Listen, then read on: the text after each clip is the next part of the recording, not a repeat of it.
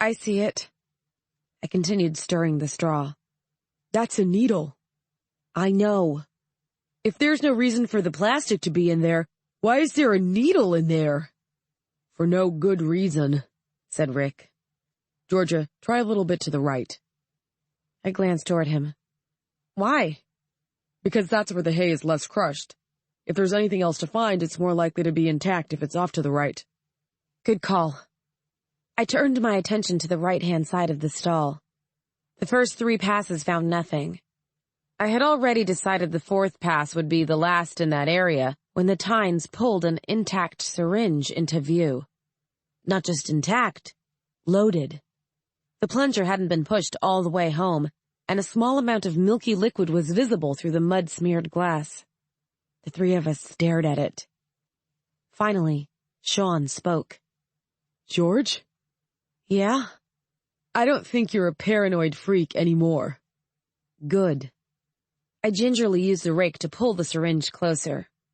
Check the sharp spin and see if there are any isolation bags left. We need to vacuum seal this before we take it out of here, and I don't trust our biohazard baggies. Why? Rick asked. They did the Gwen Morrison.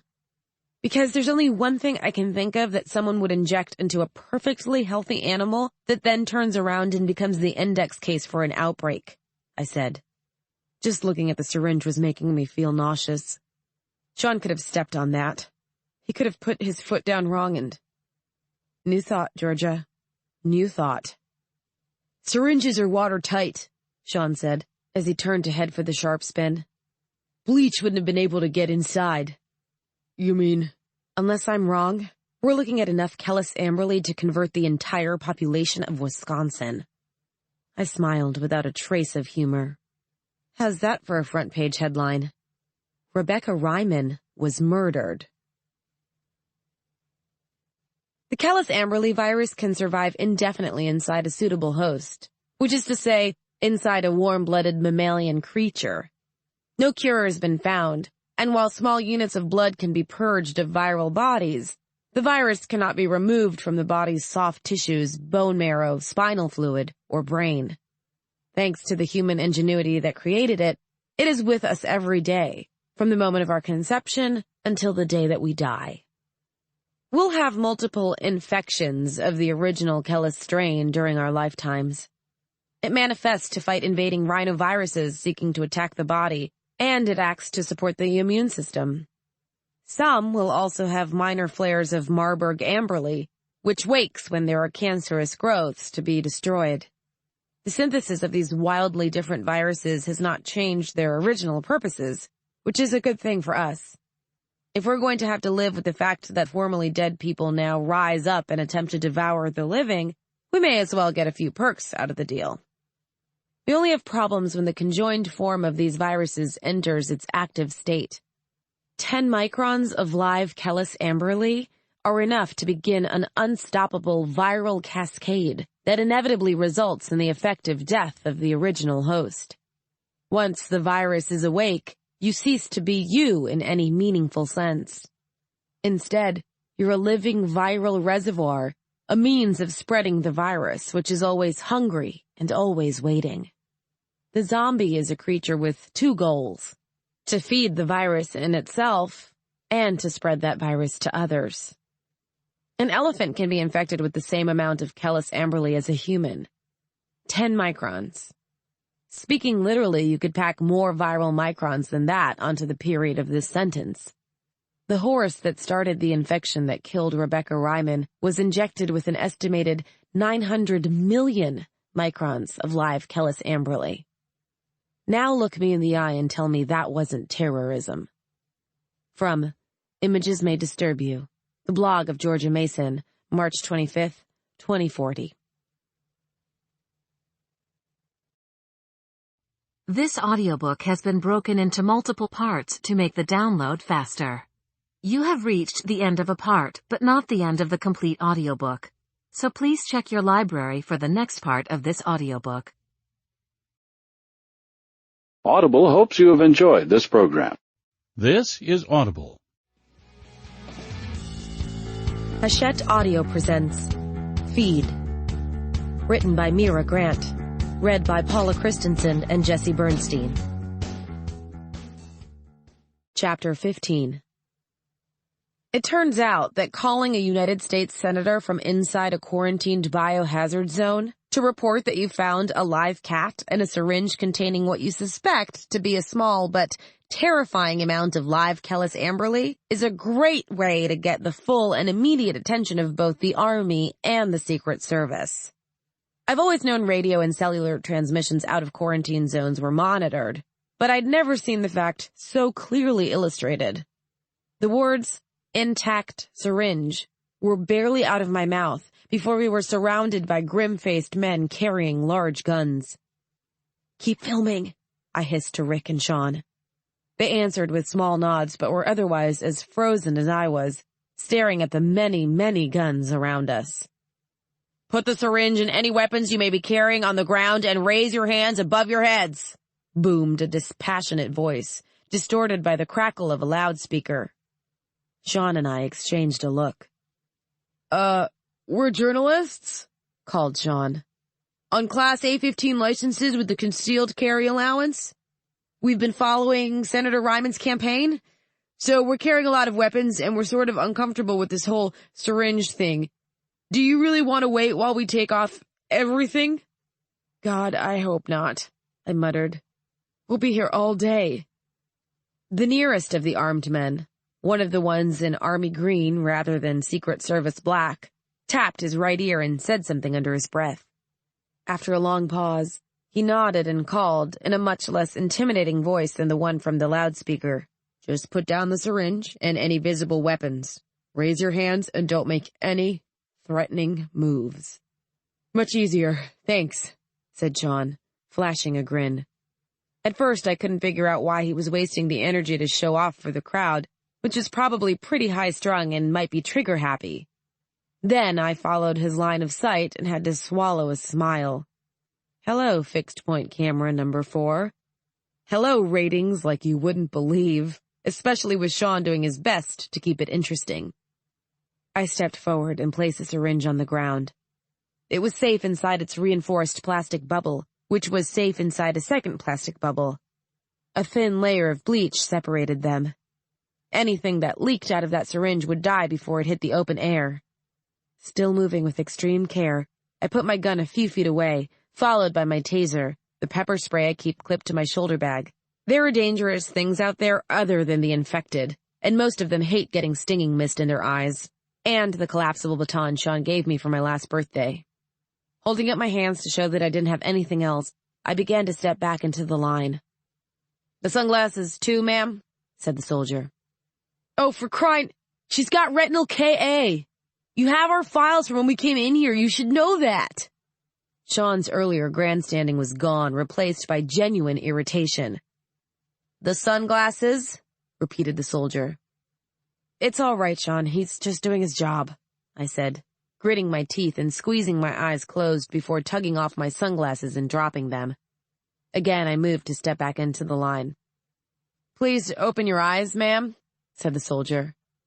"Are you prepared to provide me with immediate medical attention?" I asked, not bothering to conceal my own anger. "My name is Georgia Carolyn Mason, license number Alpha Foxtrot Bravo 175893, and like my brother said, you have my file. I have advanced retinal Kellis amberley. If I open my eyes without protection, I risk permanent damage. Again, we're journalists, and I will sue." There was another pause as the soldier conferred with whoever was giving him orders. This one took longer. They were presumably calling up my file and confirming that no one was attempting to use a pair of sunglasses and some big words to conceal my impending conversion. "Return to your group," he said, finally. I stepped backward, letting Shaun's hand on my elbow guide me to a stop. It took nearly 10 minutes for Shaun and Rick to finish putting their weapons down and move back into place beside me, Shaun's hand going to my elbow in case we needed to move. I'm basically blind in daylight without my glasses. Maybe worse, since a real blind person doesn't have to worry about migraines or damaging their retinas just because there's no cloud cover. "Under whose authority have you entered these premises?" asked the soldier. "Senator Peter Ryman," said Rick, speaking with a calm that clearly said he'd done more than his share of dealing with the authorities. "I believe it was Miss Mason's call to the senator that you intercepted?" The soldier ignored his barb. "Senator Ryman is aware of your current location?" "Senator Ryman gave full consent for this investigation," said Rick, stressing the word senator.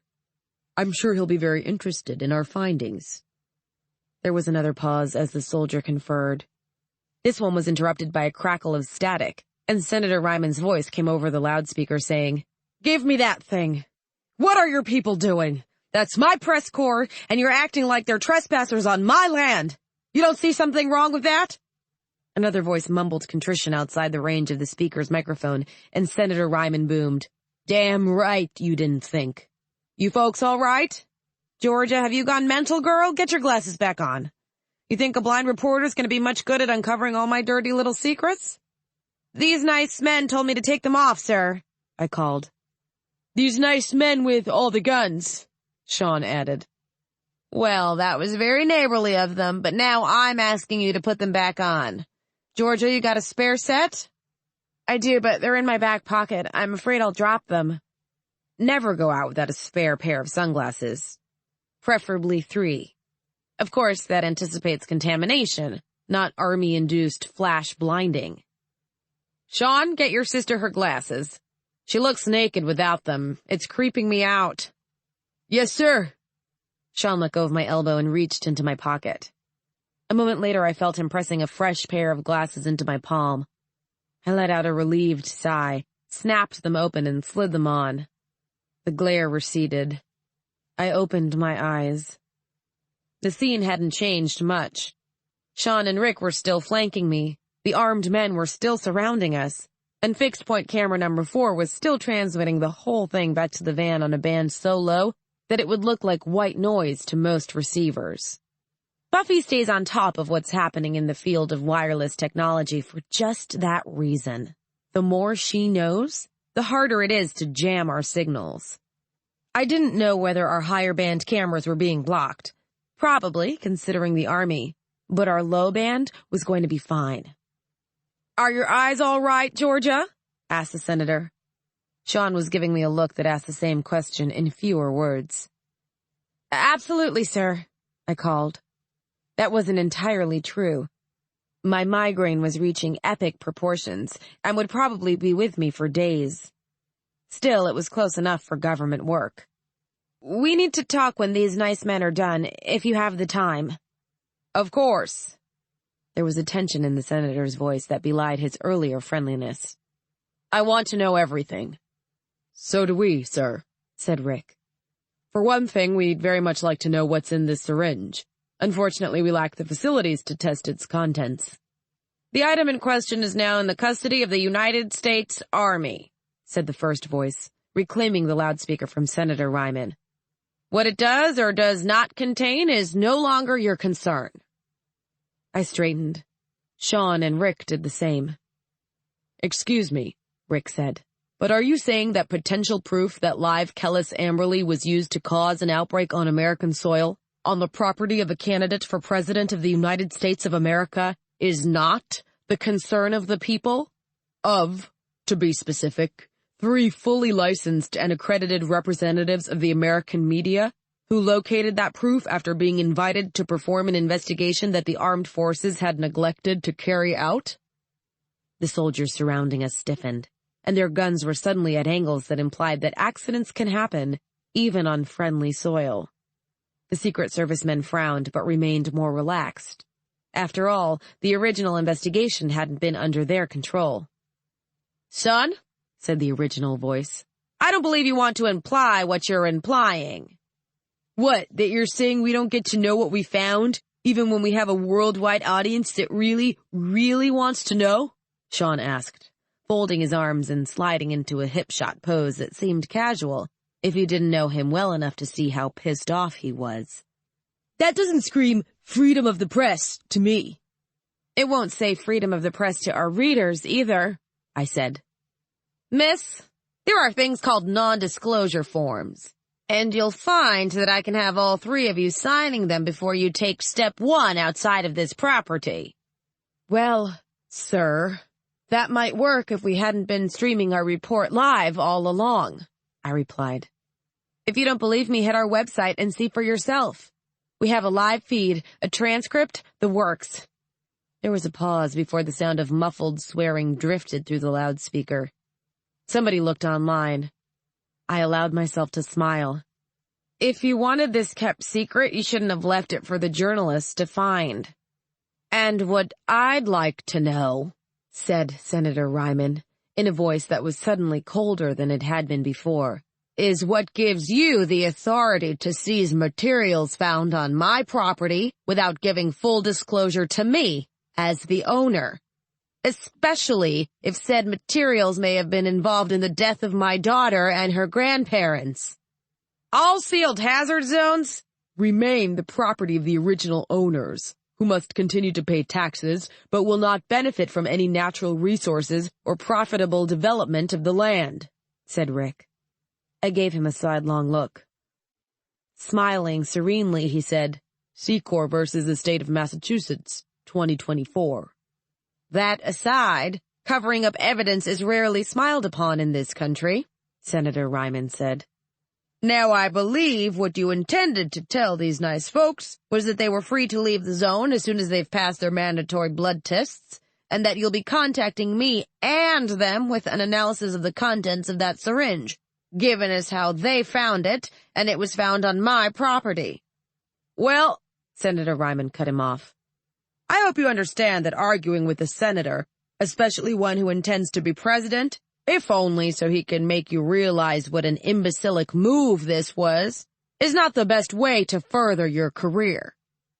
There was a longer pause before the first voice spoke again, saying carefully, Well, sir, I think perhaps you've gotten the wrong idea about this situation. I hoped that was the case. I assume my people are free to go? Now, falsely jovial, the first voice said, Of course. My men are just there to escort them to their blood tests. Men, get those citizens out of the field. Sir, yes, sir, barked the soldiers. The Secret Service just looked faintly disgusted with the entire situation. The soldier who asked me to remove my sunglasses consulted with the speaker on his shoulder before saying reluctantly, If the three of you would retrieve your weapons and follow me, I'll take you to the gate for testing and release. Please don't attempt to touch the article you removed from the outbreak site. Rick looked like he was going to contest the phrase, the article, by bringing up the fact that we'd removed more than one thing from the outbreak site. Since I didn't think the cat would be happy to be dissected by army scientists, I kicked Rick in the ankle. He glared at me. I ignored him. He'd thank me later. Or the cat would. Picking our weapons back up took longer than putting them down, since all the safeties had to be checked. The area was certified as clean as was reasonable under the Nguyen Morrison, as clean as any area where you found a syringe full of potential live-state Kellis Amberley could be. But shooting yourself in the foot in the vicinity of a recent outbreak still strikes me as an all-around rotten plan. Our escort waited as we armed ourselves, and then walked with us in lockstep to the gates, where, I was pleased to see, Steve and two other men from Senator Ryman's security detail were waiting with the blood test units. I caught my breath as I saw the boxes. Leaning over slightly, I nudged Shaun with my elbow. He followed my gaze and whistled. Pulling out the big guns there, Steve-o? Steve cracked a thin smile. The senator wants to be certain you're all right. My brother's never been all right, but Rick and I are clean, I said, holding out my right hand. Rock me. My pleasure, he said, and slid the box over my hand. Blood testing kits range from your basic field units, which can be wrong as often as 30% of the time, to the ultra-advanced models, which are so sensitive that they've been known to trigger false positives as they pick up the live Kellis infection harbored by nearly every human on Earth. The most advanced handheld kits are the Apple XH237s. They cost more than I care to think about, and since they're field kits, they can only be used once without replacing the needle array, a process that costs more than most independent journalists make in a year. Once is more than enough. Needles so thin they can barely be felt, hitting at sites on all 5 fingers, the palm and the wrist. Viral detection and comparison mechanisms so advanced that the Army supposedly bought the right to use several of Apple's patents after the XH-237 came out. Shaun and I carry one, only one, in the van. We've had it for 5 years. We've never felt rich or desperate enough to use it. You only use the XH-237 when you need to be sure, right here and now, with no margin for error. It's a kit for use after actual exposure. The Army didn't wonder what was in that syringe. Somehow, they knew. The implications of that were more than a little disturbing. Steve activated the kit. The lid locked down, flattening my palm until I felt the tendon stretch. There was a moment of pain. I tensed, but even waiting for it, I couldn't feel the needles as they began darting in and out of my hand and wrist. The lights atop the unit began to cycle, flashing red, then yellow, and finally settling one by one into a steady, unblinking green. The entire process took a matter of seconds. Steve smiled as he dropped the unit into a biohazard bag. Despite all natural justice, you're still clean. That's one more I owe to my guardian angel, I said. A glance to the side showed me that Shaun's unit was still cycling, while Rick's test was just getting started. Yeah, we'll stop making that angel work so hard, said Steve, more quietly. I looked back to him, surprised. His expression was grave. You can leave the zone now. Right, I said. I walked to the gate, where 2 blank-faced men in army green watched me press my forefinger against the much simpler testing pad. Another needle bit deeply, and the light switched from green to red to green again before the gate clicked open. Shaking my stinging hand, I stepped out. Our van and Rick's car had been joined by a third vehicle, a large black van with mirrored windows that gleamed with the characteristic patina of armor plating. The top bristled with enough antennae and satellite dishes to make our own relatively modest assortment of transmitters look positively sparse. I stood, considering it, as Shaun and Rick made their own exits from the ranch and moved to stand beside me. That look like our friendly order giver to you? Shaun asked. Can't imagine who else it would be, I said. Well, then, let's go up, say hello, and thank them for the welcome. I was touched. A fruit basket might have been more fitting, but an armed ambush? Definitely a unique way to show that you care. Shaun went bounding for the van. Rick and I followed at a more sedate pace.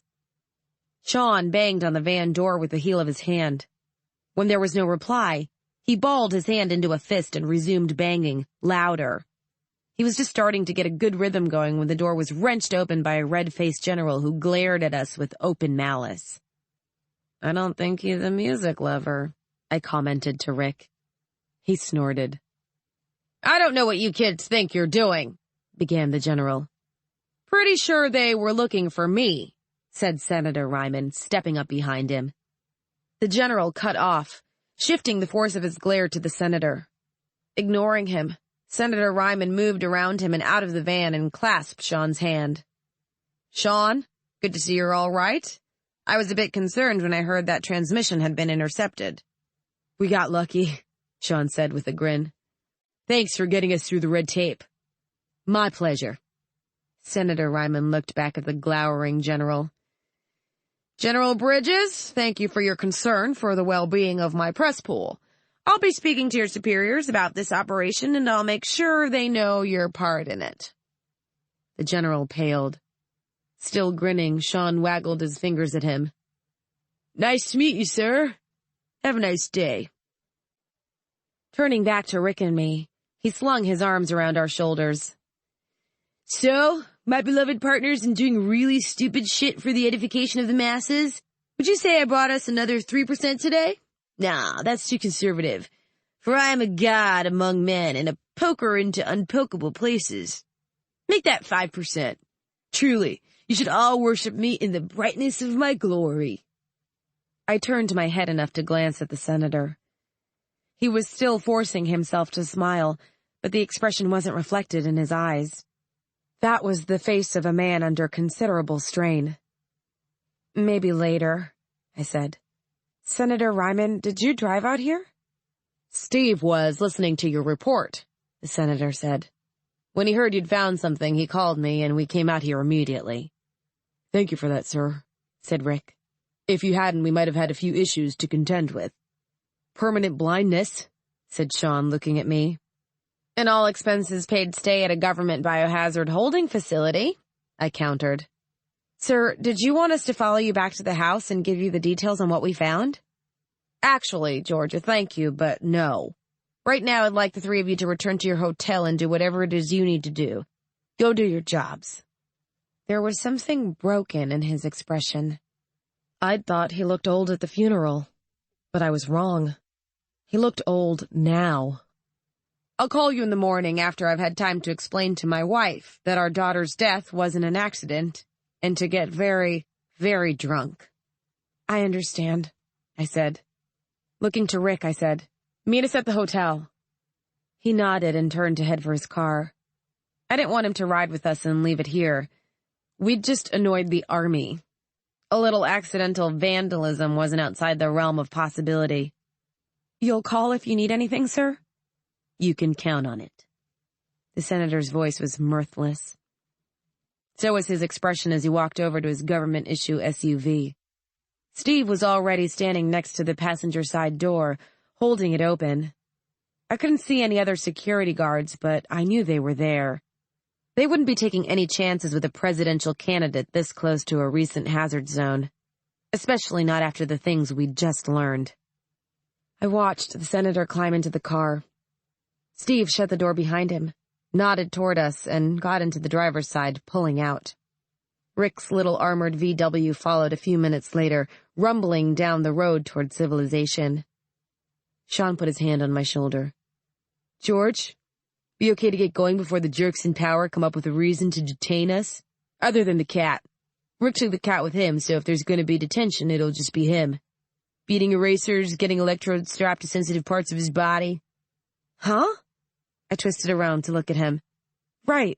Leaving. Yeah, I'm ready to go." "You feeling okay?" He peered at me. "You're pale." "I was thinking about Rebecca. You drive?"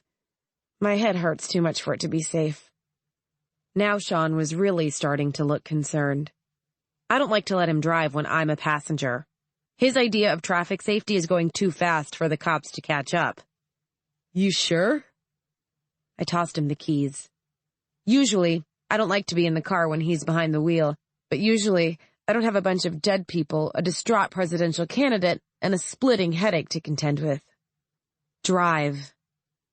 Shaun gave me one last worried look and turned to head for the van. I followed and climbed into the passenger seat, closing my eyes. Showing rather uncharacteristic concern for my well-being, Shaun opted to drive like a sane human being, pulling out at a reasonably sedate 50 or so miles per hour, and actually acknowledging that the brakes could be used in situations other than band of zombies blocking the road ahead. I settled deeper into my seat, keeping my eyes closed, and started to review.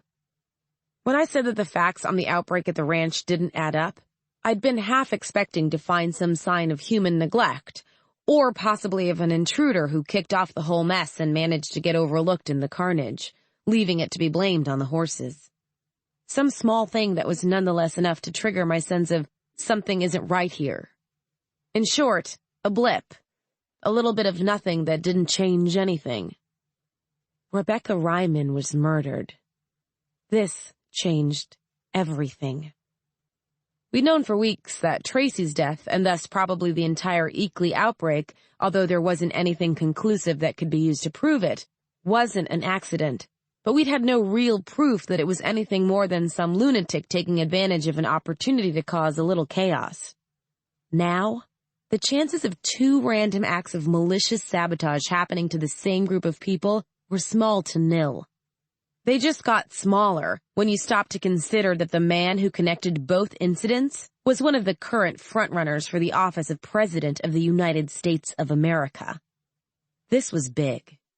This was very, very big. And it was also very, very bad, because whoever was behind it thought nothing of violating Raskin-Watts, and that meant they'd already crossed a line most people don't even realize is there. Murder is one thing. This was terrorism. "Georgia, Georgia! Shaun was shaking my shoulder. I opened my eyes, squinting automatically before I realized that I was facing blessed dimness. Cocking an eyebrow, I turned toward him. He smiled, looking relieved. Hey, you fell asleep. We're here. I was thinking, I said primly, unbuckling my belt before admitting, and maybe also dozing a little bit. It's no big. How's your head? Better. Good. Rick's already here, and your crew is driving him up a wall. He's called 3 times to find out when we'd be on site. Any word from Buffy? I grabbed my bag and opened the door, sliding out of the car. The parking garage was cool and fairly full. Not surprising. When the senator booked our rooms, he put us in the best hotel in town. 5-star security doesn't come cheap, but it comes with perks, like underground parking with motion sensors that keep constant track not only of who's where, but how long they've been there and what they're doing. Stay down here walking in circles for a while, and Shaun and I could get a whole new view of hotel security. That might have been appealing if we hadn't already been working a story that was almost too hot to handle. I was starting to miss the days when toying with rich people's security systems was enough to make our front page. She's still at Chuck's, but she says the servers are prepped to handle whatever load we ask them to, and that the fiction section won't have a response for a day or two anyway. We should go ahead and run without her. Shaun slammed his door, starting toward the elevators that would let us into the main hotel. She seemed pretty shaken up. Said she'd probably sleep over there tonight. Right. Like most of the senator's men, Chuck was staying at the Embassy Suites Business Resort, a fancy name for a series of pseudo-condos that offered less transitory lodgings than our own high-scale but strictly temporary accommodations. His place came with a kitchen, living room, and a bathtub a normal human being could actually take a bath in. Ours came with a substantial array of cable channels, 2 queen-size beds that we'd shoved together on the far side of the room in order to make space for the computers, and a surprisingly robust electrical system. We'd only managed to trip the circuit breakers twice, and for us, that's practically a record. The elevators were protected by a poor man's airlock. The sliding glass doors opened at our approach, then slid closed, sealing us into a small antechamber. A second set of glass doors barred us from the elevator. Being a high-end hotel, they were configured to handle up to 4 entrances at a time, although most people wouldn't be foolish enough to take advantage of that illusionary convenience. If anyone failed to check out as clean, the doors would lock and security would be called. Going into an airlock with someone you weren't certain was uninfected was a form of Russian roulette that few cared to indulge in. Shaun took my hand, squeezing before we split up. He took the leftmost station, while I took the one on the right. "Hello, honored guests," said the warm, mock-maternal voice of the hotel. It was clearly designed to conjure up reassuring thoughts of soft beds, chocolates on your pillow every morning, and no infections ever getting past the sealed glass doors. "May I have your room numbers and personal identifications?" "Shaun Philip Mason," said Shaun, grimacing. Our usual games worked on the security system at home, but with a setup this advanced, there was too much potential that the computer would mistake messing around for confused about your own identity and call security. "Room 419? "Georgia Carolyn Mason," I said. "Room 419. "Welcome, Mr. and Ms. Mason," said the hotel, after a 15-second pause to compare our voice prints to the ones on file. "Could I trouble you for a retinal scan?" "Medical Dispensation Federal Guideline 715A," I said. "I have a registered case of non-active retinal callus Amberley and would like to request a pattern recognition test in accordance with the Americans with Disabilities Act." "Hang on while I check your records," said the hotel. It fell silent. I rolled my eyes. "Every time," I muttered. "It's just trying to be thorough." Every time.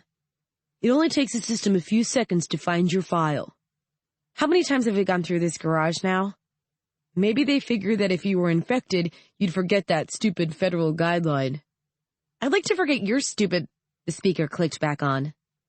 "Ms. Mason, thank you for alerting us to your medical condition. Please look at the screen in front of you. Mr. Mason, please proceed to the line marked on the floor and look at the screen in front of you. Tests will commence simultaneously." Lucky disabled bitch, Shaun muttered, placing his toes on the indicated line and opening his eyes wide.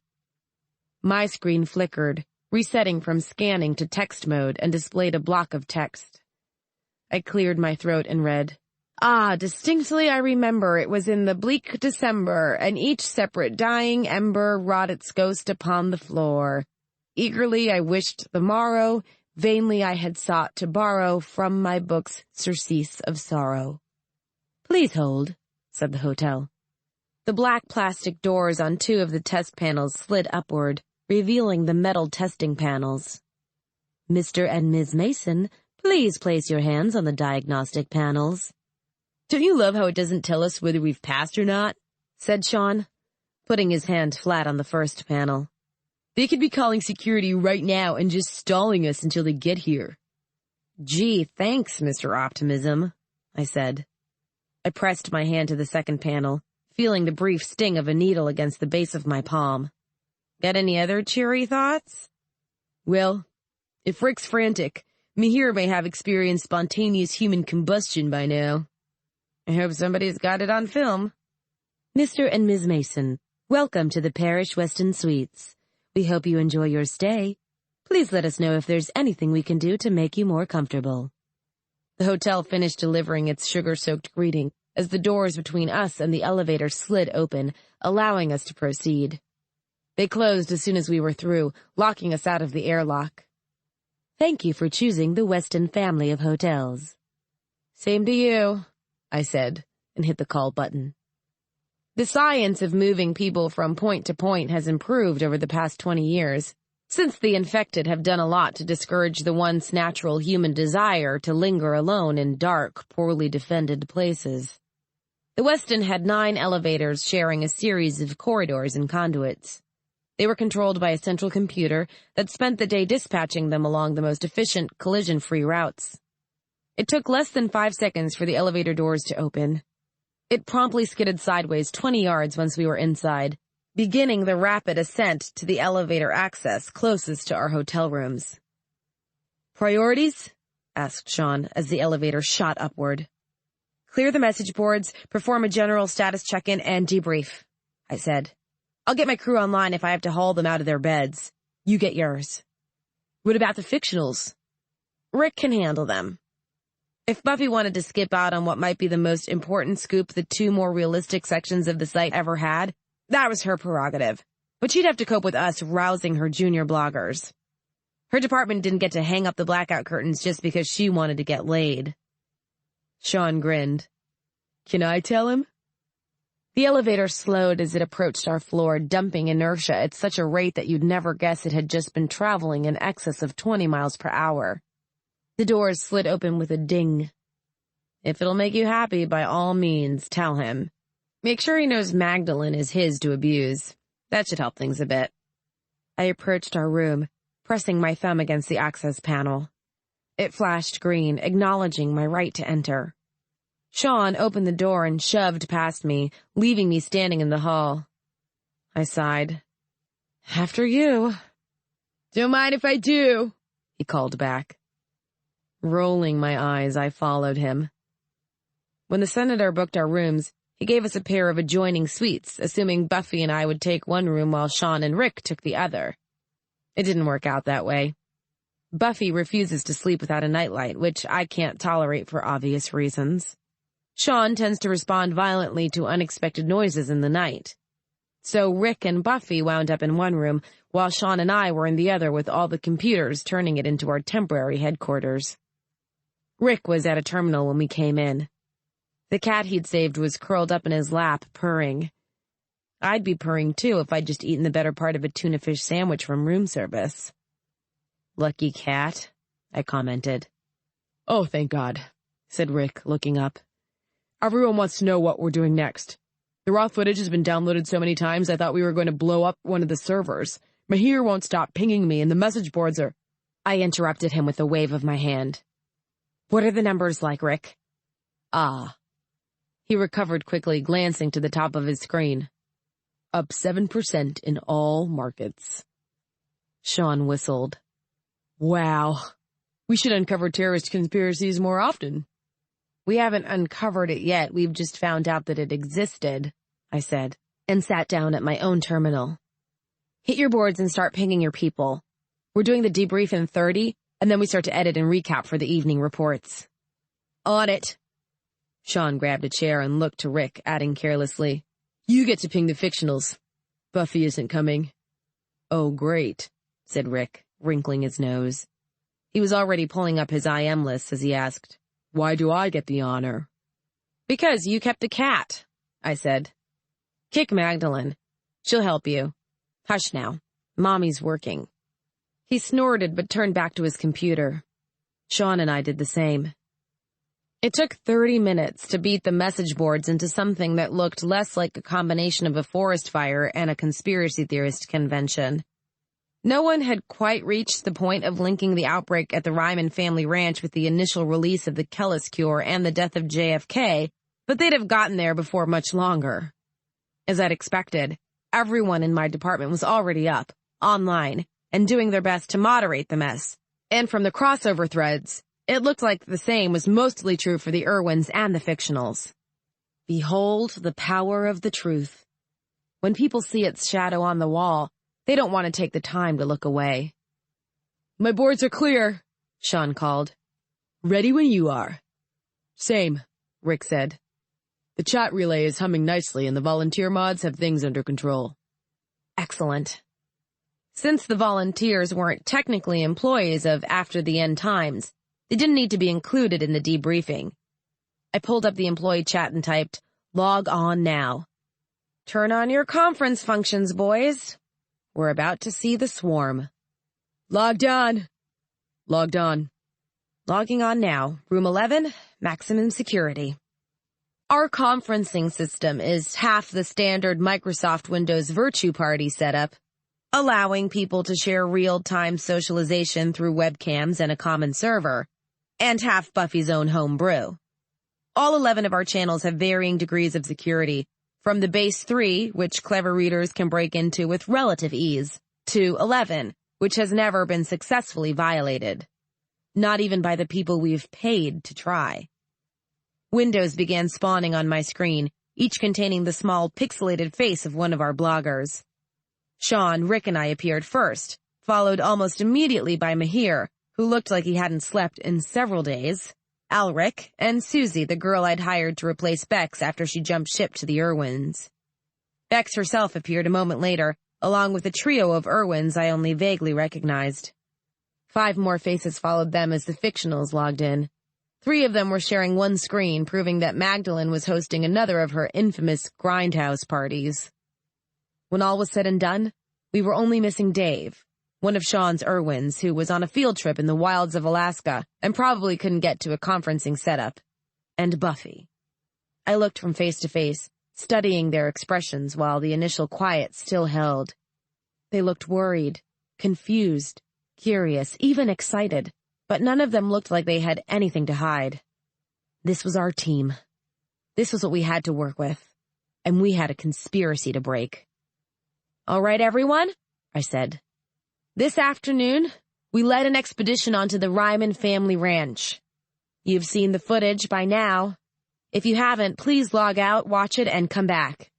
Here's the topic at hand. What happens next? Following the campaign of Congresswoman Kirsten Wagman taught me one important fact about politics. Sometimes style can matter more than substance. Let's face it, we're not talking about one of the great political minds of our age. We're talking about a former stripper who got her seat in Congress by promising her constituency that for every 1,000 votes she got, she'd wear something else inappropriate to the floor. Judging by the landslide of that first win, we'll be seeing congressional hearings graced by a lady in lingerie long after the end of her term in office. But she didn't win. Despite the general malaise of the voting public and their willingness to put interesting above good for them, in 9 out of 10 cases, Wagman's run for the presidential seat proved to be the 10th event. Why was this? I place the blame partially on Senator Peter Ryman, a man who proved that style and substance can be combined to the benefit of both, and, more important, that integrity is not actually dead. I also blame After the End Times and Georgia Mason for their willingness to get into the campaign in a way that has seldom been seen in this century. Their reporting hasn't been impartial or perfect, but it has something we see even more rarely than integrity. It has heart. It is with great joy that I report that the youth of America aren't actually riddled with ennui and apathy, that the truth hasn't been fully forsaken for the merely entertaining, that there's a place in this world for reporting the facts as accurately and concisely as possible and allowing people to draw their own conclusions. I've never been more proud of finding a place where I can belong. From Another Point of True, the blog of Richard Cousins, March 18th, 2040. Chapter 16. The discussion lasted late into the morning. People dropped off the conference one by one until it was just Rick, Mahir, and me. Shaun had long since passed out at his terminal, leaning back in his chair and snoring. Rick's newly acquired cat was curled up on his chest with its tail tucked over its nose, occasionally opening an eye to glare at the room. "I don't like this, Georgia," said Mahir, worry and exhaustion blurring his normally crisp English accent into something much softer. He ran his hand through his hair.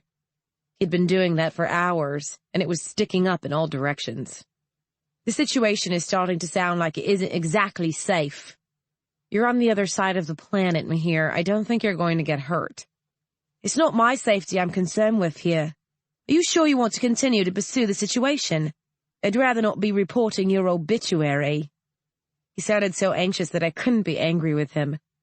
Mahir's a good guy. A little conservative and generally inclined to avoid taking risks, but a good guy and a fabulous newsie.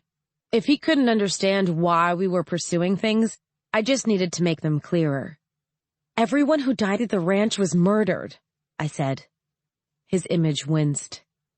"The people who died in Eakley were murdered too, and that set of casualties nearly included me and Shaun. There's something connected to this candidate and this campaign that someone wants to see destroyed, and they're not above causing a little collateral damage. You want to know if we want to continue pursuing the situation. I want to know what makes you think we can afford not to." Mahir smiled, reaching up to adjust his glasses. "I was assuming you'd say something along those lines, but I wanted to be certain of it. Rest assured that you have the full support of everyone here. If there's anything I can do, all you have to do is say so." "You know, Mahir, your support is something I never worry about. I may have something for you very soon," I said. "Although if you play Test the Boss again, I may kill you. For now, it's almost 4 a.m, and the senator's going to want to talk before much longer. I hereby declare this discussion over. Rick, Mahir, thanks for sticking it out." "Anytime," said Rick, voice echoing as the relay raced to keep up with him. His window blinked out. "Cheers," said Mahir, and logged off. I closed the conference, standing. I was so stiff that it felt like my spine had been replaced with carved teak, and my eyes were burning. I removed my sunglasses and rubbed my face, trying to relieve some of the tension. It wasn't working. "Bed?" asked Rick. I nodded. "Don't take this the wrong way, but get out. I know. Wake me when it's time to go?" "I will. Good night, Georgia. Sleep well." Rick opened the adjoining door with a faint creak. I opened my eyes, turning to wave as he slipped out. "You too, Rick," I said. Then the door was closed, and I staggered to the bed, shedding clothes as I went. When I was down to t-shirt and panties, I abandoned the notion of looking for nightclothes and crawled under the covers, closing my eyes again as I sank into blessed darkness. "Georgia." The voice was vaguely familiar. I pondered its familiarity for a moment, and then rolled over, deciding I didn't need to give a damn. "Georgia." There was more anxiousness to the voice this time. Maybe I needed to pay attention to it. It wasn't the sort of anxiousness that said, "Pay attention or something is going to eat your face." I made a faint grumbling noise and didn't open my eyes.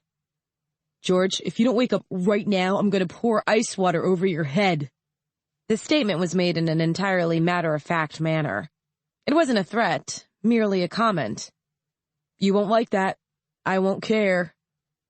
I licked my lips to moisten them and croaked, I hate you. Where's the love? There's the love. Now get out of bed. Senator Ryman called. You slept through me talking to him for the whole time I was getting dressed. How late were you up last night? I opened my eyes and squinted at Shaun. He was wearing one of his bulkier shirts, the ones he puts on only when he needs to cover body armor. I pushed myself unsteadily into a sitting position, holding out my left hand. He dropped my sunglasses into it. Sometime around 4. What time is it? Almost 9. Oh my God, kill me now, I moaned and rose, shuffling toward the bathroom. The hotel had been happy to switch our standard light bulbs for lower wattage soft lights that wouldn't hurt my eyes, but management didn't have a way to swap out the built-in bathroom fluorescents. What time will he be here, or are we going to him? You've got 15 minutes. Steve's picking us up. There was a distinctly amused note in Shaun's voice as he relayed this piece of information. Buffy's pissed. She and Chick are already with the Rymans, and she didn't have spare clothes with her. I got the world's angriest text message while I was on the phone. She wants to have her night on the town. She can take the walk of shame the day after. The bathroom lights were searingly bright, even through my sunglasses. I looked in the mirror and groaned. I look like death. Cute journalistic death? Just plain death. I was washed out and sallow, and it had been too long since I had my hair trimmed. It was getting long enough to tangle. My head wasn't throbbing, but it would be soon. The light seeping in around the edges of my glasses was telling me that. There was a way I could avoid that, if I was willing to deal with the inconvenience. Muttering under my breath, I grabbed my contact case off the sink and clicked the bathroom lights off. Even with as little as I voluntarily wear my contacts, the nature of my medical condition means I need to be able to put them in despite near or total darkness. Doing otherwise means risking retinal scarring, and I have things to do that require having eyes. Shaun's feet shuffled on the carpet as he crossed to the bathroom door. George? What are you doing in there in the dark? Putting in my contacts. I blinked and felt the first slide into place. Find me clean clothes. What do I look like, your maid? Nah, she's way better looking. I blinked my second lens into place before clicking the bathroom lights back on. Harsh, white light flooded the room. I squinted slightly, studying my blue-eyed reflection before I turned to the important matter of brushing my hair and teeth. Any time now, Shaun. I can't go see the senator in my undies. Hunter S. Thompson would go see a senator in his undies. Or your undies, for that matter. Hunter S. Thompson was too stoned to know what undies were. The bathroom door opened. I turned, catching the clothes Shaun pitched in my direction. There! Now was that so hard? Go grab our gear. I'll be there in a second. Next time I'll let you sleep in, he grumbled, backing up. And those contacts make you look like an alien. I know, I said, and shut the bathroom door. 10 minutes later, Shaun and I were back in the elevator. I was running the final diagnostic checks on my equipment, and Shaun was doing the same, fingers tapping over the screen of his PDA in a series of increasingly complex patterns. This wasn't a field op, and odds were that Senator Ryman would request a privacy screen on anything we recorded, but that didn't matter. Leaving the hotel without our cameras and recorders set and primed to go would have been like leaving naked, and neither of us was up for that. Some of my cameras were starting to show signs of misalignment, and the memory in my watch was almost full. Making a note to have Buffy take a look at things, I stepped out into the lobby with Shaun half a beat behind. Thank you for choosing the Parish Weston Suites as your home away from home, the hotel chirped as we approached the airlock. We know you have many choices, and we are grateful for your business.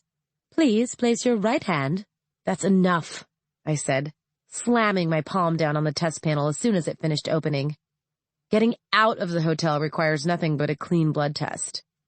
They don't care if you want to go into massive viral amplification, as long as you have the common courtesy to do it outside, preferably after you've paid your bills. Shaun and I checked clean, and the outer doors slid open, allowing us to exit while the automated voice of the hotel chirped pleasantries to an empty antechamber. It was cold and bright outside. A perfect Wisconsin day. There was only one car idling in the passenger pickup lane. "Think that's us?" asked Shaun. "That, or there's a pro wrestling convention in town," I said. We started toward it. When the senator sends a car, he doesn't screw around. Our intended transport was a solid-looking black SUV. The windows were tinted, and I would have placed bets on their being bulletproof. Possessing a personal fortune has its perks. Shaun nudged me and whistled, pointing to the insect gunner's windows on the back windshield. "Even Mom doesn't have those," he murmured. "I'm sure she'll be jealous," I said. Steve was standing by the rear passenger door, holding it open for us. As much, I'm sure, as a reminder that we weren't allowed to ride up front as a gesture of civility. His eyebrows rose when he saw my contacts. To his credit, he didn't comment on them. He just held the door open a little wider. "Shaun, Georgia." "I see you drew the short straw this morning," I said, hoisting myself into the SUV and scooting over to make room for Shaun. Rick was already inside. I offered him a small wave, which he dolefully returned. "The senator prefers this meeting be conducted in a more secure location and thought you might appreciate the chance to take a break from driving." Steve glanced toward the parking garage and tapped his earpiece. I frowned. They thought our van had been bugged? It was possible. Without Buffy running a full diagnostic on our systems, there was no way to tell, but it seemed a little paranoid. I stopped that line of thought. Rebecca Ryman was murdered by someone who was willing to use live-state Kellis Amberly in an uncontrolled situation to achieve their goals, whatever they happened to be. There was no such thing as paranoia anymore. "Looking good, Steve-O," said Shaun, slapping the security agent a high five as he slid into the car. "One day you're gonna call me that, and I'm gonna punch your head clean off," said Steve, and slammed the door. Shaun laughed. The sound of Steve's footsteps moved around the car where the driver's side door opened and closed again. A sheet of one-way glass separated the front seat from the passenger compartment. He could see us, but we couldn't see him. How encouraging. "He probably means that, you know," said Rick. "As long as I get it on film, I'll be happy," said Shaun. Folding his hands behind his head, he stretched out in the seat and propped his feet in my lap. "This is awesome. We're being driven to a clandestine meeting with a man who wants to be president.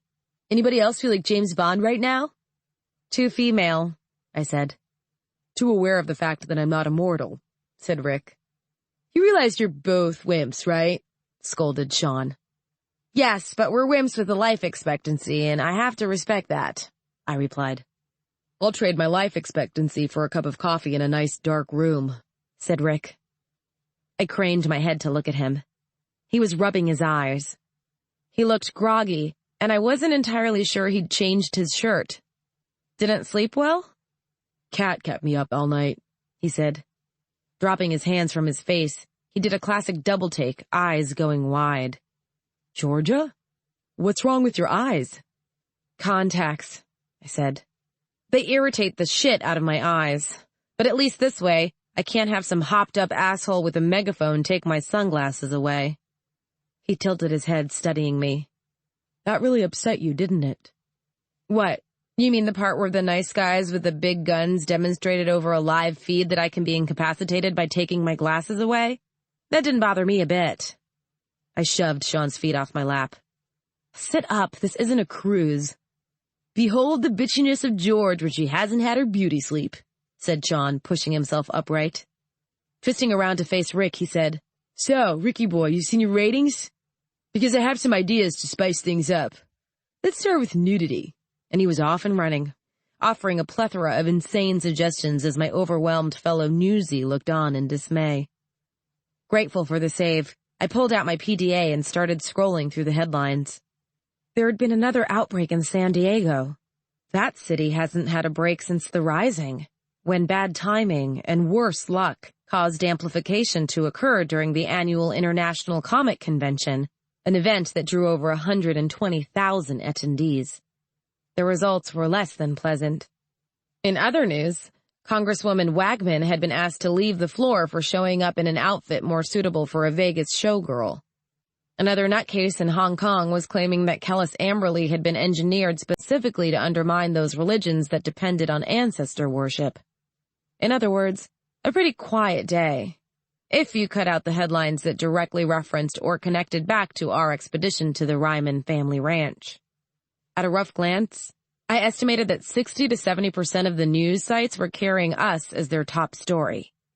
Us. I tapped my ear cuff. There was a pause as the connection was made. Then Buffy was on the line, sounding irritated from her first curt, "Go." "Buffy, I need numbers. We're everywhere, and I have to know whether I'm hauling Mahir's ass out of bed to start manning the walls." "Sec. We all have live feeds, but Buffy's are the most up-to-date. I need special equipment to get the data she pulls as a matter of course. That's why she's the techie, while I'm just in charge." There was a long pause. Longer than I'm used to. Buffy can normally give me numbers in a matter of seconds. "Buffy?" Shaun stopped talking as both he and Rick turned toward me.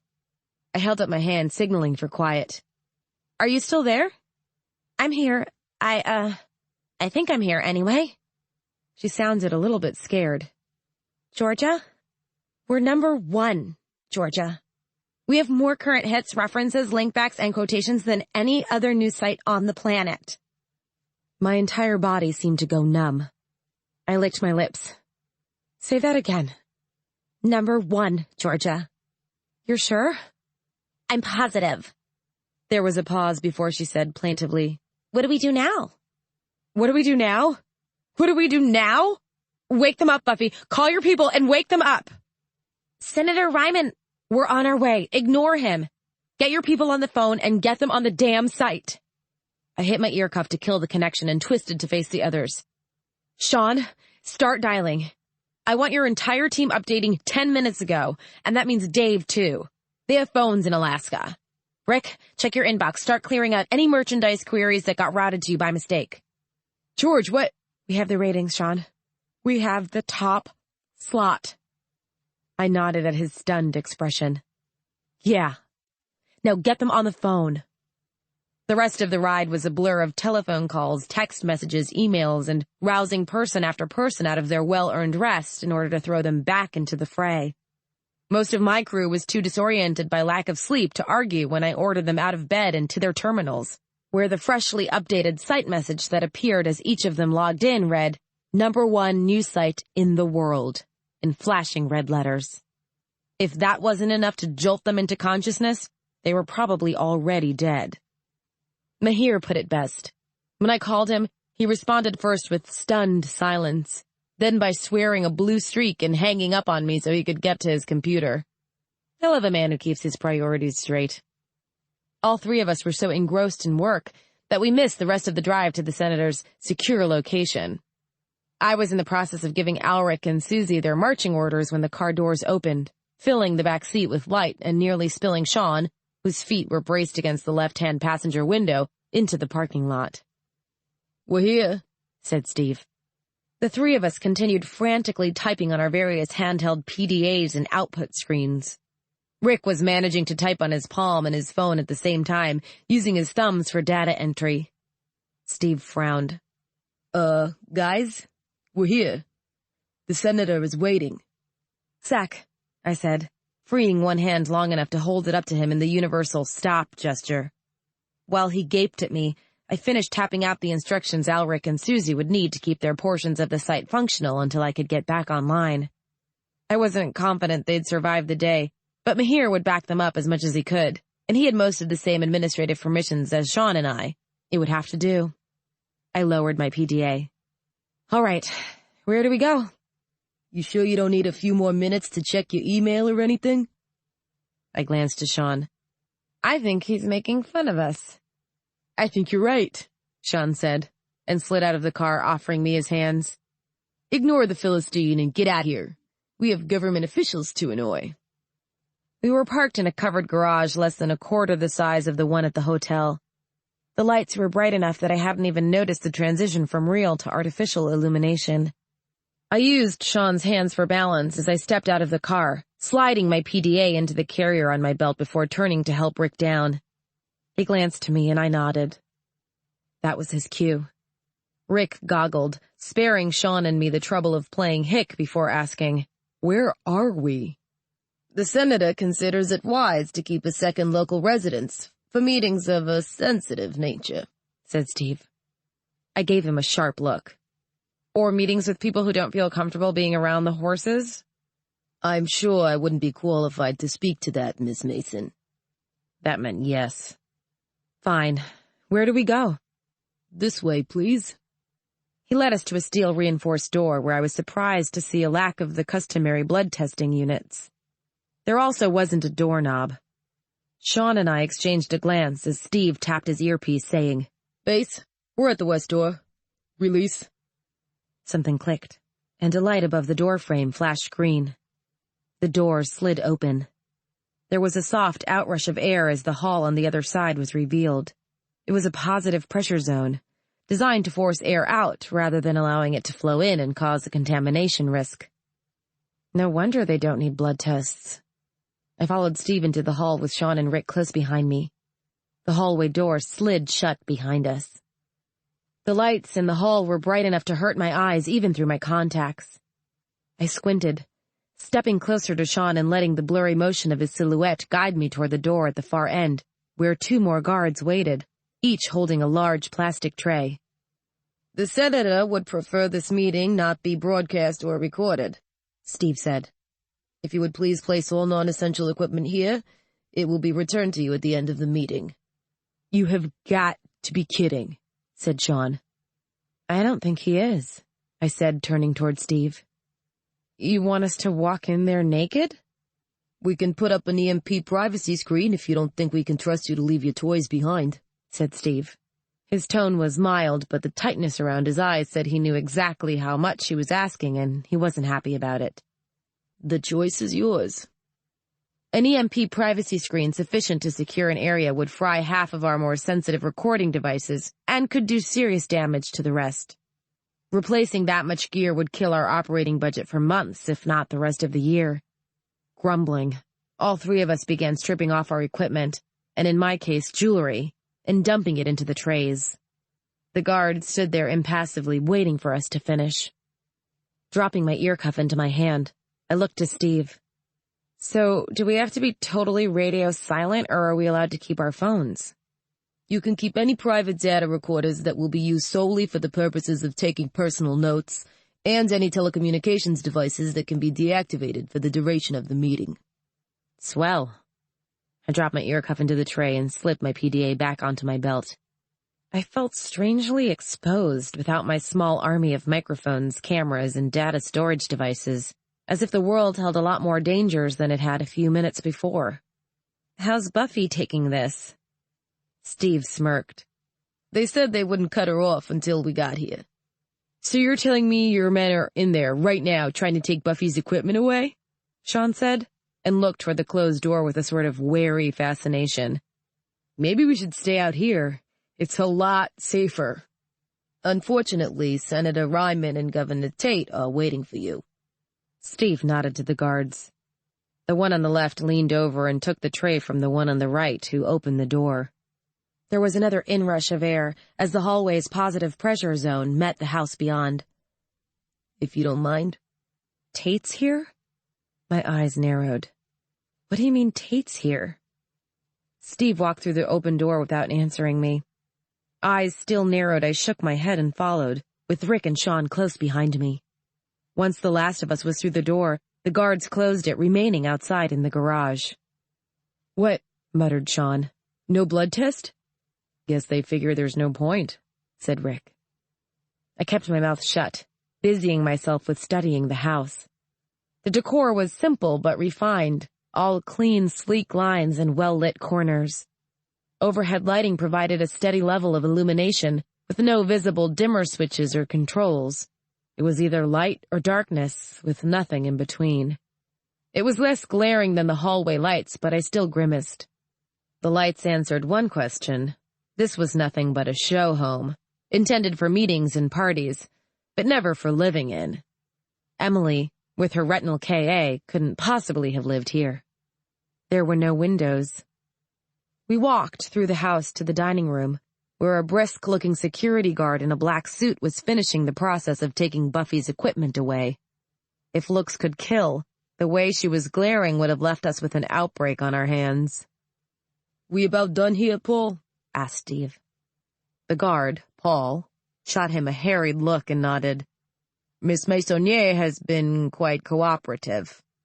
"Liar," said Shaun so close to my ear that I don't think anyone else heard him.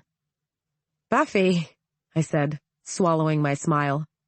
"What's the sitrep?" "Chuck's in there with the senator and Mrs. Ryman," Buffy said, as she continued glaring at Paul. "Governor Tate just got here. They didn't tell me he was coming, or I would have warned you." "It's all right." I shook my head. "He's a part of this campaign now, like it or not." I looked to Steve. "We're ready when you are." "This way, please." He opened a door on the far side of the room, holding it as the four of us filed through. When Rick stepped through the doorway, Steve closed the door behind him. The lock slid home with a final sounding click. We were standing in a sitting room decorated in stark blacks and whites, with stylized white Art Deco couches flanked by glossy black end tables and carefully arranged spotlight lamps illuminating tiny pieces of art that probably cost more individually than our operating budget for the year. The only spots of color came from the faces of the senator and his wife, both red-cheeked from crying, and from Governor Tate, who was wearing a tailored dark blue suit that screamed money in a politely subdued way. All three turned toward us, and the senator rose, tugging his suit jacket down before offering his hand to Shaun. Shaun shook it. I looked past them to where Governor Tate was endeavoring to cover his own expression of disgust. "Thank you for coming," said Senator Ryman, releasing Shaun's hand and reclaiming his seat. Emily's eyes were hidden behind mirrored sunglasses. She mustered a tiny smile as she folded her hands around her husband's. He tugged her closer, seemingly unaware of the gesture. He didn't have much strength to offer, but what he did have was hers without question. That's the kind of guy we need running this country. "We had a choice?" asked Shaun, dropping onto one of the couches and sprawling with intentional untidiness. He'd clearly caught Tate's look, too. That, combined with the confiscation of our equipment, had him primed and ready to offend. Good. It's always easier to seem reasonable when my brother is providing a handy contrast. "We were glad to come, Senator, but I'm afraid I don't understand why our equipment had to be confiscated. Some of those cameras are delicate, and I'm not comfortable leaving them with anyone who's not a member of our staff. If we'd been informed of the need for privacy before we left the hotel, we could have left them behind." Tate snorted. "You mean you could have brought cameras that were easier to hide?" "Actually, Governor, I meant what I said." I turned to look him in the eyes, unblinking. One of the few handy side effects of retinal KA is the lack of a need for repeated ocular lubrication, or, in layman's terms, I don't blink much. Being stared at by someone with retinal KA can be very unnerving, at least according to Shaun. I'm aware that you're a recent addition to this campaign and may not be used to working with members of the reputable news media. We can make allowances for that. I would, however, appreciate it if you could also keep in mind that we've been working with Senator Ryman and his staff for some time now, and not once have we broadcast or distributed material we were asked to withhold. Now, I'll admit that part of that can be attributed to the fact that we've never been asked to withhold information without good reason. I still believe it establishes that we're capable of behaving ourselves with tact, propriety, and above all, the patriotism inherent in the duty of serving as media corps of a major political campaign. "Well, Missy," said Tate, meeting my eyes without a flinch, "those are a lot of pretty words, but I hope you'll forgive me if I've been burned a few times by the media before landing here, and I prefer to proceed with caution." "Well, sir," I replied, "you'll forgive me if I believe that our track record should count for something, given that we've never been anything other than appropriate in our dealings with sensitive information. Further, if I might be so bold, there's a chance that the media has burned you so many times because you persist in treating honest people like they're waiting for the opportunity to be criminals." For a man who says he's standing for American values, you're sure devoted to the suppression of media freedom. The governor's eyes narrowed. Now see here, young lady. My name is neither young lady nor missy, and I think I see all too well. I turned to the others. Shaun, get up. Rick, Buffy, come on. Where do you think you're going? Demanded Tate. Back to our hotel, where we'll cheerfully explain to our many readers that we have no news for them today because, after uncovering an act of criminal bioterrorism on United States soil, we were unable to attend a conference with our candidate since, oopsie, the new man on the ticket thinks the media can't be trusted. I smiled. Won't that be fun? Georgia, sit down, said Senator Ryman. He sounded exhausted. That was no surprise. You too, Shaun, Buffy, Rick, you can sit or not as you prefer. And you, David, will please try to remember that these folks are the only ones who cared enough to really look at the ranch rather than writing it off as a simple outbreak. You'll be courteous, and we'll trust them to keep on being as they have been, perfectly reasonable and willing to work with us. There's still the matter of our recording devices, Senator, I said, staying still. That was a bad decision, and I'm sorry. That being said, I'm going to stand by it for now and ask that you allow me to conduct this meeting. I raised an eyebrow. And what do we get? Governor Tate sputtered, growing red in the face. Senator Ryman waved him down, looking at me squarely, and said, An exclusive interview with me. No editing regarding what you found yesterday. No deal, said Shaun. The senator and I looked toward him, surprised. My brother was sitting up, suddenly alert. No offense, sir, but you're not that impressive anymore. Our readers know you. They respect you. And if you keep on the way you have been, they'll elect you, but they won't be razzled and dazzled by the fact that we managed to get you. The senator ran a hand through his hair, looking pained. What do you want, Shaun? Her. He nodded to Emily. We want an interview with her. Absolutely not. Yes, said Emily. Her voice was weary but clear. I'm happy to. I only wanted to be left out of things for the sake of my family. Her voice broke. That's not a concern anymore. You aren't worried about the safety of your younger daughters? I asked. They aren't at the ranch. They have the best security in the world. They're safe. If I can prevent people from going out and killing other people's pets because of what happened to Rebecca and my parents, well, she managed to muster a smile. It'll be worth the strain. Senator Ryman reached for her arm. Emily. Accepted. I sat next to Shaun, ignoring the senator's stricken look. We'll be setting up interview times with both of you later this afternoon. Now, I assume there's a reason we're all here? The senator would like to discuss the tragic evidence of tampering that your crew discovered at his family ranch, Miss Mason, said Governor Tate smoothly, all traces of his earlier aggravation gone. The man was a natural politician. I had to give him that, even if I wasn't willing to let him have anything else if I could help it. Now, I realize this might seem as if I'm questioning your journalistic integrity. Hey, Rick, ever notice how dickheads only say that when they're about to question your journalistic integrity? Asked Shaun. Oddly, yes, Rick said. It's like a nervous twitch. The governor shot them a glare and continued. Please understand that I don't ask this for personal reasons, but simply because we need to determine the truth of the situation. I looked at him.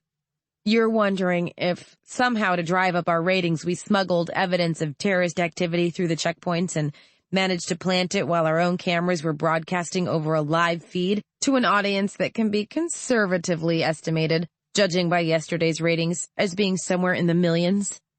I wasn't intending to put it in quite those.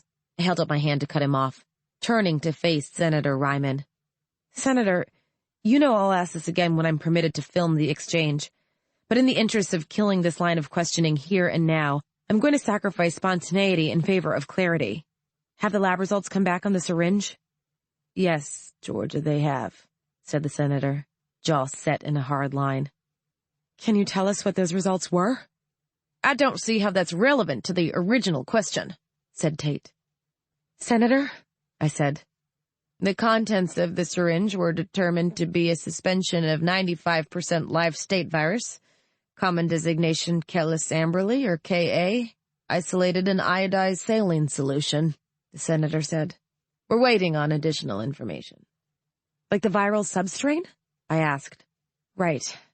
Governor Tate, my crew and I were several hundred miles from the ranch at the time of the outbreak at the Ryman family home, and security records will support this. Further, with the exception of Mr. Cousins, we were all traveling with the campaign for months prior to the outbreak. Mr. Cousins was traveling with the convoy of Congresswoman Wagman, who should be able to vouch for his whereabouts. I'm not a virologist, but I'm fairly sure it takes special equipment to isolate the live virus without risking infection. And that said, special equipment would not only be delicate, but would require special training to operate and maintain. Do you see where I'm going with this, Governor Tate, or should we draw you a diagram? She's right, said Emily. Governor Tate looked toward her, eyes narrowing. She met his gaze and said, I took virology courses at college. They're required for an animal husbandry degree. What Peter is describing is lab quality. You'd need a clean room and excellent biohazard protections just to isolate it, much less load it into any sort of a weapon. They just didn't have the resources. You'd need something a lot more secure than a pressure cooker in a hotel room to do something like this. Furthermore, I said, cutting Tate off before he could speak again, even assuming we could somehow come up with the resources to do something like this, and had some sort of silent partner we could get out to the ranch while we were occupied at the convention, we'd have to be idiots to turn around and be the ones who found the proof that the outbreak was man-made.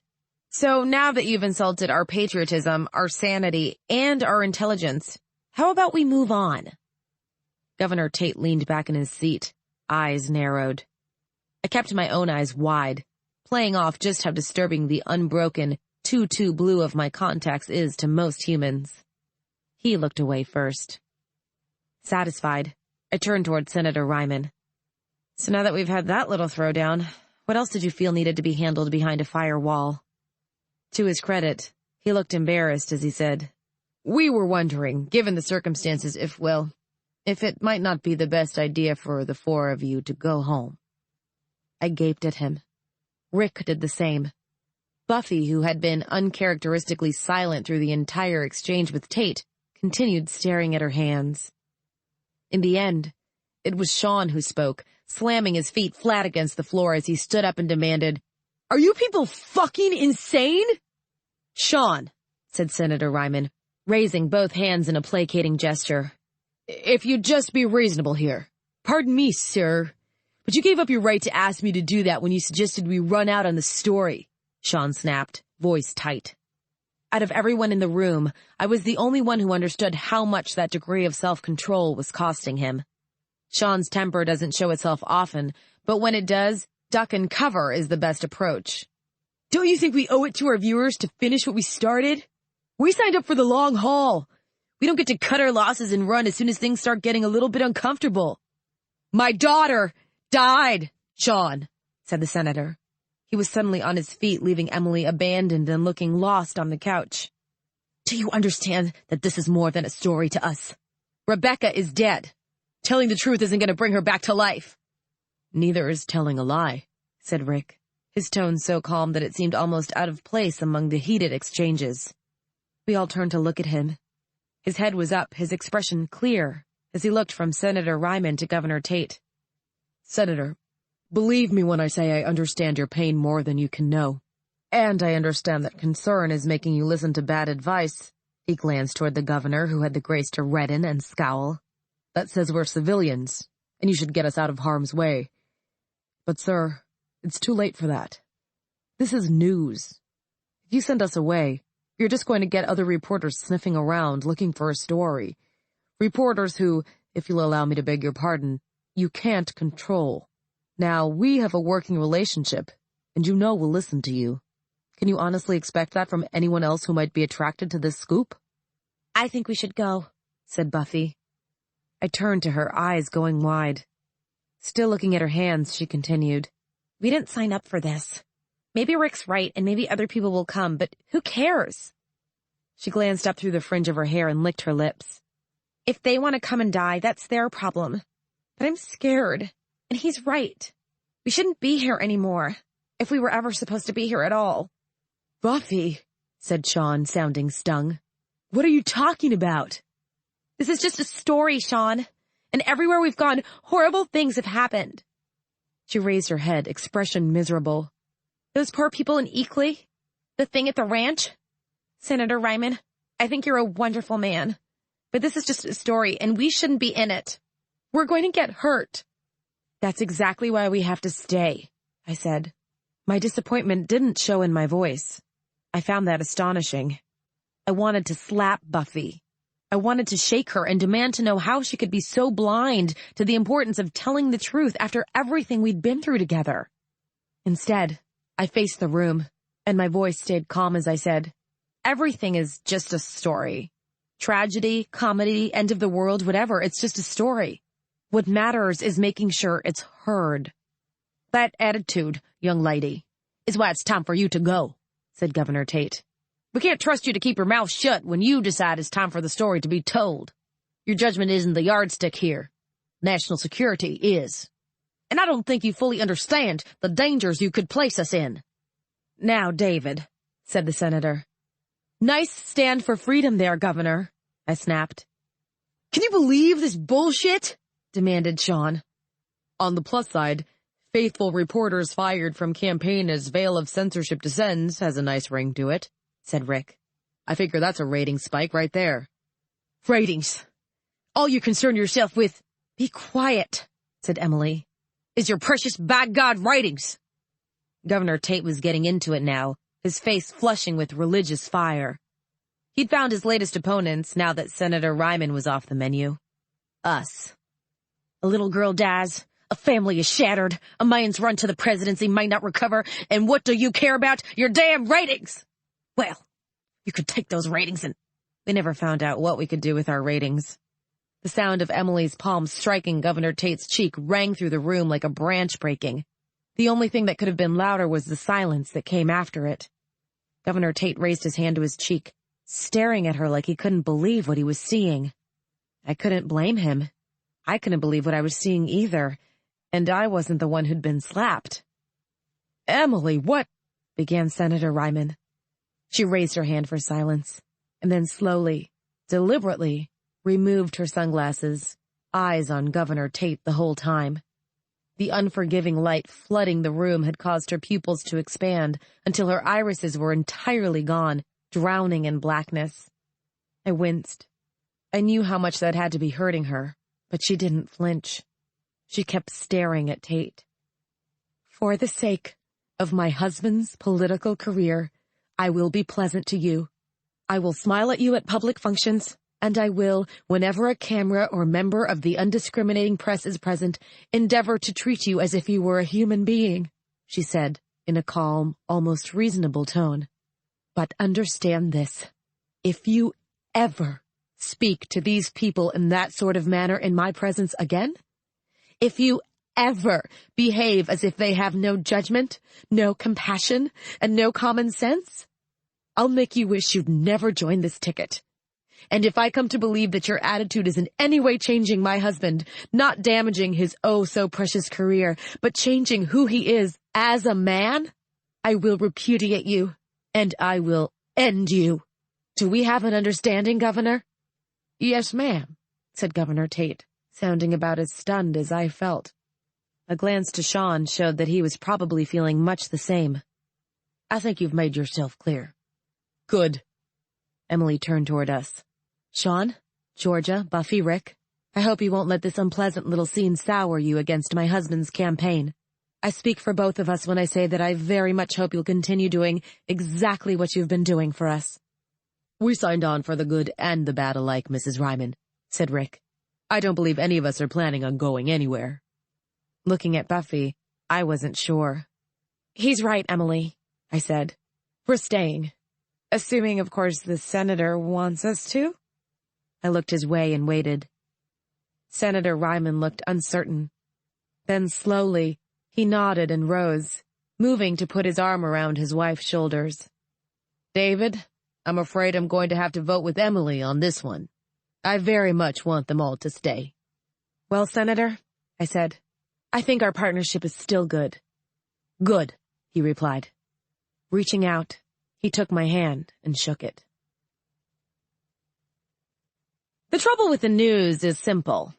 People, especially ones on the ends of the power spectrum, like it when you're afraid. The people who have the power want you scared. They want you walking around paralyzed by the notion that you could die at any moment. There's always something to be afraid of. It used to be terrorists. Now it's zombies. What does this have to do with the news? This. The truth isn't scary. Not when you understand it. Not when you understand the repercussions of it. And not when you aren't worried that something's being kept from you. The truth is only scary when you think part of it might be missing. And those people, they like it when you're scared. So they do their best to sit on the truth, to sensationalize the truth, to filter the truth in ways that make it something you can be afraid of. If we didn't have to fear the truths we didn't hear, we'd lose the need to fear the ones we did.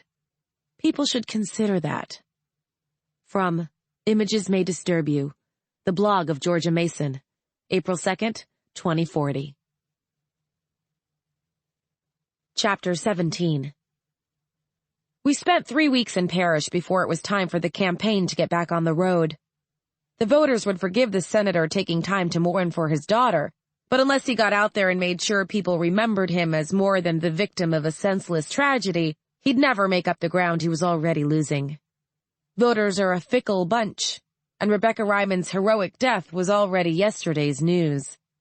Instead, the news was buzzing with Governor Blackburn's exciting plans for health care reform, her suggestions for increasing school security, and her proposed alterations to the animal husbandry and care laws. In some ways, her campaign was using Rebecca as much as the senator's was, because when she said, "tougher restrictions on keeping large animals," it was Rebecca's face people saw. The senator needed to get rolling, or there wouldn't be anywhere for him to roll to. Unfortunately, our swift departure from Oklahoma City left the convoy of RVs and equipment trucks we'd been depending on to get us across the country several states behind us.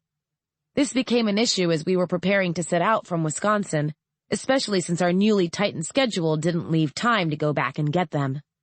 How were we supposed to get ourselves, the senator, his staff, the security detail, and the equipment, some of which was new to the campaign, having joined us with Governor Tate, to our destination when we didn't have a means of protected travel? The answer was simple. We weren't. Instead, the senator, his wife, the governor, their respective campaign managers, and the bulk of the staff flew ahead to our next stop in Houston, Texas, where they could meet up with the convoy and really get things started. The rest of us were left with the exciting task of getting ourselves and the equipment that hadn't been abandoned in Oklahoma to Texas via the Overland Express. There was no train from Parish to Houston large enough to haul the additional equipment, but that worked out since Shaun and I were unwilling to abandon our vehicles. One way or another, we were driving it. We initially planned to make the drive alone, just the After the End Times crew, reconnecting with one another through the time-honored ritual of the road trip. This plan got shouted down on all fronts, starting with Senator Ryman and moving down the chain to Steve. The argument that we'd travel faster without a bunch of extra bodies didn't hold water where they were concerned, but we managed to find a compromise after 3 days of shouting. We'd take a security team. We were exhausted enough after that fight to give in on the matter of Chuck, who needed to monitor the transportation of some of the more sensitive equipment. Besides, his presence might keep Buffy a little calmer, and we needed all the help we could get in that regard. The tension between Buffy and the rest of us had been getting worse since our meeting with the Rymans and Governor Tate. None of us had expected her to endorse the idea that we should walk away. It was a betrayal of everything we worked for, and it came out of nowhere. Rick took it hardest. As far as I knew, he hadn't spoken to Buffy since we got back to the hotel. Buffy looked at him sorrowfully, like a dog that knew it had done something wrong, and went back to the task of getting our equipment ready for the road. By the time we were ready to roll, I think she'd rebuilt every piece of camera equipment we owned at least twice, in addition to upgrading our computers and replacing the memory chips in my PDA. Shaun and I didn't have anything that practical to concern ourselves with. I managed to stay distracted by conducting remote interviews with every politician I could get my hands on, working with Mahir to update our merchandising, and cleaning up the message boards. Shaun lacked those outlets. The government had banned him from going back to the ranch during the investigation, and Parrish was otherwise short of things for him to poke at. He was restless, unhappy, and making me insane. Shaun doesn't handle idleness well. Make him sit still too long, and he winds up silent, sullen, and above all, touchy as hell. Shaun's crankiness combined with everything else was the reason for our caravan traveling arrangements. Rick was in his little blue armadillo with the barn cat, which he'd named Lois, after it received a clean bill of health from the Ryman family veterinarian. Shaun was in our van, blasting heavy metal and brooding, while Buffy was riding with Chuck in the equipment truck at the rear of the convoy. My own place in the driving order was a little less predictable since I was on my bike and unconstrained by the shape of the road. I kept my cameras running the whole time, privately hoping I'd find a shambler for Shaun to amuse himself with. That was all he'd need to bring his spirits up. We'd been driving for 2 days, with another 2 still ahead of us, and the silence was starting to wear on me. My helmet speaker crackled. "On," I said to activate the connection, following it with, "Georgia here." "It's Rick. What do you think about dinner?" The sun went down an hour ago, and dinner is traditionally the evening meal, so I think dinner is logically our next stop. What are we looking at? GPS says there's a truck stop about 2 hours up the road that has a pretty decent diner. Any record on their screening protocols? We'd run into multiple truck stops where the security agents wouldn't let us eat because their blood tests weren't good enough to guarantee we wouldn't have to worry about an outbreak between the coffee and the pie. I'd been driving all day. If we stopped, I wanted it to be for more than 15 minutes in an argument. They're government certified. All their licenses up to date, all their inspection scores posted. Sounds good to me. I'll see if I can rouse Shaun and let him know what the plan is. You call Steve and the guys, give them the address, and tell them we'll meet there. Deal. Coffee's on me. Georgia out. Rick out. Great. I followed it with, disconnect and redial Shaun Mason. The speaker beeped acknowledgement and began to ring as it signaled my brother. He never picked up the call. He didn't have the time.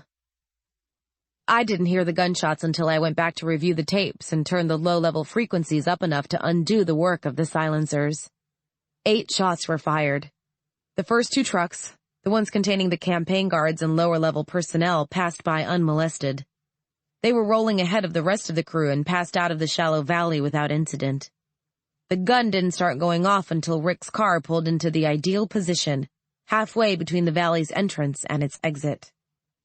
2 shots were fired at Rick's little blue armadillo, 2 more were fired at the van, and the 2 after that were fired at my bike.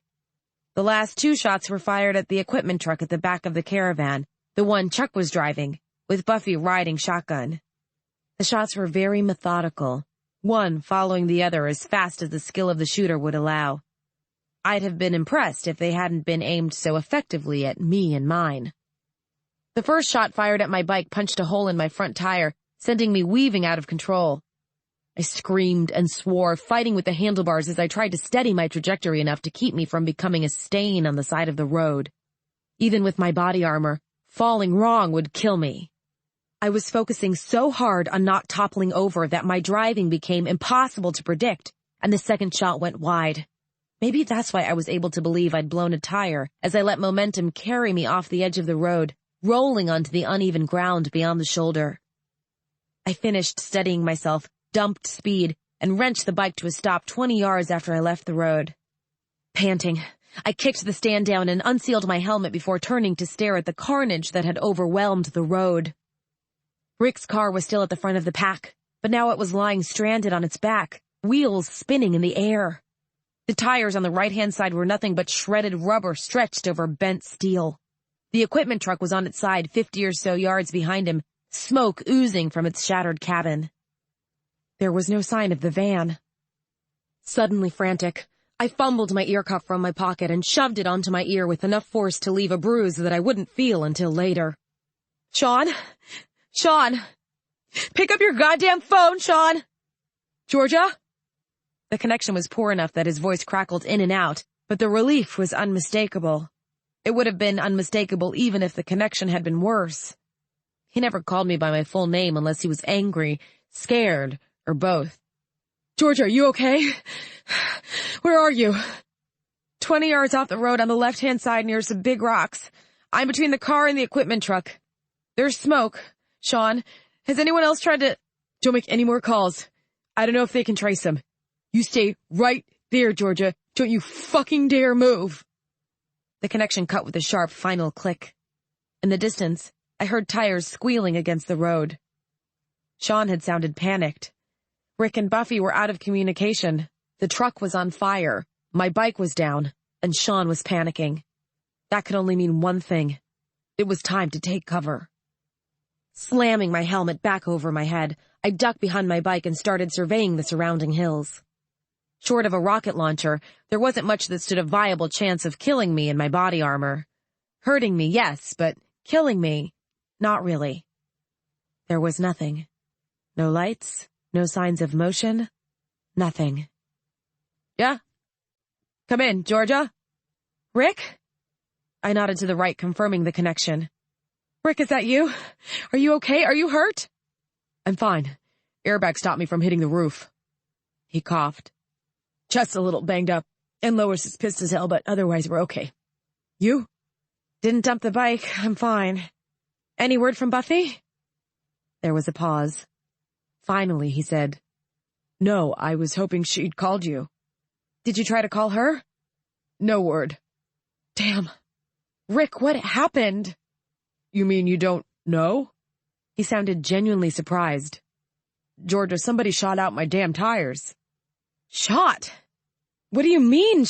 Shaun came blasting around the curve of the road and off the pavement, moving so fast that our hydraulically balanced and weighted van nearly rocked onto 2 tires.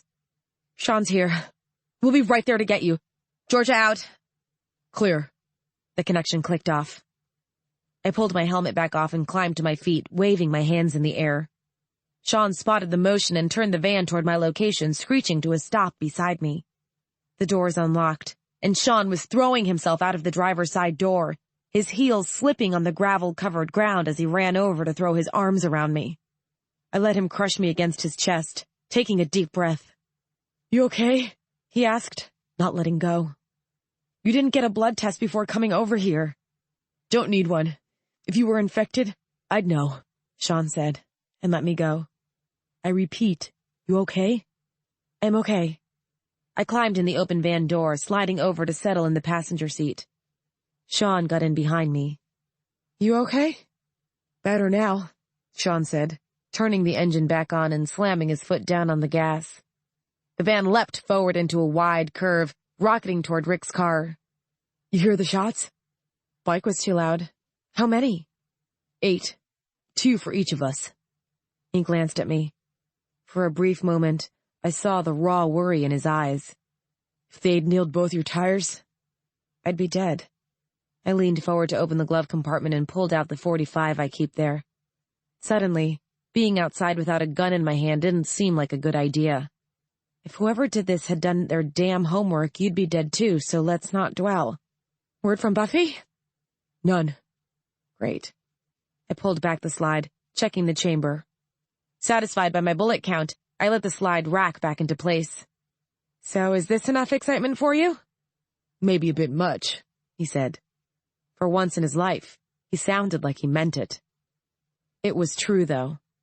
If our attackers had done their homework, Shaun wouldn't have been driving. He'd have been dying. Normal tires blow when they take a bullet. Even armor plating won't prevent that. But some vehicles are too damn valuable to lose just because you lose a tire, and most vehicles in that class are the sort likely to draw heavy gunfire. So scientists developed a type of tire that doesn't give a damn about gunshots. They're called run flats. You put a bullet in them, and they keep on rolling. I might have skipped them. I did skip them on my bike, where they made the ride unbearably choppy, but Shaun insisted. He bought a new set every year. For the first time since we got the van, it didn't seem like a waste of money.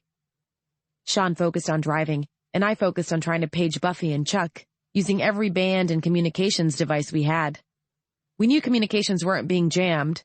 At least some of my messages should have made it through. There were no replies on any channel. I'd been terrified. That's when I started to get numb. Shaun pulled up next to Rick's car. Think there's still a shooter out there? Doubtful. I slid the gun into my pocket. This was a targeted operation. They only took out our cars. If they'd been sticking around to make sure they killed us, you'd have kept taking bullets. And I made a damn good target when I first stopped my bike. Hope you're right, said Shaun, and opened his door. Rick watched our approach through the car window, waving his arms to show that he was still alive. He was half pinned by the airbag, and blood was dripping into his hair from a small cut on his forehead, but other than that he looked fine. Lois and her carrier were strapped into the seat next to his. I didn't want to be the one to let that cat out of the box. I knocked on the glass, calling, "Rick, can you open the door?" Despite the urgency of the situation, I couldn't help but be impressed by the structural integrity of his little car. It had to have rolled at least once before coming to a stop on its roof, and yet it wasn't showing any dents, just scratches and a crack in the passenger side window. The folks at VW really knew what they were doing. "I think so," he called back. "Can you get me out?" Mirthlessly, I echoed, "I think so." "Not the most encouraging answer," he said, and twisted in the seat, movements constrained by seatbelt and airbag, until he could kick the door. On his second kick, I grabbed the handle and pulled. I didn't have to pull that hard. Despite the car's inverted position and the beating it had taken, the door swung open easily, leaving Rick's foot dangling in the air. He pulled it back into the car, saying, "Now what?" "Now I get your belt, and you get ready to fall." I leaned into the car. "Hurry up, George," said Shaun. "I don't like this." "No one does," I said, and unsnapped Rick's belt. Gravity took over from there, sending Rick thumping against the roof of the car. "Thanks," he said, reaching over to unhook Lois's carrier before climbing out. The cat hissed and snarled inside the box, expressing her displeasure. Straightening, Rick eyed his car. "How are we supposed to flip that back over?" "AAA is our friend," I said. "Get in the van. We need to check on Buffy." Paling, Rick nodded and climbed in. Shaun and I were only a few feet behind him. I noted without surprise that Shaun had his own pistol, substantially larger than my emergency's only .45, with specially modified ammo that did enough damage to human or post-human tissue that it was illegal without a disturbing number of licenses, all of which Shaun obtained before he turned 16, out and at the ready. He wasn't buying my glib assurances of our safety. That was fine. Neither was I. Shaun took my assumption of the driver's seat with just as little surprise and didn't bother fastening his belt as I slammed the gas pedal down, sending the van racing across the hard-packed ground between us and the still-smoking equipment truck. The truck wasn't likely to burst into flames. That only happens in the movies, which is almost a pity given the number of zombies that arise from automotive accidents every year. Buffy and Chuck could die from smoke inhalation if we dawdled, assuming they weren't dead already. Rick braced himself against the seat. "Has there been any word from Buffy?" "Not since the truck went down," Shaun said. "Why the hell didn't you go for her first?" "Simple," I said, steering around a chunk of rubber torn from the truck's tires. "We knew you were alive, and we might need the backup." Rick didn't say anything after that until we pulled up alongside the equipment truck. Shaun reached between the seats and pulled out a double-barreled shotgun which he passed to Rick. "What am I supposed to do with this?" Rick demanded. "You see anything moving that isn't us, Chuck or Buffy, you shoot," Shaun said. "Don't bother checking to see if it's dead. It'll be dead after you hit it." "And if I hit emergency personnel?" "We're stranded, and we've been the victims of a malicious attack in possible zombie territory," I said, stopping the engine and opening my door. "Cite Johnston's and you'll get a medal instead of a manslaughter conviction." Manuel Johnston was a truck driver with several DUIs on his record, but when he gunned down a dozen zombies in highway patrolmen's uniforms outside Birmingham, Alabama, he became a national hero. Since Johnston, it's been legal to shoot people for no crime more defined than existing in rural hazard zones. We usually curse his name, since the precedent he set has gotten a lot of good journalists killed. Under the circumstances, he was a savior. Shaun and I have the truck. You've got point. "Got it," said Rick grimly, and climbed out of the van's side door as Shaun and I got out and moved toward the still-smoking truck. It was obvious that the equipment truck had taken the worst of the beatings. Lacking the maneuverability of my bike, the armor of Rick's car, or the paranoia-fueled unstoppability of our van, it had taken 2 bullets to the front left tire and completely lost control. The cabin was half smashed when the truck went over. The smoke had thinned without clearing, and that lowered visibility as we started toward the cab. "Buffy?" I called. "Buffy, are you there?" A piercing scream was the only answer, followed by a pause, a second scream, and silence. Zombies can scream. They just generally don't. "Buffy? Answer me!" I ran the rest of the way to the truck and grabbed the handle of the nearer door, wrenching it as hard as I could. I barely noticed removing a layer of skin from my palms in the process. It didn't matter. The door was mashed in when the truck fell, and it wasn't budging. I tried again, yanking even harder, and felt it shudder on its hinges. "Shaun! Help me over here!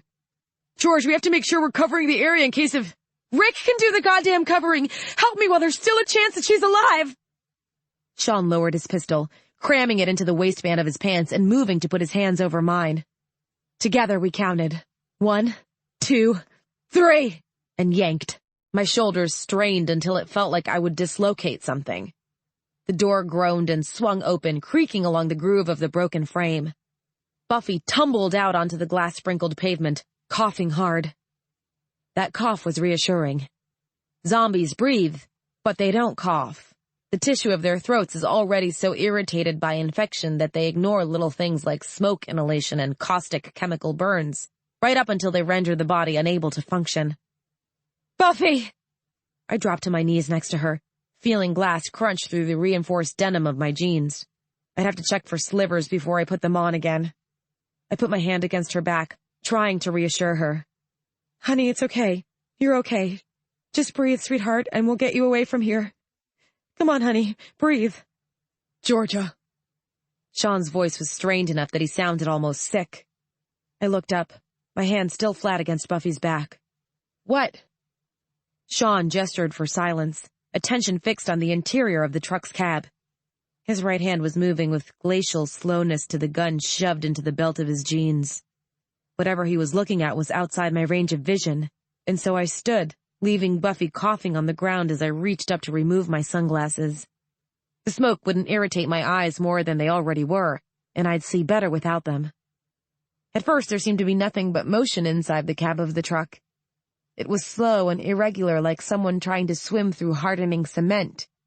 Then my pupils dilated that extra quarter centimeter, my virus-enhanced vision compensating for the sudden change in light levels, and I realized what I was looking at. "Oh," I said softly. "Crap." "Yeah," Shaun agreed. "Crap." Buffy fell out of the cab when we opened the door. Buffy hadn't been wearing her seatbelt. Buffy never wore her seatbelt. She liked to ride cross-legged in her seat, and seatbelts prevented that. Chuck, on the other hand, was a law-abiding citizen who obeyed traffic regulations. He fastened his seatbelt every time he got into a moving vehicle. He'd fastened it before the convoy pulled out that morning. He was still wearing it now that he was too far gone to remember how to work the clasp, or even what a clasp was. His hands moved against the air in useless clawing motions, as his mouth chomped mindlessly, stimulated by the presence of fresh meat. There was blood around his mouth. Blood around his mouth, and blood on the seatbelt, and blood on the seat where Buffy had been sitting. "Cause of death?" I asked, as analytically as I could. "Impact trauma," said Shaun. The creature that had been Chuck hissed at him, opening its mouth and beginning to moan. Unconcerned, Shaun raised his pistol and fired. The bullet hit the zombie square between the eyes, and it stopped trying to reach us, going limp as the message of its second, final death was transmitted throughout the body. Continuing as if he'd never paused, Shaun said, "It must have been instantaneous. Chuck was a small guy. Amplification would have been over in minutes." "Source of the blood?" Shaun looked toward me, and then back to Buffy, who was still down on her knees in the broken glass, hugging herself and coughing. "He didn't have time to bleed." I stayed where I was for a seemingly endless moment, staring into the cab of the truck. Chuck remained slumped and unmoving. I wanted to find something, anything I could use to explain the blood away. A scalp wound, maybe, or a nosebleed that started when he hit his head and didn't stop until he reanimated. There was nothing. Just one small, sad body, and bloodstains on the passenger seat that didn't match to any visible wounds. I turned to Buffy, numbly unsurprised to see that Shaun had his pistol out. My feet crunched on the glass as I walked over to her. "Buffy, can you hear me?" "I'm dead, not deaf," she said, and lifted her head. Tears had left clean trails through the soot staining her cheeks. "I hear you just fine." "Hi, Georgia. Is everyone all right? Is Chuck?" "Chuck's resting now," I said, crouching down. "Shaun, radio Rick. Tell him to come back here and to bring a field kit." "George, do it." I kept my eyes on Buffy and felt, rather than saw, Shaun's angry stare. I was too close to her. Her body weight was too low, and I was too close. If she was undergoing amplification, I might not be able to move back fast enough. And I didn't care. "Buffy, are you hurt at all? There's some blood we can't identify. I need you to show me if you're hurt." Buffy smiled. It was a small, utterly resigned expression, one that turned wry as she rolled up her right sleeve and turned her arm toward me, showing the place where a chunk had been bitten out of her forearm. Bone showed through the red. "You mean like this?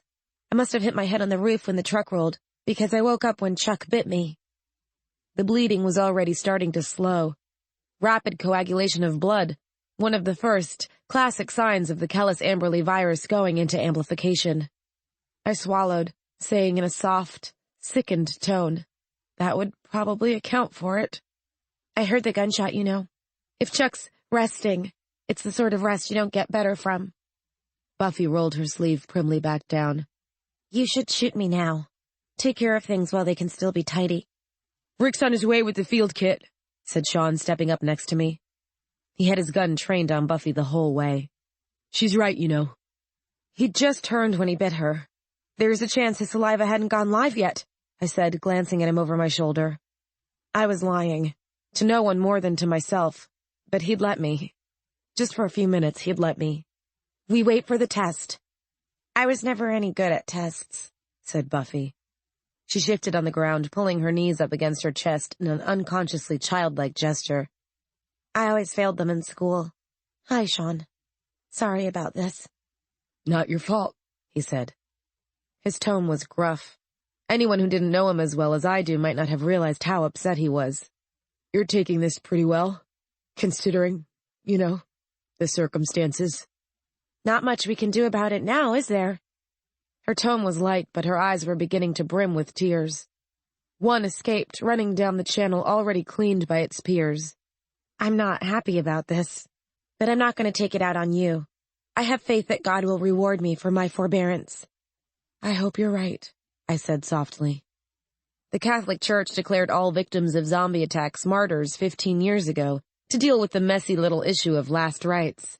It's hard to conduct them when death is fast, unexpected, and filled with teeth. "I've got the kit," shouted Rick, jogging up to the three of us. He had the shotgun tucked underneath his arm and a standard blood testing kit in his left hand. He came to a stop as he spotted Buffy, paling. Please tell me this isn't for you, Buffy." "Sorry," she said, and held up her hands. "Toss it here." Eyes gone wide in his bloodless face, he tossed her the kit. She caught it with ease, sliding her right hand, the one nearest to the bite, into the kit's opening. Then she closed her eyes, not watching the lights as they cycled green to red, green to red.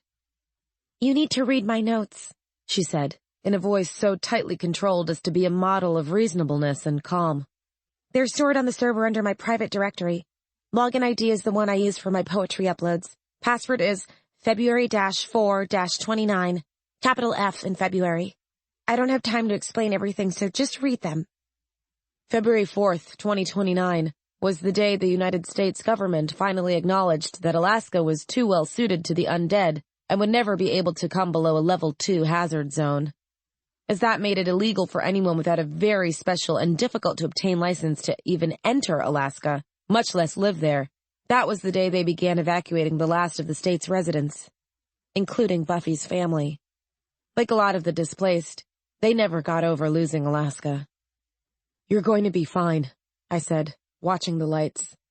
They were still cycling, still measuring the viral payload of her blood, but the cycle was becoming irregular, hanging on red for 6 seconds before flashing back to green.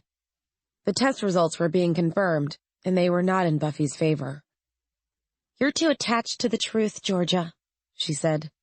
Her voice was serene, at peace with itself. "It makes you a crappy liar." The tears were falling faster now. "I swear, I had no idea they were going to do those things. No idea at all. If I'd known, I would never have agreed to it. You have to believe me. I wouldn't have." The lights had settled on a steady red, as damning as any doctor's report.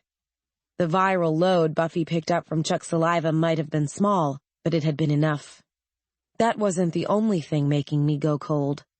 I stood, stepping back next to Shaun, and pulled the gun away from my belt. "You wouldn't have agreed to what?" "They said the country was drifting away from God. They said that we were losing sight of His desires for the nation, and that was why things are the way they are now. And I believed them." "They who, Buffy?" "They didn't give me a name. They just said they could make sure things went the way they needed to go. The way they had to go for this country to be great again. All I had to do was let them access our databases and follow the Ryman campaign." Voice suddenly gone hard, Rick said, "When did you figure out what they were using that information to do, Buffy? Before or after Eekly?" "After," she said, opening her eyes and turning a plaintive look his way.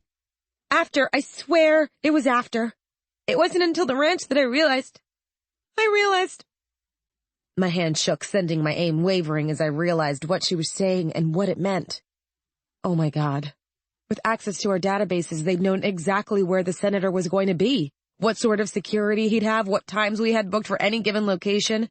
"It gets worse," said Shaun. His own voice was flat.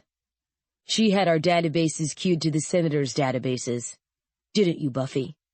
"It seemed practical at the time, and Chuck said it wouldn't hurt anything as long as we stayed out of the more sensitive areas. It made things easier." "Lots of things," I said. "Like knowing when the ranch would be most vulnerable. You cut them off, didn't you? Told them you wouldn't be giving them anything else." "How did you know?" She closed her eyes again, shuddering. "Because they'd have no other reason to try to kill us all." I glanced toward Rick and Shaun. "We stopped being useful, so Buffy's friends tried to take us out." "My notes," said Buffy, with an air of desperation in her tone. Her tears were stopping. Another classic sign. The virus doesn't like to give moisture away. "You have to read my notes.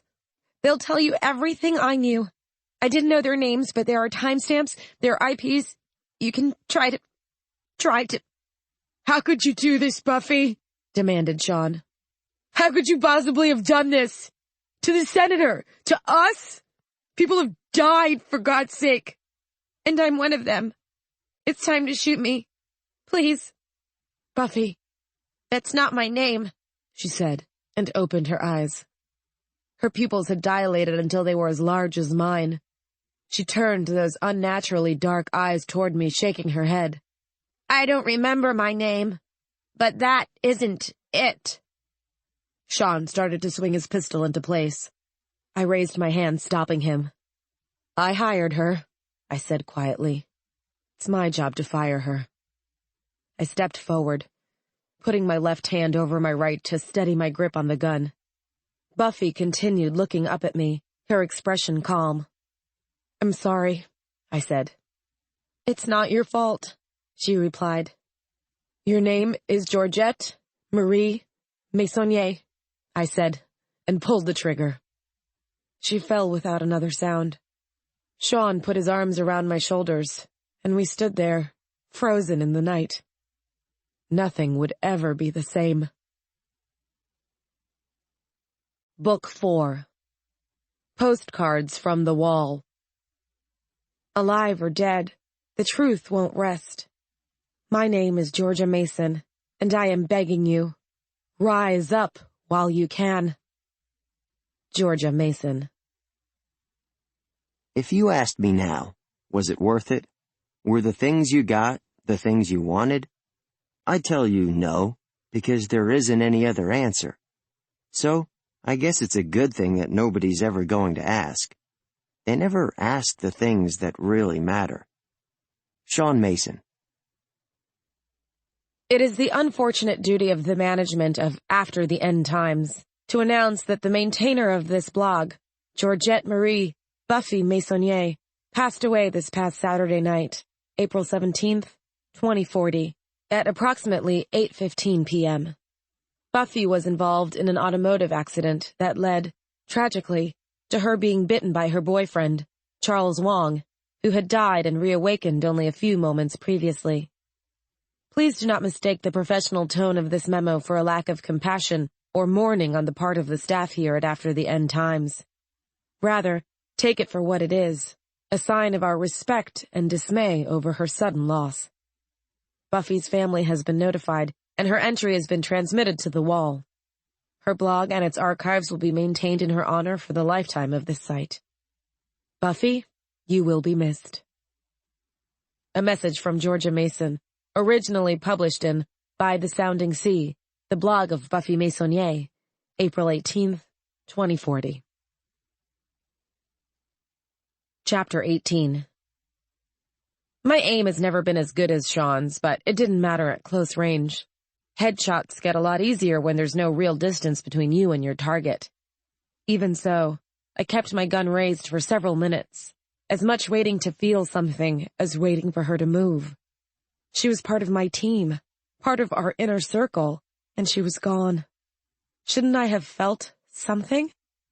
But there was nothing, beyond a vague sense of loss and a much stronger sense of onrushing dread.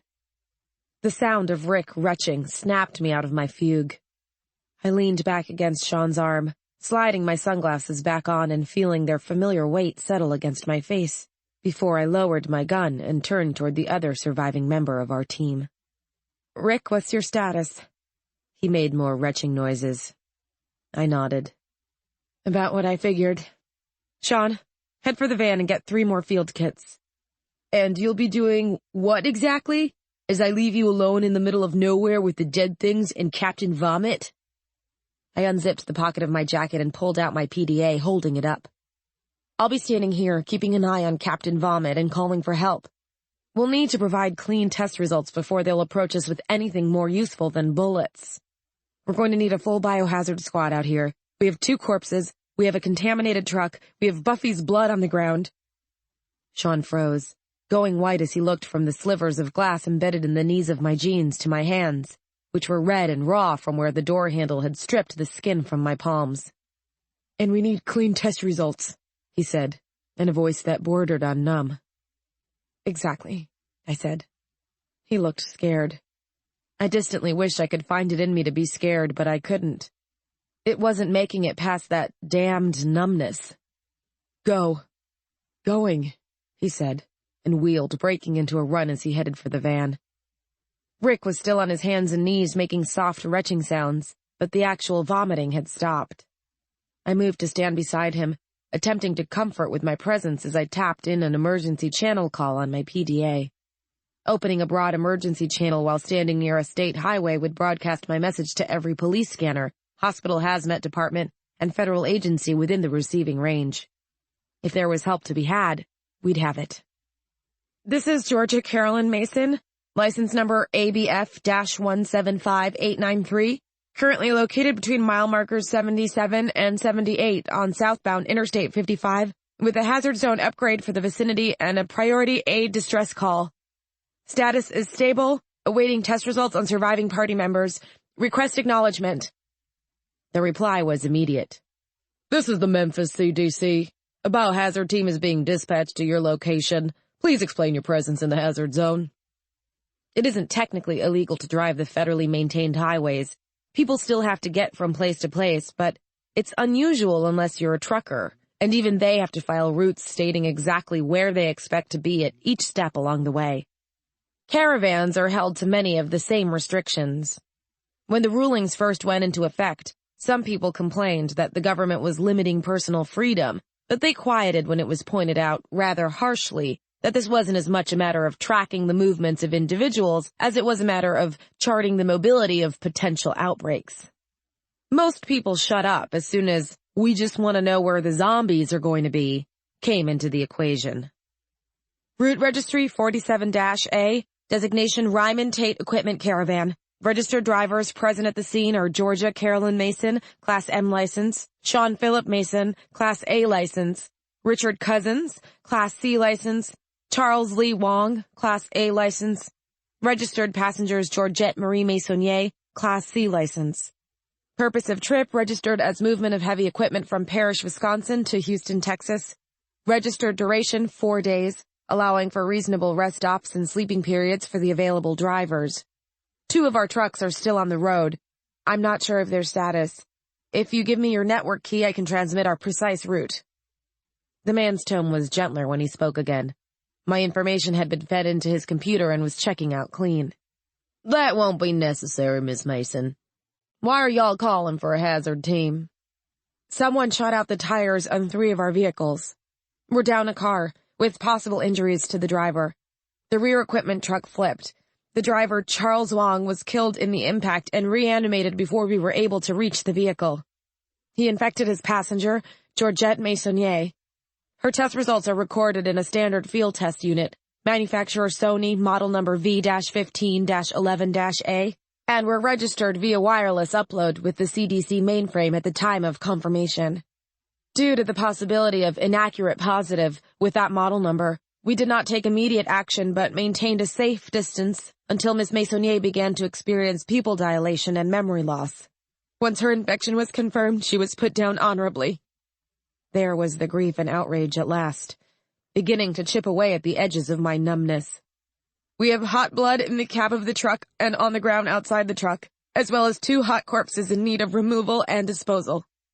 The team will not approach until preliminary test results for the surviving members of your party have been uploaded, and they will not offer direct physical assistance until you've been tested again on the CDC field units they provide, the man cautioned, some of the warmth leaching from his tone. 2 bodies and a lot of hot blood on the road outside Memphis could spell an outbreak much larger than our little team. We both knew it. Now we had to contain it. Understood. My PDA started beeping, signaling an incoming call. Sir, may I ask, what is your name? Joseph Wynn, Ms. Mason. Stand tight. Our team will be there soon. Thank you, Joe, I said. God be with you, he said. The line clicked off. Shifting my PDA to my other hand, I pressed the receive button. Georgia! Shaun was running toward me, the field kits clutched against his chest. I raised my free hand and he lobbed one at me. It was more than a simple game of catch. There are 100 small tests and checks for infection that don't depend on medical science. If he could throw, and I could catch, the odds were better that we were both clean. I saw him relax when I caught the kit, even though he didn't slow down. Senator Ryman's voice came through the receiver, made sharp and tight by panic. Georgia, what's this I'm getting on the scanner about an accident? Is everyone all right out there? Senator. I nodded to Shaun. He put Rick's testing kit down next to him, and the 2 of us popped the lids off our respective kits in comforting unison. Routine is the most reassuring thing there is. I'm afraid I have to answer in the negative, sir, but the CDC is dispatching a biohazard team to our location. Once we have an all clear, we're going to need a fresh truck and a team to move the equipment. I hesitated before adding, we're also going to need a new driver. Rick doesn't have his Class A license, and I don't want to leave my bike behind. There was a long pause, during which I tucked my PDA between my shoulder and my ear, freeing my hand, and mouthed a silent 1, 2, at Shaun. On 2, we both rammed our forefingers down on the unit the other held. The prick of the needle puncturing my thumb made me wince, nearly dislodging the PDA. Finally, while the lights were blinking red to green and back again, the senator said, Georgia. Is Chuck? I closed my eyes, blocking those ever-hateful lights, and said, I'm sorry, Senator. He paused again. Georgia. Yes, Senator? Buffy. Wasn't she? I'm afraid that when the truck rolled, we were unable to save either of the occupants. Oh, Christ, Georgia, I'm sorry. So am I, sir. So am I. Can you arrange for another truck and driver to be sent to our location? And alert the rest of the convoy that we're being unavoidably delayed? We're just outside Memphis. You should be able to pull us up on the team GPS. I'll have someone on the way inside the next 10 minutes. The third pause was longer than the other two, and when he spoke again, he sounded more exhausted than I'd ever heard him, even after we received the news of Rebecca's death. Georgia, have the rest of you? Have you? The tests are running now. If anything changes, we'll call you. Thank you. I suppose I should let you get to it. That would be best. God save you, Georgia Mason, he said, and ended the call before I could say goodbye. Lowering the PDA, I opened my eyes, looking to Shaun's face and avoiding the lights entirely. He's sending help, I said. Good, he replied. We're not infected. I allowed myself to glance down to the field kits, whose lights had settled on a steady green. I took a single, shallow breath, followed by another deeper one, and nodded. Better. Turning, I looked at Rick. Rick, we need a blood test. What? He raised his head, eyes wide and blank. A blood test. The field kit is next to you. The biohazard team won't approach until we're either checked out clean or dead. I pulled my finger free, feeling the antiseptic tingle in the pinprick wound, and shook my hand briskly before depressing the signal button at the base of the kit. That would activate the built-in wireless transmitter, uploading the results into the CDC mainframe. A manual upload is only necessary in the event of a negative. The CDC doesn't care, under normal circumstances, about the fact that someone isn't about to turn into a zombie. Buffy's results uploaded themselves the second the lights settled on red. Once you've tested positive, the CDC knows. Disabling the upload functionality of a blood testing unit is a federal offense. Shaun mirrored my actions.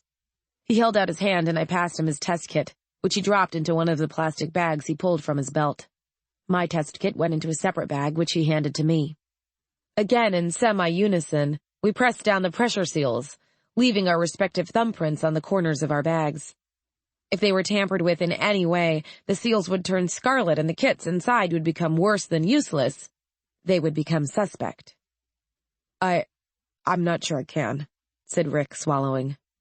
Buffy's dead, and so is Chuck. We need to know if you're clean. I handed the bag back to Shaun and moved to crouch next to Rick, picking up his test unit and popping off the plastic cover to reveal the pressure pad and needle inside. Come on. You know the drill. It's just a little pinprick. What if the lights go red? Then we'll sit with you until the CDC gets here.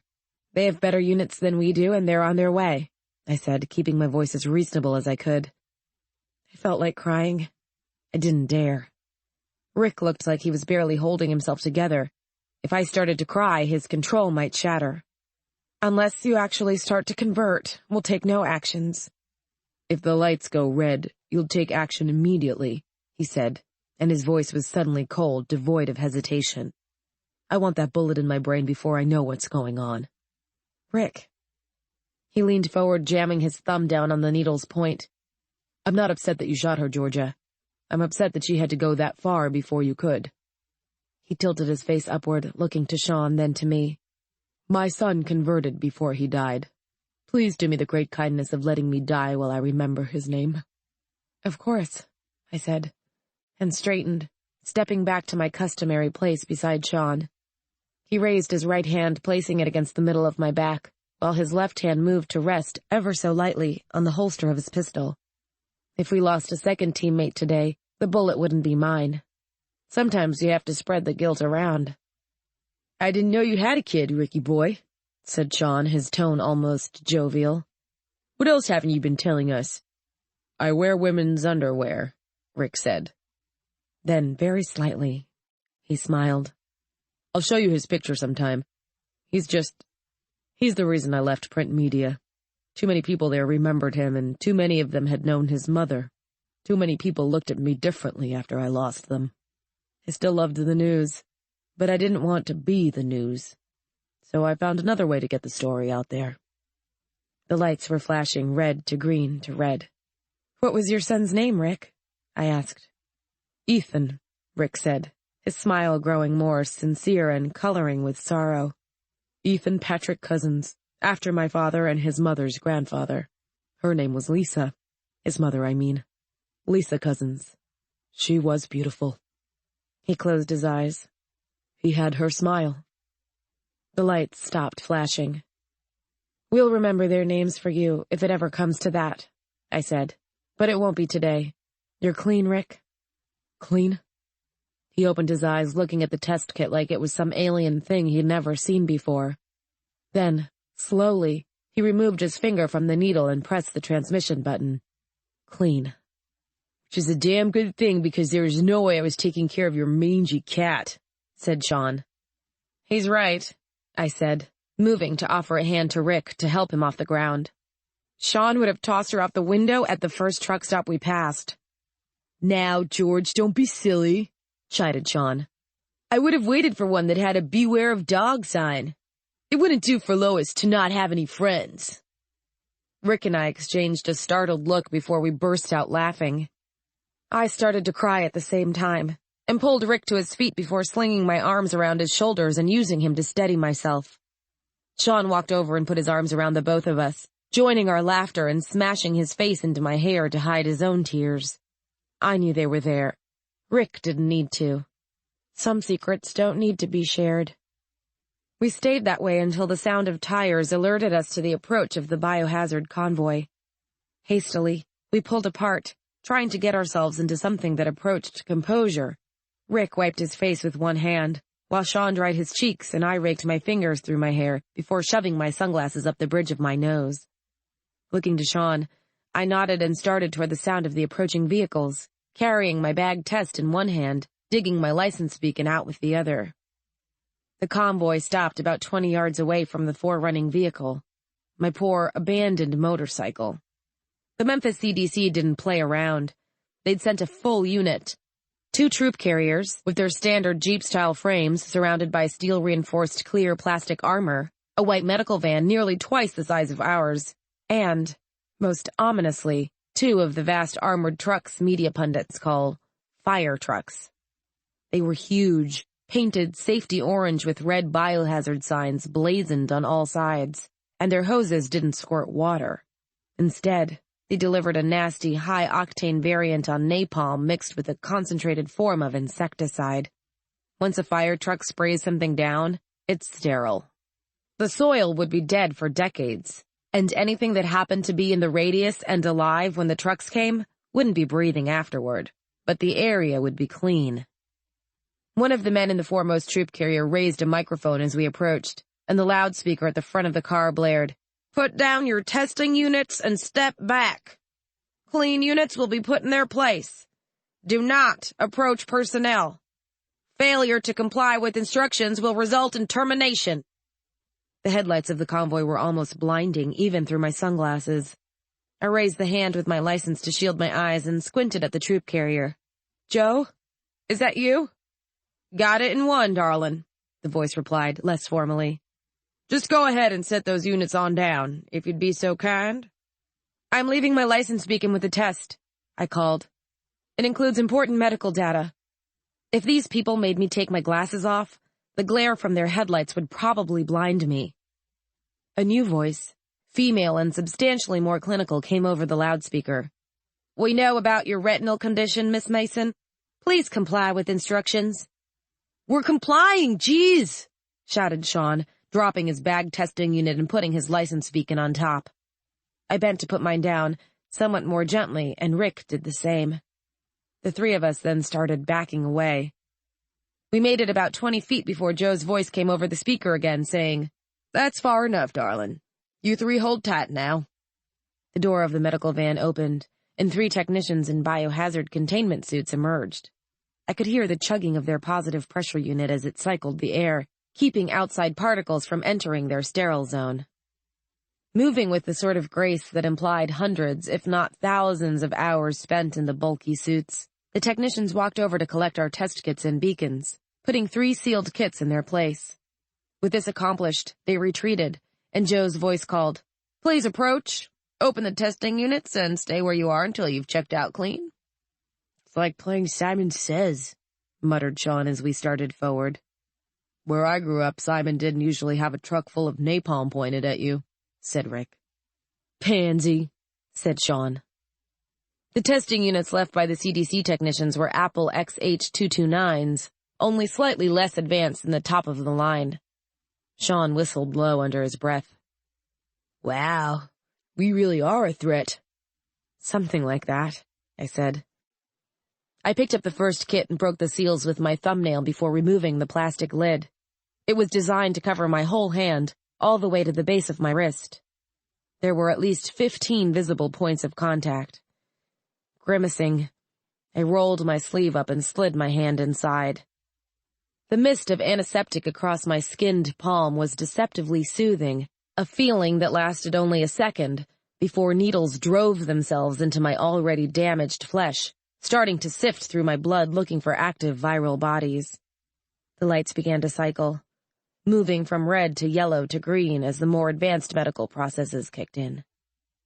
I was so intent on the lights and what they could mean about my future that I didn't hear the footsteps behind me over the drone of the positive pressure units, or feel the hypo until it was pressed against my neck.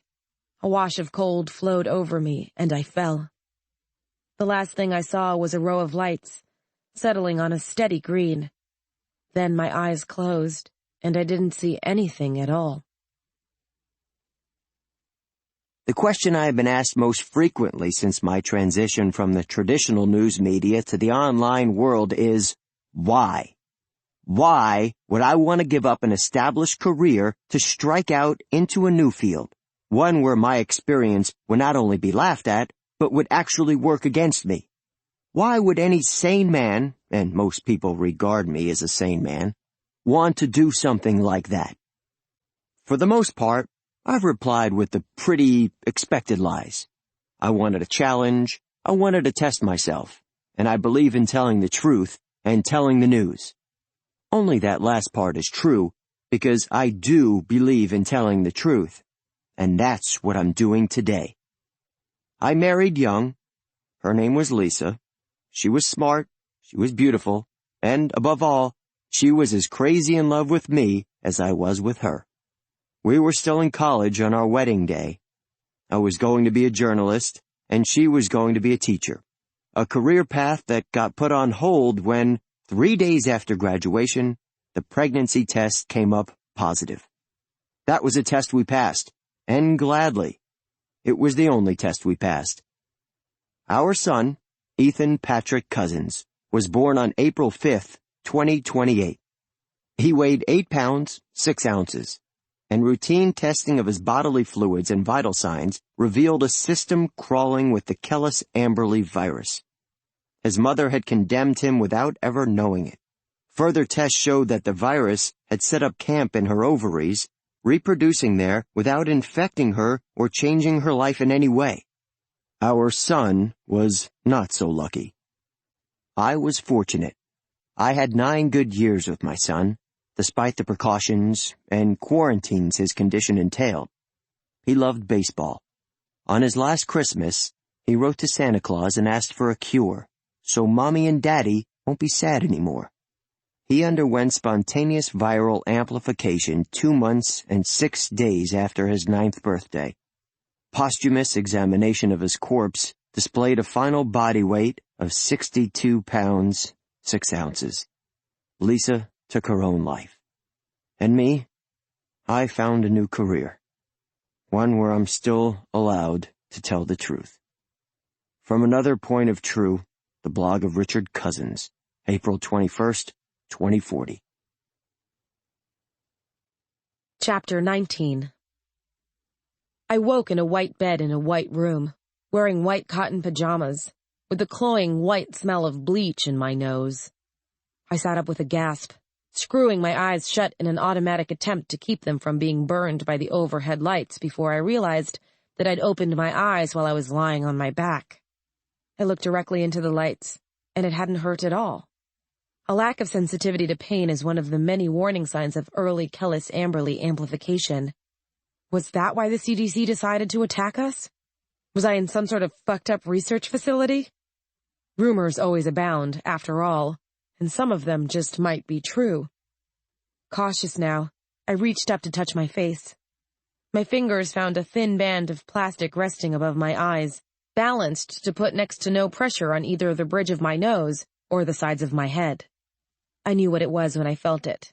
They've been using polarized UV blocker strips for hospital treatment of retinal KA for about 15 years now. They're expensive as hell. Just one can add $500 or more to your bill, even after insurance, and they're fragile to boot. But they filter light better and less noticeably than any other treatment mechanism we've found so far. I relaxed. I wasn't amplifying. I was just a CDC kidnap victim. It says something about the situation that I was able to find this reassuring. I began studying the room. It was empty, except for me.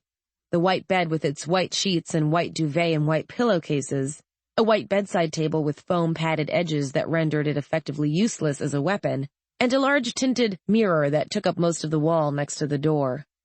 I squinted at the glass, looking into the sterile hallway beyond. There was no one watching my room. That spoke well for my continued non-zombie status. They'd have guards out there if I was infected, assuming they had some reason not to have just shot me already. If it hadn't been for my ocular condition, that mirror would have seemed like the real thing, allowing me the illusion of privacy while letting any attending physicians watch me from a distance.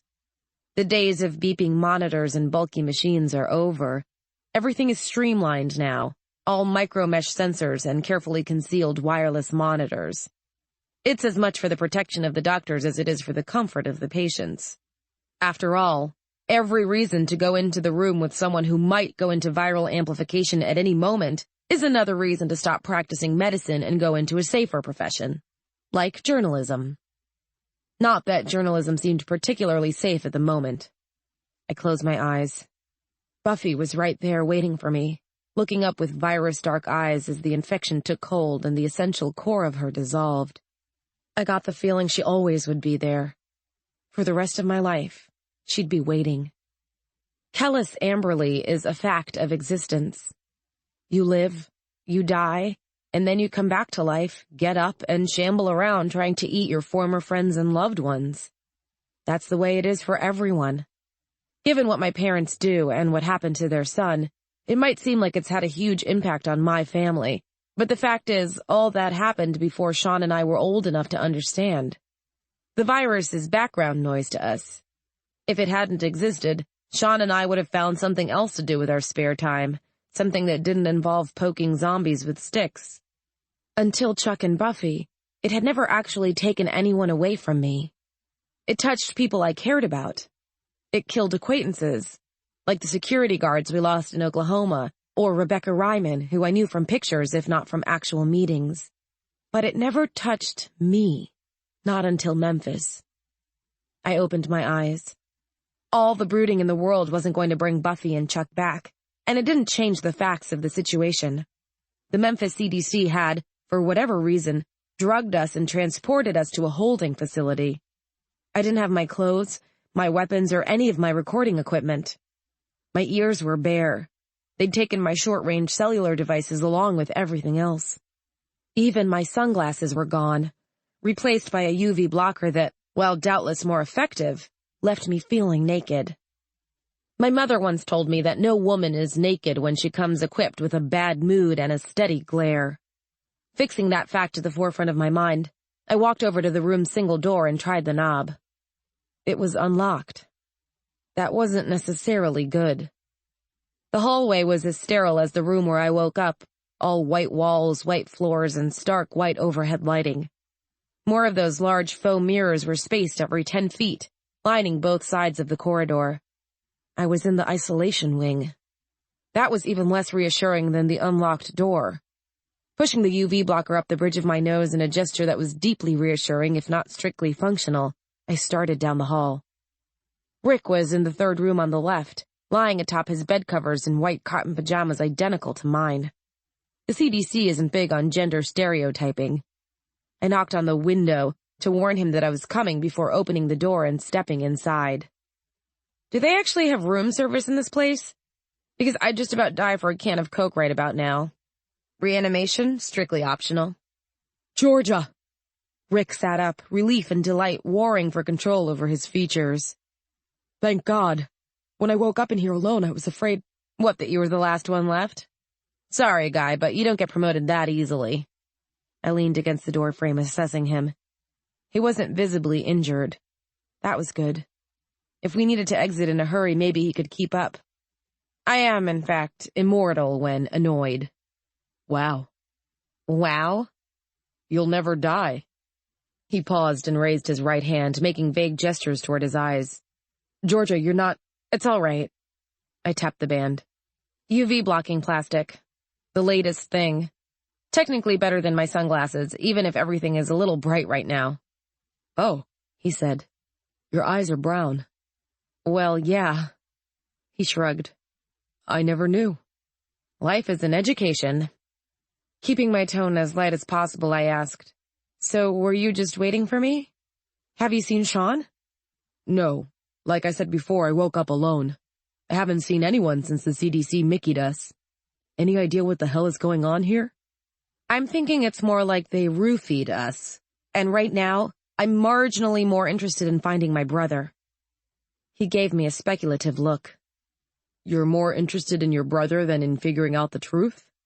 Shaun's the only thing that concerns me more than the truth does. He's not here right now. Which is why we're going to go find him. I stepped back into the hall. Come on. To his credit, Rick rose without argument. They didn't lock the doors. That means they don't think we're infectious. That, or it means we're already in the middle of an outbreak and they've sealed this whole wing. Aren't you just a little ray of happy sunshine? I slanted a tight smile in his direction. I always have been. I understand your brother a little bit more with every day that passes. I'm choosing to ignore that remark. The hall was empty, stretching in both directions with no distinguishing features either way. I frowned. Know anything about isolation ward layouts? Yes. His answer was surprisingly firm. I glanced toward him, eyebrows raised in silent question. He shrugged. Lisa and I spent a lot of time in places like this. Right, I said after an uncomfortable pause. Which way? CDC ISO wards all follow the same basic layout. We go left. That made sense. Zombies don't learn, and if there's a chance your personnel are uninfected, you want them to know which way to run. It would also serve as a herding mechanism. Those that had already amplified but were hoping for a way out would charge straight into the airlock, where a positive blood test would buy them a bullet to the brain. Rick started walking. I hurried to keep up, and he glanced at me. I'm sure Shaun's fine. If he'd amplified, we'd be seeing signs of the outbreak, or at least smelling fresher disinfectant. I'd like to take this opportunity to say, off the record, that your eyes are much more attractive when you don't hide them behind those freaky-ass contact lenses. Blue really doesn't suit you. I gave him a sidelong look. Rick smiled. You didn't go, at me that time. Sorry, I get a little anxious when I don't know where Shaun is. Georgia, if this is a little anxious, I never want to see you when you're actually uptight. I shot him another sidelong look. You're awfully relaxed. No, he said in a measured tone. I'm in shock. See, the difference is that if I were relaxed, I wouldn't be walking along waiting for the reality of Buffy being dead to hit me like a brick to the side of the head. Oh. This time, his smile was small and tight and held not a trace of humor. Ethan taught me about CDC isolation. Lisa taught me about shock. I didn't know what to say to that. We walked through the white halls, our white-clad reflections flickering like ghosts in the tinted glass windows, until something new appeared up ahead. A steel-barred door with an intercom and a blood-testing unit set into the wall next to it. Friendly, I said as we approached. The intercom connects to the duty station, and the test unit has an automatic upload function, said Rick. Friendly and efficient, I amended. I stopped in front of the door and pressed the button for the intercom. Hello? Shaun's voice answered immediately, full of the rampant cheer only I was likely to recognize as his way of masking grief and fear. George, you decided to rejoin the world of the living. Something in the center of my chest unclenched and I could breathe again. Good to see you haven't decided to leave it, I said. Next time leave me a damn note or something. Afraid that's my fault, Ms. Mason. said a deeper, southern-accented voice. "We try not to leave anything that could serve for a weapon in the rooms. That includes paper. You understand the necessity." I frowned. "Joe?" "That's right, and I'm pretty properly glad to see you're both all right." Both? Rick hadn't said a word since I activated the intercom. I turned and scanned the edge of the ceiling until I found a small discolored patch, off cream against the white of the tile. Looking directly into it, finger still on the intercom button, I said, "You must have been real popular with the girls in high school. They love peeping Toms." "Hey, don't rag on the man, George. This way I get to see your adorable pajamas. You look like Frosty the Snowman, if he were on the rag, I mean." "Frosty's going to be kicking your ass in a minute," I said. "Can someone tell me what the hell is going on here before I get seriously pissed?" "Door won't unlock without a blood test, George," said Shaun. "Of course it won't." Turning, I slapped my hand down on the reader panel, barely even flinching as the needles bit into my skin. For every needle I felt, there were 5 more I didn't. The thicker needles on CDC kits are more for psychological reassurance than anything else. People don't believe they've been tested unless they feel the sting. Most of the information the CDC needs comes from hypos so small they're essentially acupuncture needles, sliding in and out without leaving marks. A light over the door flashed on, going almost immediately from red to green, and the locks disengaged with a loud click. I removed my hand from the panel. "I assume alarms go off if Rick tries to follow right through?" "Got it in one. Head into the airlock, let the door shut, and he can follow you." "Right." I gave Rick a quick nod, which he returned, and opened the door and stepped through. If the hallways seemed featureless, the airlock they fed into was antiseptic. The walls were so white that the stark light they reflected was enough to make my eyes ache, even through the UV blocking strip. Half squinting, I shuffled to the middle of the room. The intercom crackled and Joe's voice said, "Stop there, Miss Mason." "Close eyes, hold breath?" "Exactly," he said with faint amusement in his tone. "It's always a pleasure to work with someone who knows the drill." "I'm not really in a pleasure place," I said. "Maybe after I have some pants on." Standing around and grousing wasn't going to get me to my clothes, or my brother, any faster. Closing my eyes, I removed the UV blocker, took a deep breath, and held it. The smell of bleach and disinfecting agents filled the room as a cool mist drifted down from the vents in the ceiling, blanketing me. I forced myself to keep holding my breath, counting backward from 20. I'd reached 17 when the fans kicked on and the mist pulled away, sucked into drains in the floor.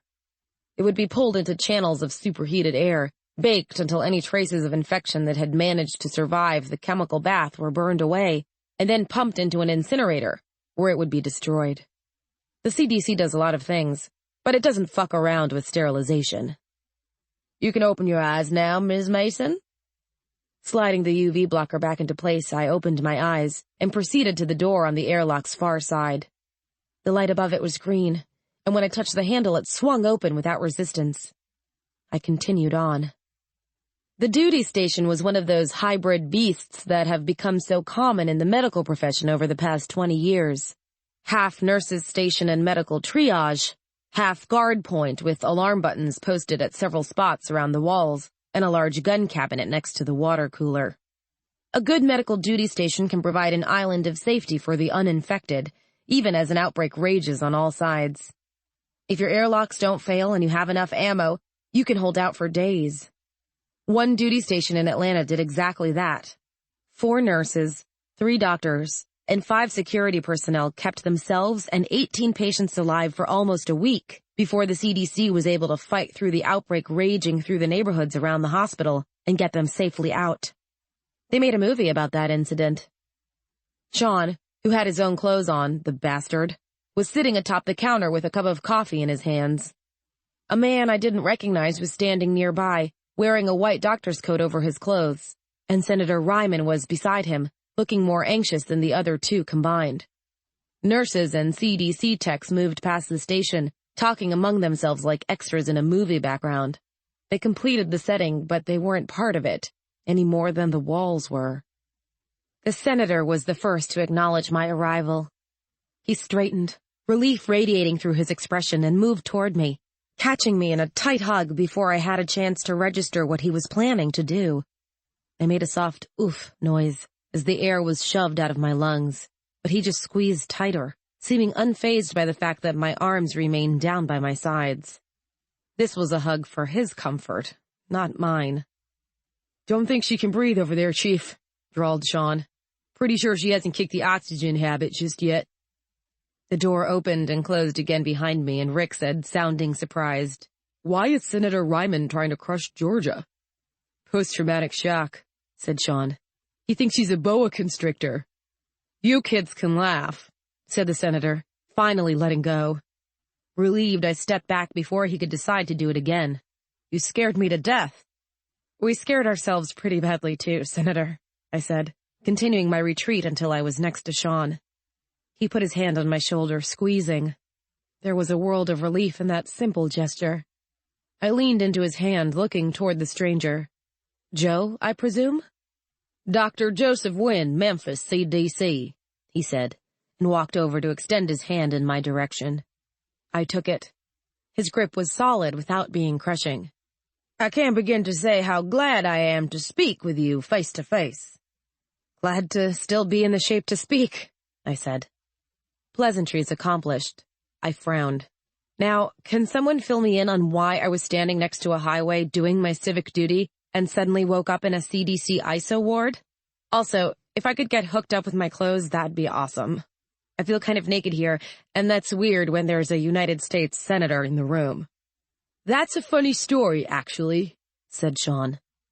Releasing Joe's hand, I craned my head around to eye my brother. Define funny. Shaun picked up a bundle from the counter on the other side of him and passed it to me. My clothes and a plastic bag containing my gun and all my jewelry. As I hugged the bundle to my chest, he said, with all apparent sincerity, "Someone called the CDC 2 minutes before you did and told them that we'd all been killed in the accident." For a moment, all I could do was stare at him. Then, swiveling my head around to direct the stare to Joe and Senator Ryman, I demanded, "Is this true?" Looking distinctly uncomfortable now, Joe said, "Well, darling, we have to react to every call we get." "You had test results from us. You knew we weren't dead." "Those types of test results can be falsified," Joe said. "We did the best we could." I nodded grudgingly. Under the strict interpretation of the law, the CDC would have been within its rights to come into the valley, shoot us, sterilize the surrounding area, and deal with our remains. The fact that it took us alive for extensive testing was unusual, because it represented an unnecessary risk on its part. No one would have questioned it if the CDC had killed us. "What made you take us alive?" I asked. Joe smiled.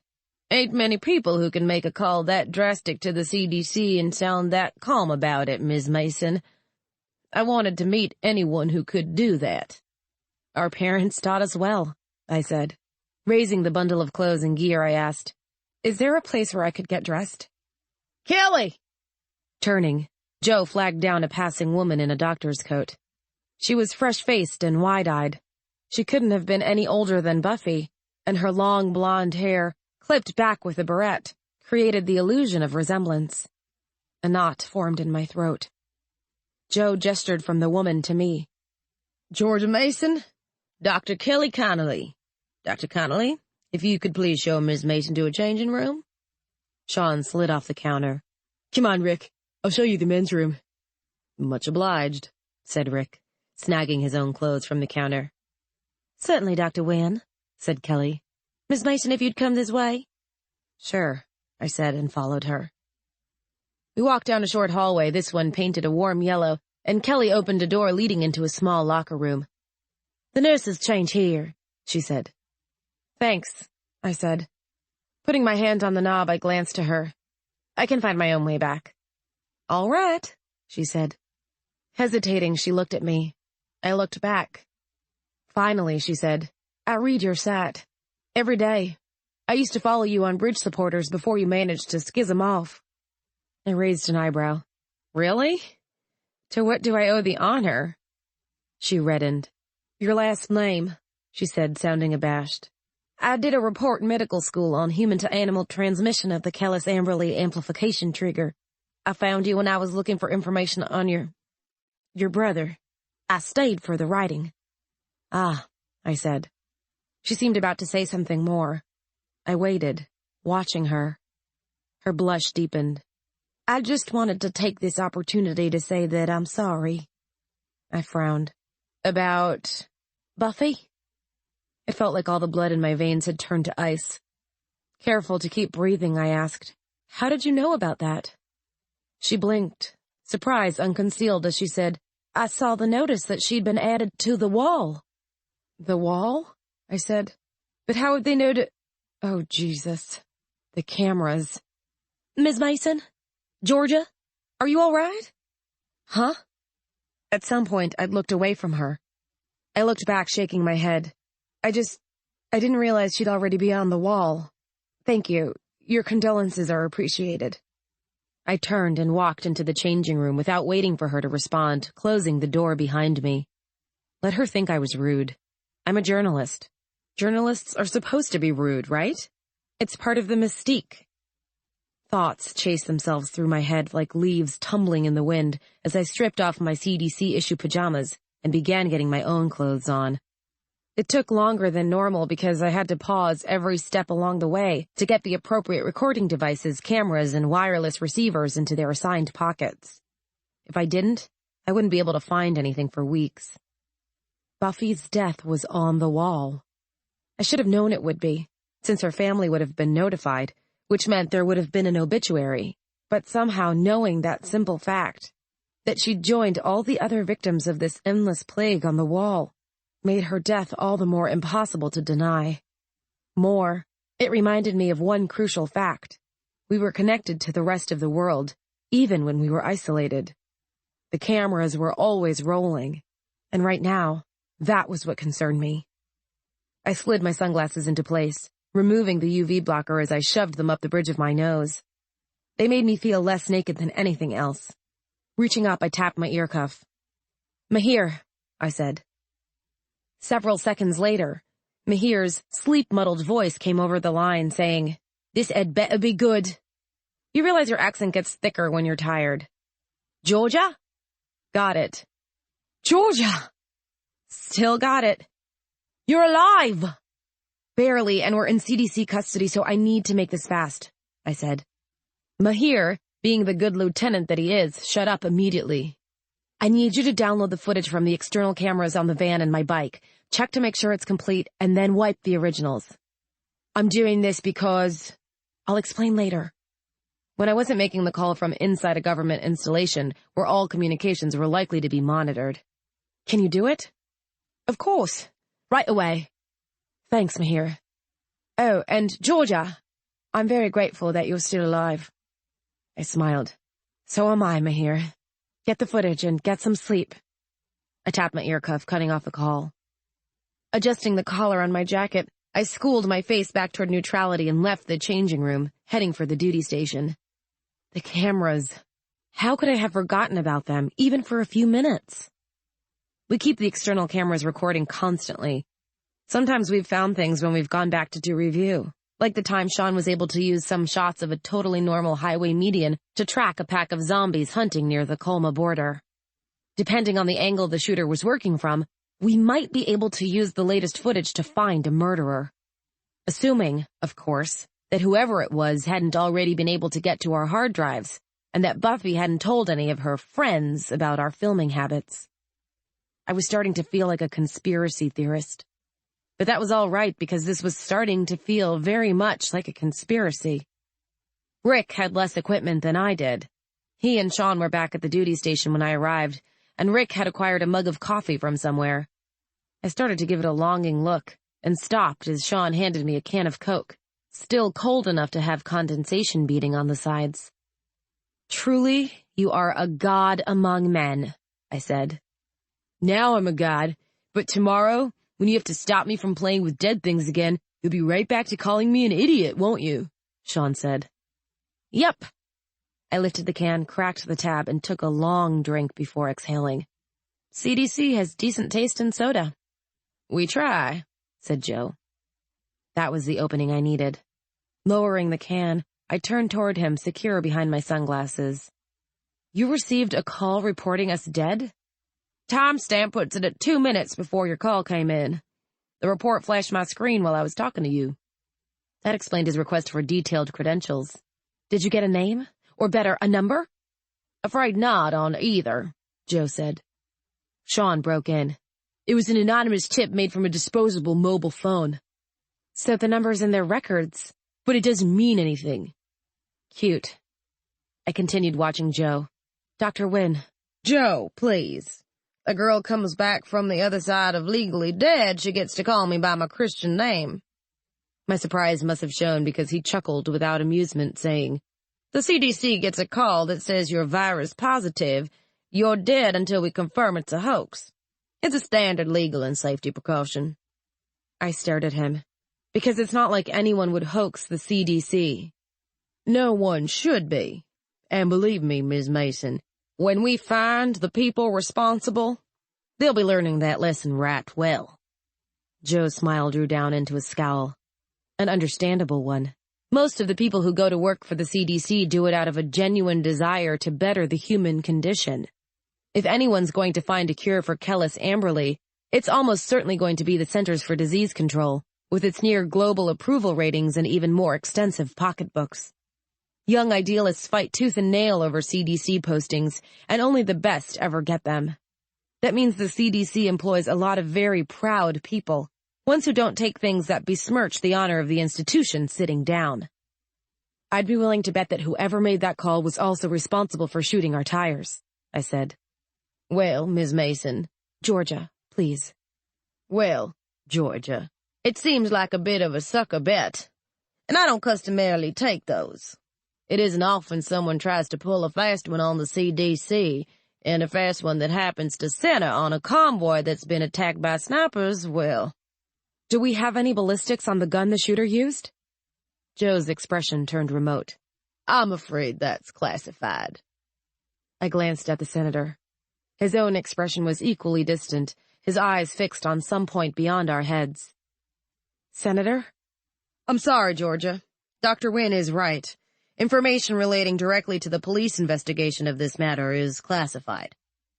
I looked at him, grateful for the way my sunglasses concealed the bulk of my expression. Only Shaun was likely to realize how upset I was. You mean it's classified from the media? Now, Georgia, are you seriously telling me that if I were some random Joe Public, you'd answer my questions, but because I work for a news site, you won't? His silence was all the answer I needed. God damn it, Peter! We are dying for you, and you won't tell us what kind of bullets they're using for the job? Why? Because being reporters means we automatically have no sense of discretion? Is that it? We're going to run right out and cause a public panic because, gee, no one's going to suspect a cover-up when one of our own gets dead and we don't say anything but, death sucks! I started stepping toward him and stopped as Rick and Shaun each grabbed me by an arm. Screw you! I spat, not bothering to fight their hold. I thought you were better than this. Senator Ryman looked at me, shaking his head in open bewilderment. She's dead, Georgia. Buffy's dead. Chuck's dead. You should be dead, all of you, dead and sanitized, not here and alive, shouting at me for not wanting you to rush right back out and keep getting yourselves killed. Georgia, I'm not keeping this from you because you're a reporter. I'm keeping it from you because I'd rather you didn't die. With all due respect, Senator, I think that's a decision you have to let us make for ourselves. I shook my arm free of Shaun's grasp.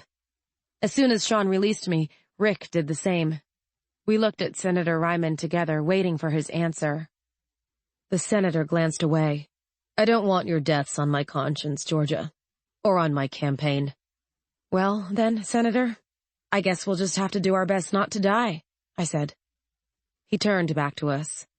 His expression was bleak. It was the face of a man who'd spent his life chasing a dream and was only now beginning to realize how much it might cost to get it. I'll have the report sent to you, he said. Our plane leaves in an hour, if you'll excuse me. It wasn't a question, and he didn't wait for an answer. He just turned and walked away. First time I met Buffy. Man, I didn't even know I was meeting her, you know? It was one of those types of things. Me and George, We knew we needed a fictional if we wanted to get hired at one of the good sites because you can't just log in and be like, yo, we're 2/3 of a triple threat. Give us our virtual desks. We needed a wedge, something to make us complete. And that was Buffy. We just didn't know it yet. They do these online job fair things in the blogging community, like Craigslist, gone even more super specialized. Georgia and I flagged our need for a fictional at the next fair, opened a virtual booth, and waited.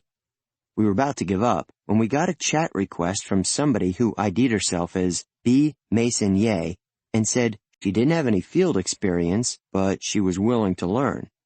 We talked for 13 hours straight. We hired her that night. Buffy Mason Ye was the funniest woman I knew. She loved computers, poetry, and being the kind of geek who fixes your PDA before you know it's broken. She liked old TV and new movies, and she'd listen to all kinds of music, even the stuff that sounds like static and church bells. She played guitar really badly, but she meant every note. There are people who are going to say she was a traitor. I'll probably be one of them. That doesn't change the fact that she was my friend. For a long time, before she did anything wrong, she was my friend, and I was with her when she died, and I'm gonna miss her. That's what matters. She was my friend. Buffy, I hope they have computers and cheesy television and music and people laughing where you are now. I hope you're happy on the other side of the wall. We miss you. From Hail to the King, the blog of Shaun Mason, April 21st, 2040. Chapter 20.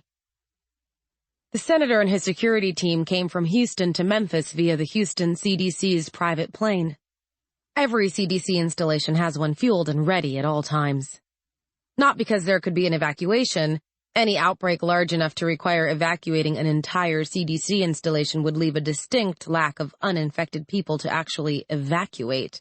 But for the transfer of specialists, patients, and yes, politicians and other such notables from one location to another in a quick, efficient, and above all discreet manner. It wouldn't do to set off a public panic because someone had seen, say, the world's leading specialist in Kellis-Amberley-related reservoir conditions being flown into a populated area. The nation is constantly poised on the edge of a riot, and the CDC is very aware of how easy it would be to be the match that starts the fire. The last time I was on a CDC plane and conscious of the experience, I was 9 and on my way to visit Dr. William Kroll. Dr. Kroll was that world's leading specialist I mentioned before, and he thought he might have found a cure for retinal KA. My parents, ever eager to do stupid shit in the name of a good story, flew me to Atlanta to let him test his treatment on me. His cure proved as artificial as his toupee, and his light therapy left me seeing spots for a month, but I got to ride in an airplane and have an adventure without Shaun. For my 9-year-old self, that was almost enough. They give you more snacks when you're 9.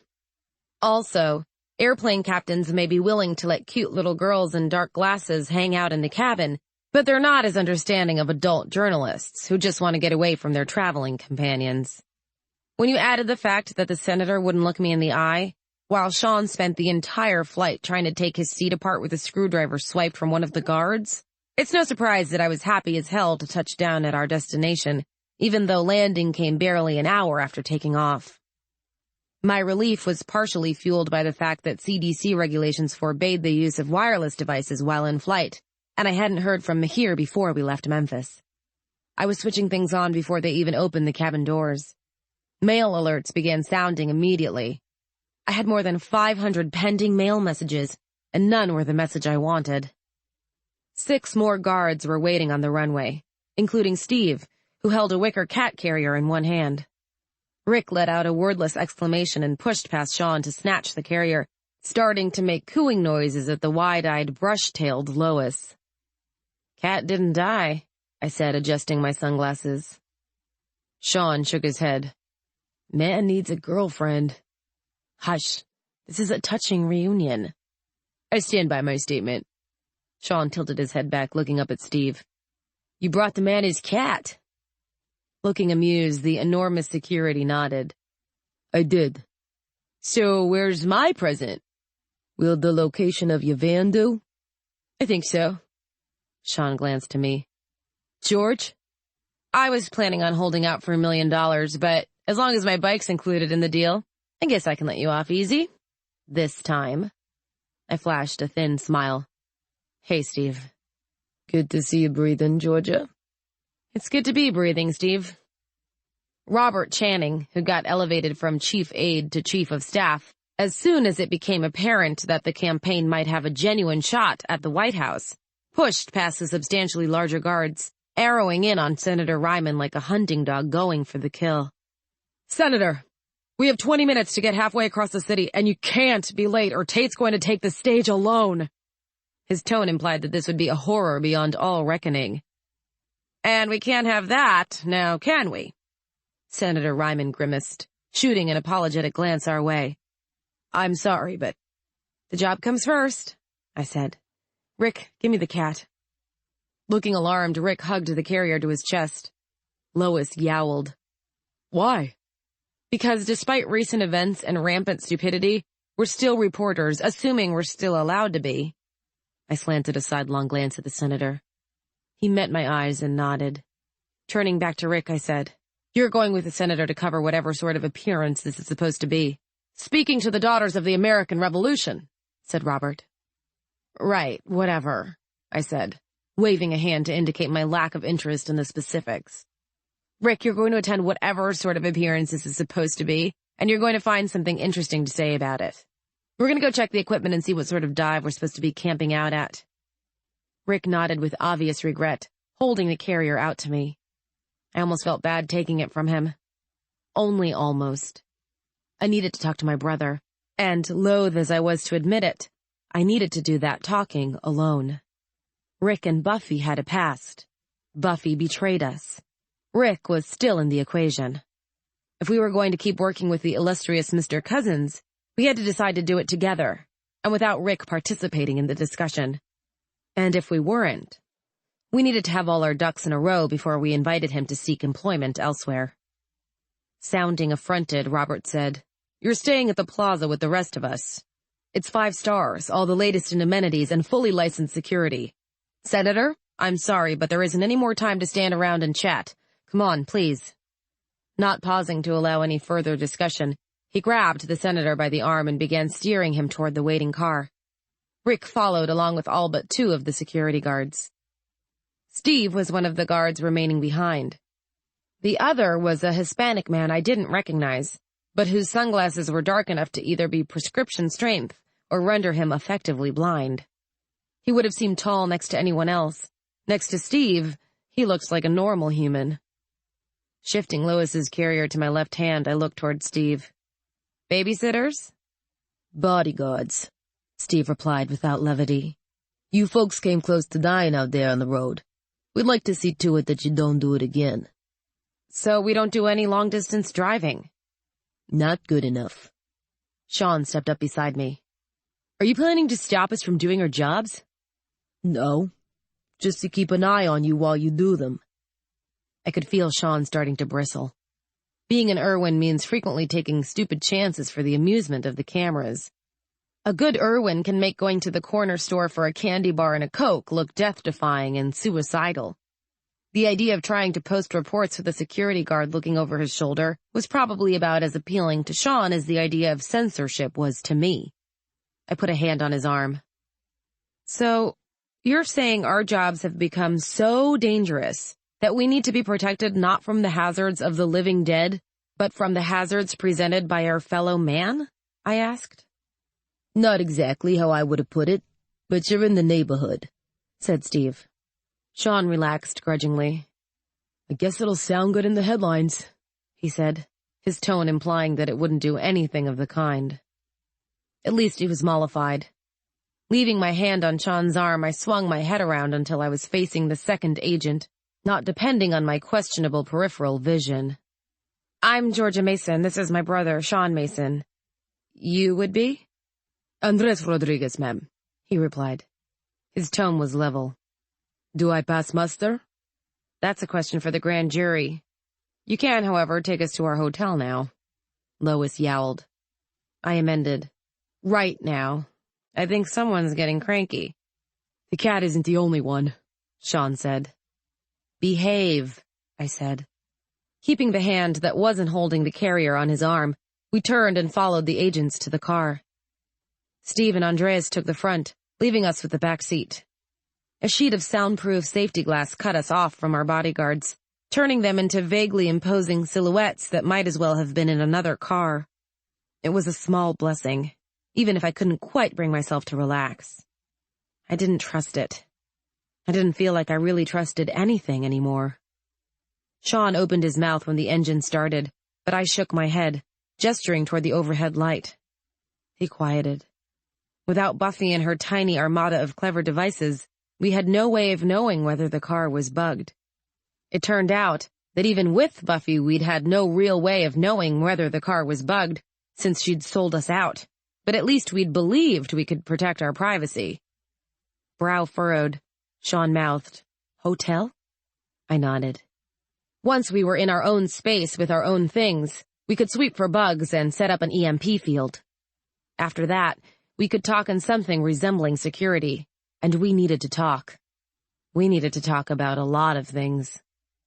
The drive from the CDC airstrip to the hotel took approximately 20 minutes.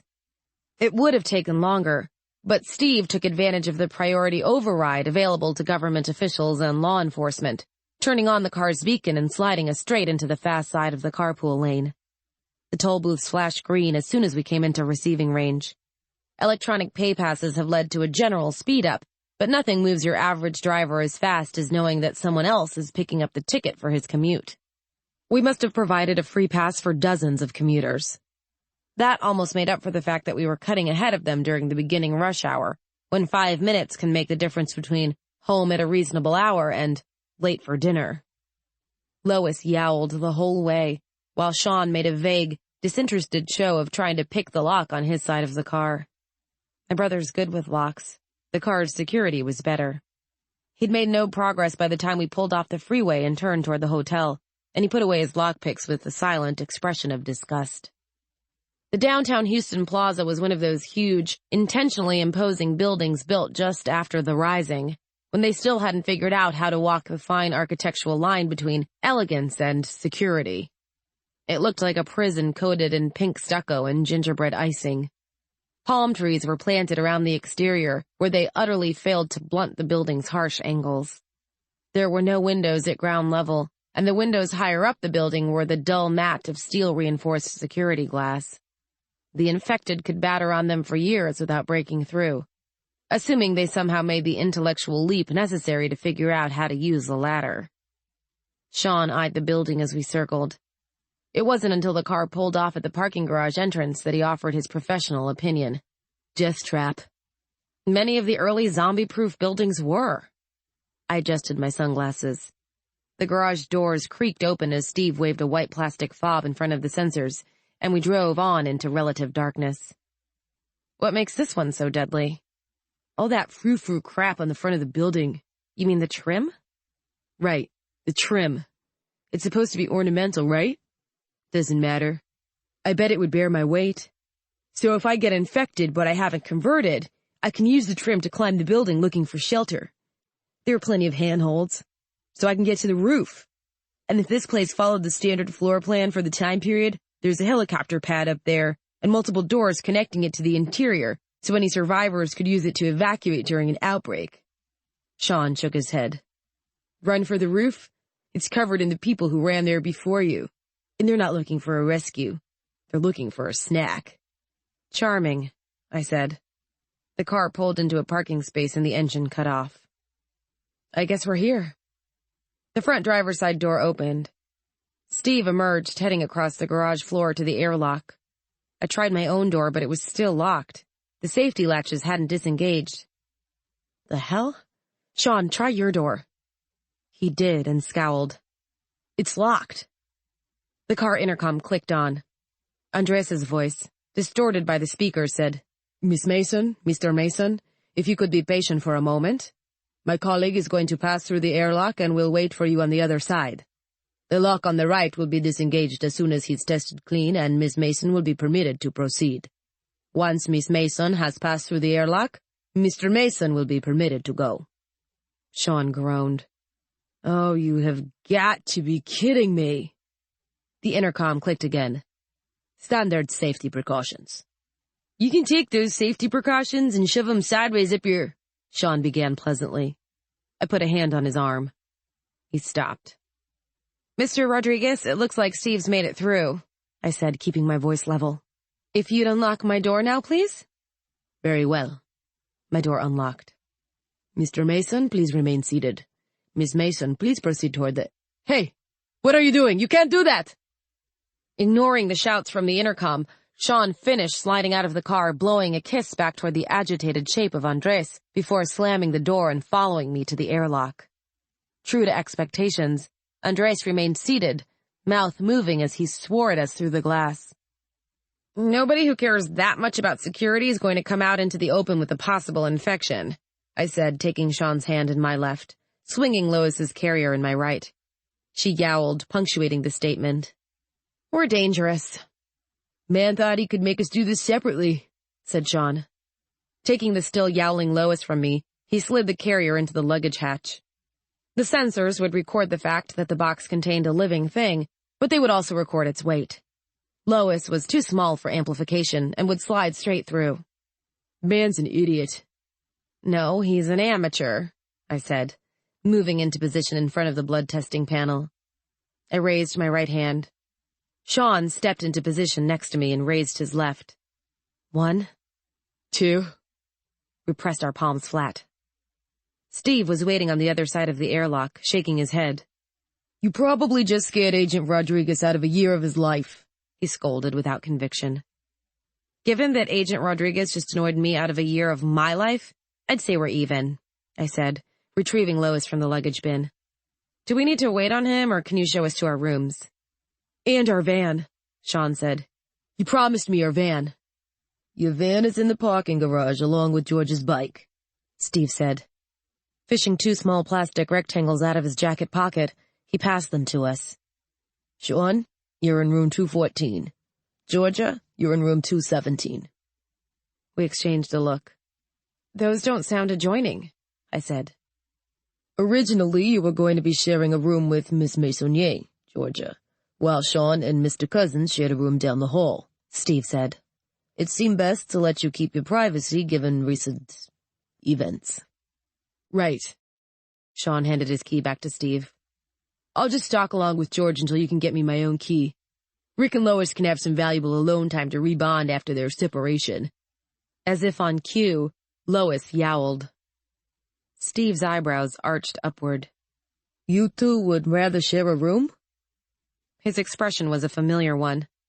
We've been seeing it from teachers, friends, colleagues, and hotel concierges since we hit puberty.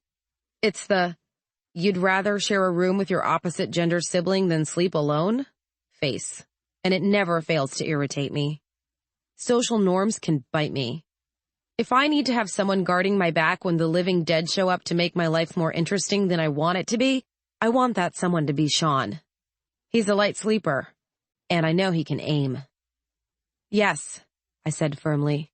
"We two would rather share a room." For a moment, Steve looked like he might argue. Then he shrugged, dismissing it as none of his business, and said, "I'll have them send up a second key and get your luggage moved.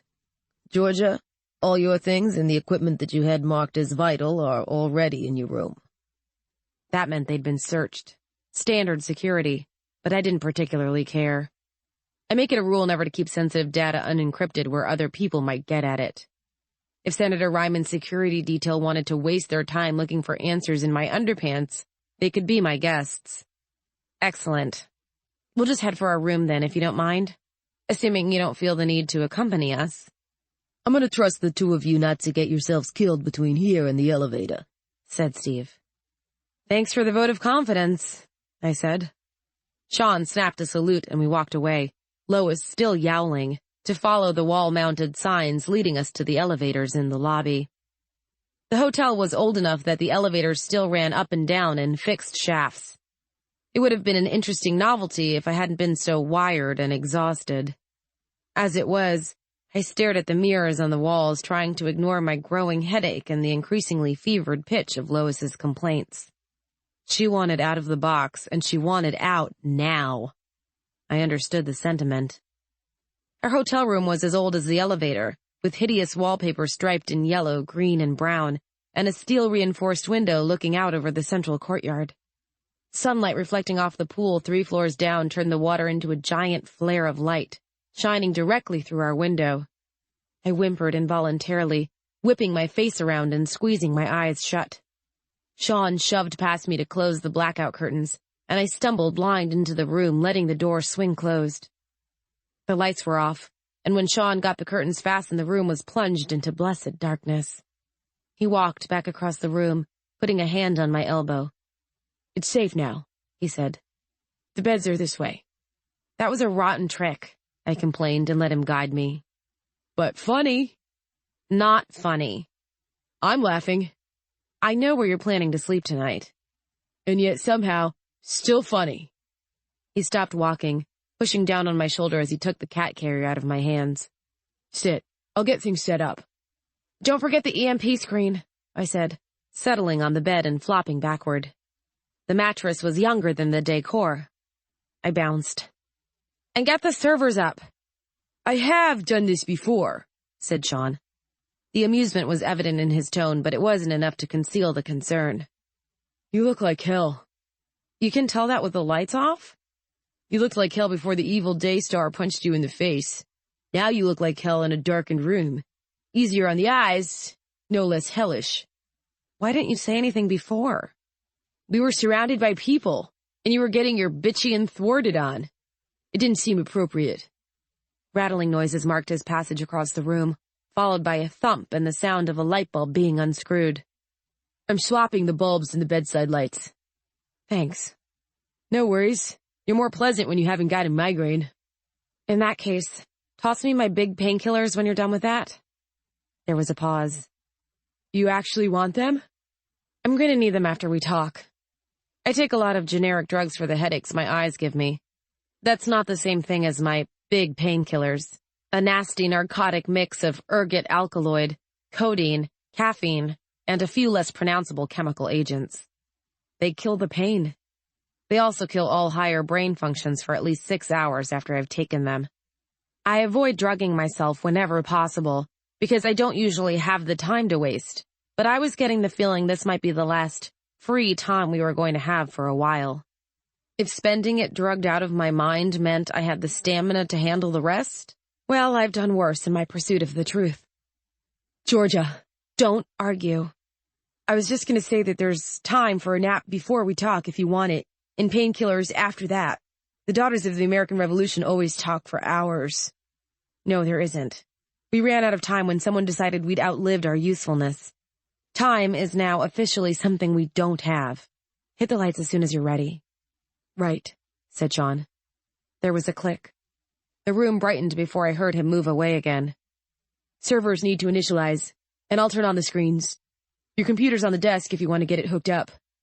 "Got it." My headache screamed when I opened my eyes. I ignored it. The lower wattage bulbs Shaun put in were bearable, if not exactly pleasant. I could deal. Sitting up, I bent forward to open the cat carrier, which was still sitting on the floor near the base of the bed.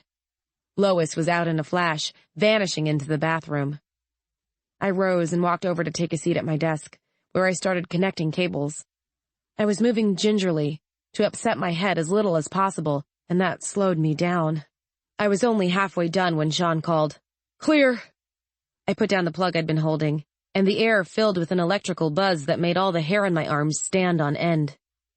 "You'd better have that set low enough not to fry anything," I said, going back to work. "What do you take me for, an amateur?" Shaun was trying to sound affronted. I wasn't buying it. It's easy to slip when you're setting up a privacy screen. That's part of why I'm not fond of using them. They also make my teeth itch. "It'll short out anything around the perimeter, but as long as you don't get any closer to the walls, you'll be fine. If you're wrong, you owe me dinner. If I'm right, you owe me dessert." "Deal." I swiveled in my chair. Shaun was sitting on the bed, leaning back on his hands in a pose of such sheer relaxation that it had to be forced. Skipping the preamble, I said, Buffy sold us out, and someone tried to kill us. I got that. Did you get the part where legally we were dead as soon as the CDC got the call saying we were infected? I did. Shaun frowned. I'm surprised they didn't come in shooting. Call that the last of our luck, I said. The way I see it, they weren't just gunning for Buffy. If they were, they wouldn't have bothered calling the CDC after they saw her truck go down. Horrible accident, very tragic, but there's no need to do that sort of mopping up. Makes sense, Shaun said, and flopped over backward. So what do? Pack our things and go running home? That might not work since presumably we already know something that's worth killing us for. Or Buffy knew something that's worth killing us for. Whoever's behind this has already proven that it's the same thing. I can't imagine we've got two conspiracies running in parallel. That means whoever had our tires shot out was also responsible for the ranch. And for Eakley, said Shaun. Don't you dare forget Eakley. I wouldn't, I said. I can't. I dream about Eakley. The statement was almost offhanded, but there was a depth of hurt to it that surprised even me, and I usually know what Shaun's thinking. They never saw it coming. They never had a chance. So leaving isn't an option. Leaving never was. What are we going to do about Rick? Keep him on, of course. Raising my eyebrows, I leaned forward to rest my elbows on my knees. There was no hesitation there. Why not? Don't be an idiot. Shaun sat up, falling into a posture that was the natural mirror image of my own. Buffy got bit, right? Right. Buffy was dying. That's not right. Buffy was dead, and she knew it. She told us what she'd done and how to find out more about it, right? Rick was there, and she didn't finger him for a snitch. She was sorry for what she'd done, George. She didn't mean for anyone to die. So why would she have gone and left us with a cuckoo in our birdhouse? What if she didn't know? What if? Shaun shook his head. They tried to kill Rick, too. If his car was a little less reinforced, or if he'd hit at a slightly different angle, he'd have been a goner. There's no way to stage that. And the call to the CDC said we were all toast, not just the two of us. So what if Buffy didn't know? Rick's not a moron. He'd have said something by now. So you say he stays. I say we can't afford to lose anyone else. And I also say that with Buffy gone, I'm an equal partner in this enterprise, so get up. I blinked. What? Get up. Shaun stood and pointed to the bed. You're going to take a nap, and you're going to do it right now. I can't nap. I'm waiting for Mahir to call me back. He can talk to your voicemail. No, he can't. Georgia, just wait. No. Shaun's voice was firm. I'll get the rest of the equipment set up. I'll get the servers running, and I'll check your caller ID every time your phone rings. If Mahir calls, I'll wake you without consideration for the fact that you're going to work yourself to death. I'm agreeing to that, but I'm also making an executive decision, and my decision is that you, Georgia Carolyn Mason, are going to bed. If you do not like this decision, you may appeal to the court of me hitting you in the back of the head as soon as you turn around. Can I have my painkillers? You can have 2 pills and a pillow, Shaun said.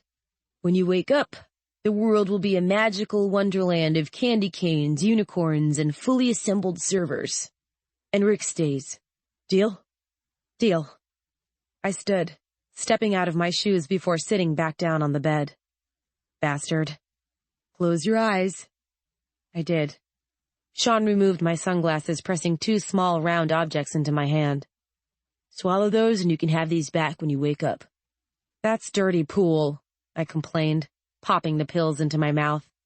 They dissolved almost instantly, leaving the bitter taste of codeine behind. I wobbled and let myself fall sideways, eyes still closed. Dirty pool player. That's me. Shaun kissed my forehead. Rest, George. It'll be better when you wake up. No, it won't, I said, resigning myself to the inevitable. It'll just be later. Later isn't better. Later is just when we have less time. Sleep, said Shaun. So I did. This is the truth. We are a nation accustomed to being afraid. If I'm being honest, not just with you, but with myself, it's not just the nation, and it's not just something we've grown used to. It's the world. And it's an addiction. People crave fear. Fear justifies everything. Fear makes it okay to have surrendered freedom after freedom, until our every move is tracked and recorded in a dozen databases the average man will never have access to. Fear creates, defines, and shapes our world, and without it, most of us would have no idea what to do with ourselves. Our ancestors dreamed of a world without boundaries, while we dream new boundaries to put around our homes, our children, and ourselves. We limit our potential day after day in the name of a safety that we refuse to ever achieve. We took a world that was huge with possibility, and we made it as small as we could. Feeling safe yet? From Images May Disturb You, the blog of Shaun Mason, April 6, 2040. Chapter 21. I awoke to the sound of Rick and Shaun arguing quietly, undercut by the comforting static buzz of servers and computers. True to his word, Shaun had managed to get the network up and running while I slept. I stretched experimentally and was pleased to discover that my head neither hurt nor felt like it was stuffed with medicated cotton wool. I'd live. I'd pay for it later. My headaches come from minor damage to the optical nerves, and the more I use artificial stimulants to ignore it, the more likely it becomes that the damage will be permanent. But I'd live. Telling you, we're letting her sleep until she wakes up. Work on your report. It's the Daughters of the American Revolution. They haven't said anything new since the American Revolution. So it should be an easy report. Asshole. Hey, man, I just want you to do your job and let my sister get some sleep. Is that so wrong? Right now? Yes. Pet your cat and finish your report. Shaun sounded exhausted. I wondered how long I'd been asleep, lost in my dreamless, drug-induced wonderland, while he wrangled the servers and waited for Mahir to call. I must have sighed because I heard footsteps. The mattress bowed as Shaun leaned against the edge, asking anxiously, George, did you want something? Another 8 hours of sleep, replacement eyes, and Buffy back from the dead. Since I wasn't likely to get any of the things I really wanted, I sighed and answered, My sunglasses? My voice was dry and scratchy.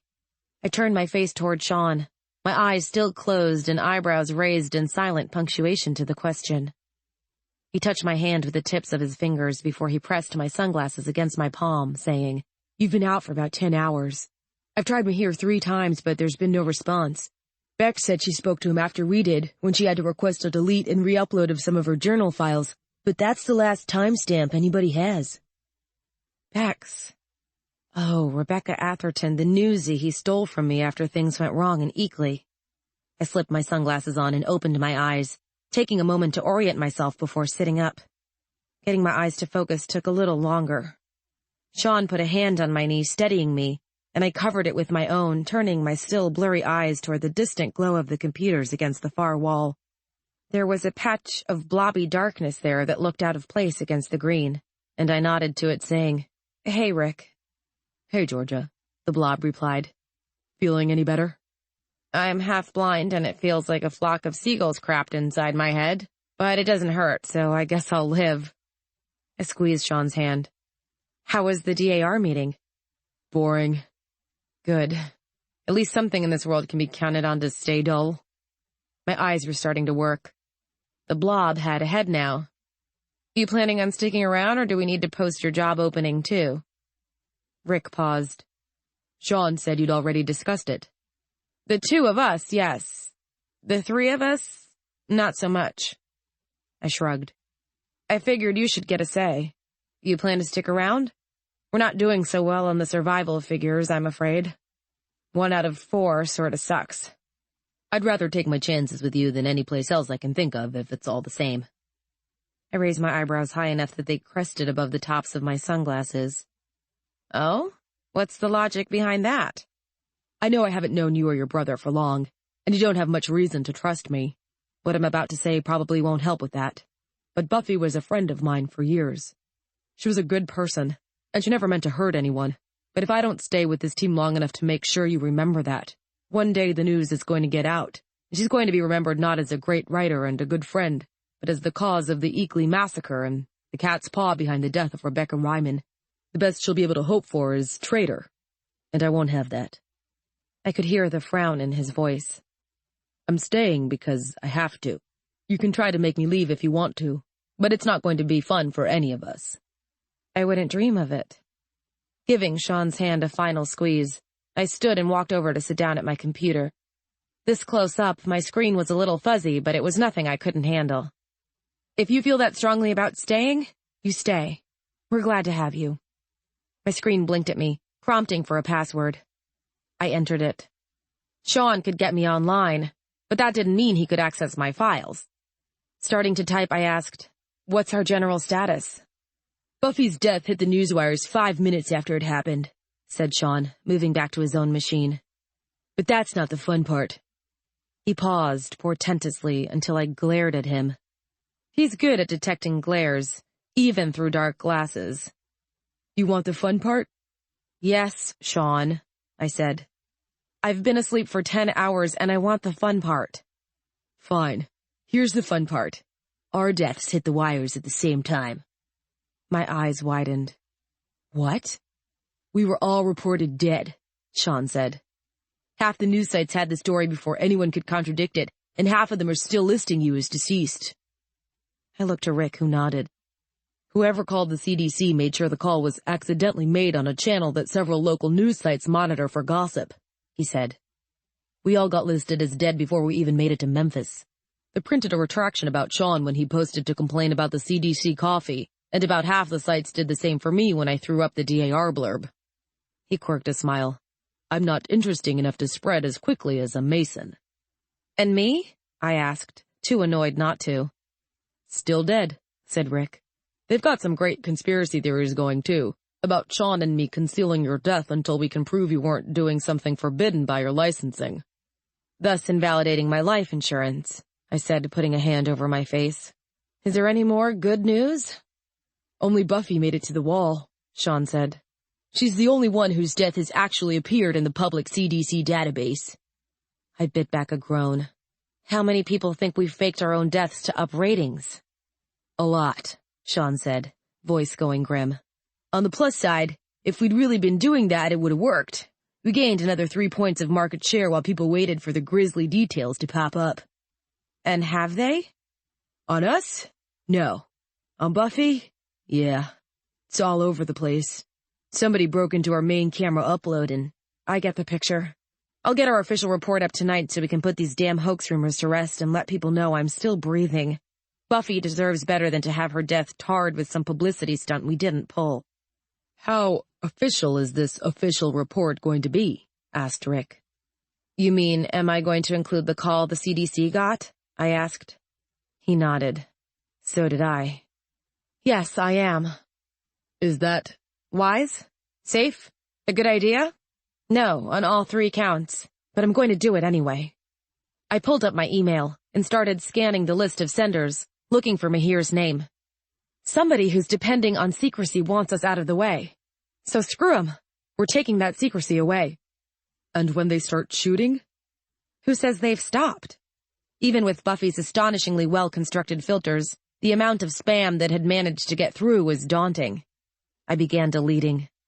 "That reminds me, we need to hire a new head for the fictionals." Rick shot me a sharp look. "Doesn't that seem a little abrupt?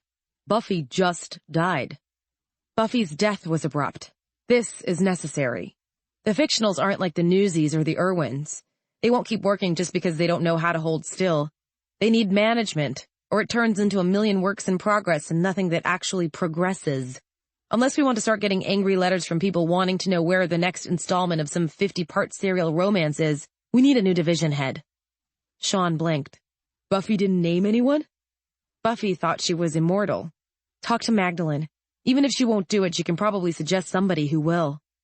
Suddenly tired again, I set my spam purge to run on auto and minimized the window, pulling up the staff LW&T directory. That archive contained a current copy of the last will and testament of every employee currently on the After the End Times payroll, including details on the dispensation of their intellectual property. Properly filed and witnessed wills are legally required for all businesses whose normal routine brings them into contact with federally established hazard zones, the infected, or members of the working press. Journalists. As dangerous as zombies under modern American law. According to the directory timestamps, Buffy's file hadn't been updated since we left California. I entered my password to open the file. Both Shaun and I possess the legal authority to access all files stored on our servers, just in case of situations like this. The document flashed open. It was a read-only copy of the actual document, which was being held, according to the header information, by the Maisonnier family lawyer back in Berkeley. For our purposes, it was more than sufficient. Shaun slid out of his chair and stepped up behind me, resting a hand on my shoulder. Buffy left the bulk of her personal possessions to her family, her written works and literary estate to the site as a whole, and her nonfiction, which is to say her personal files, to Shaun and me. We had the right to use her data however we saw fit. There was no mention of a successor, but that didn't matter because the last writer told me everything we needed to know. Son of a bitch, I muttered.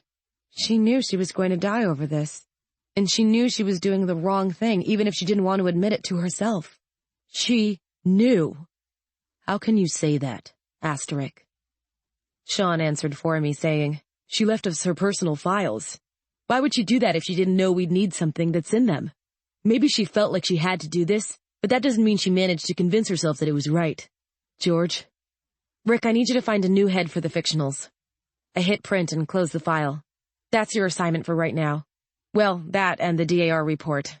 Shaun, I'm going to need to do a news report on what happened, but the bulk of it's an Irwin thing. Got it. Shaun squeezed my shoulder before returning to his own machine. What about Buffy's files? The server she told us to access? I'd really like that camera footage Mahir has. I was hoping to get that out of the way first, but yeah, the files. I'll head over there now.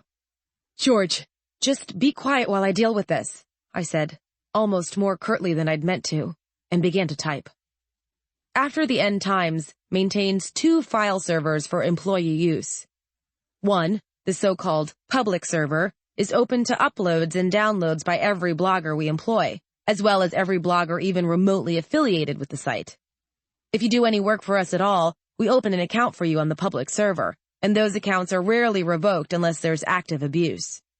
There's just no point, especially since we have a tendency to reuse freelancers.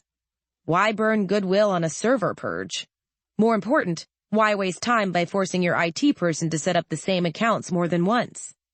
When we're a little bigger, if we live that long, we'll need to reconsider that policy, but it's served us well so far. The private server is a lot more locked down. There are presently 7 people whose accounts include access to that server, and one of them is dead. Me, Mahir, and Rick from the Newsies, Buffy and Magdalene from the Fictionals, Shaun and Bex from the Irwins. That's where we keep the important things, from private financial records to stories about the campaign that still need to have their facts verified. That server is as hack-proof as it can be, because one unverified story leaked under my byline would be enough to seriously cripple, if not kill, the news section of our site. The news is serious business. If you're not willing to treat it that way, you shouldn't be anywhere near it. I opened an FTP window and fed in the address for our secure server.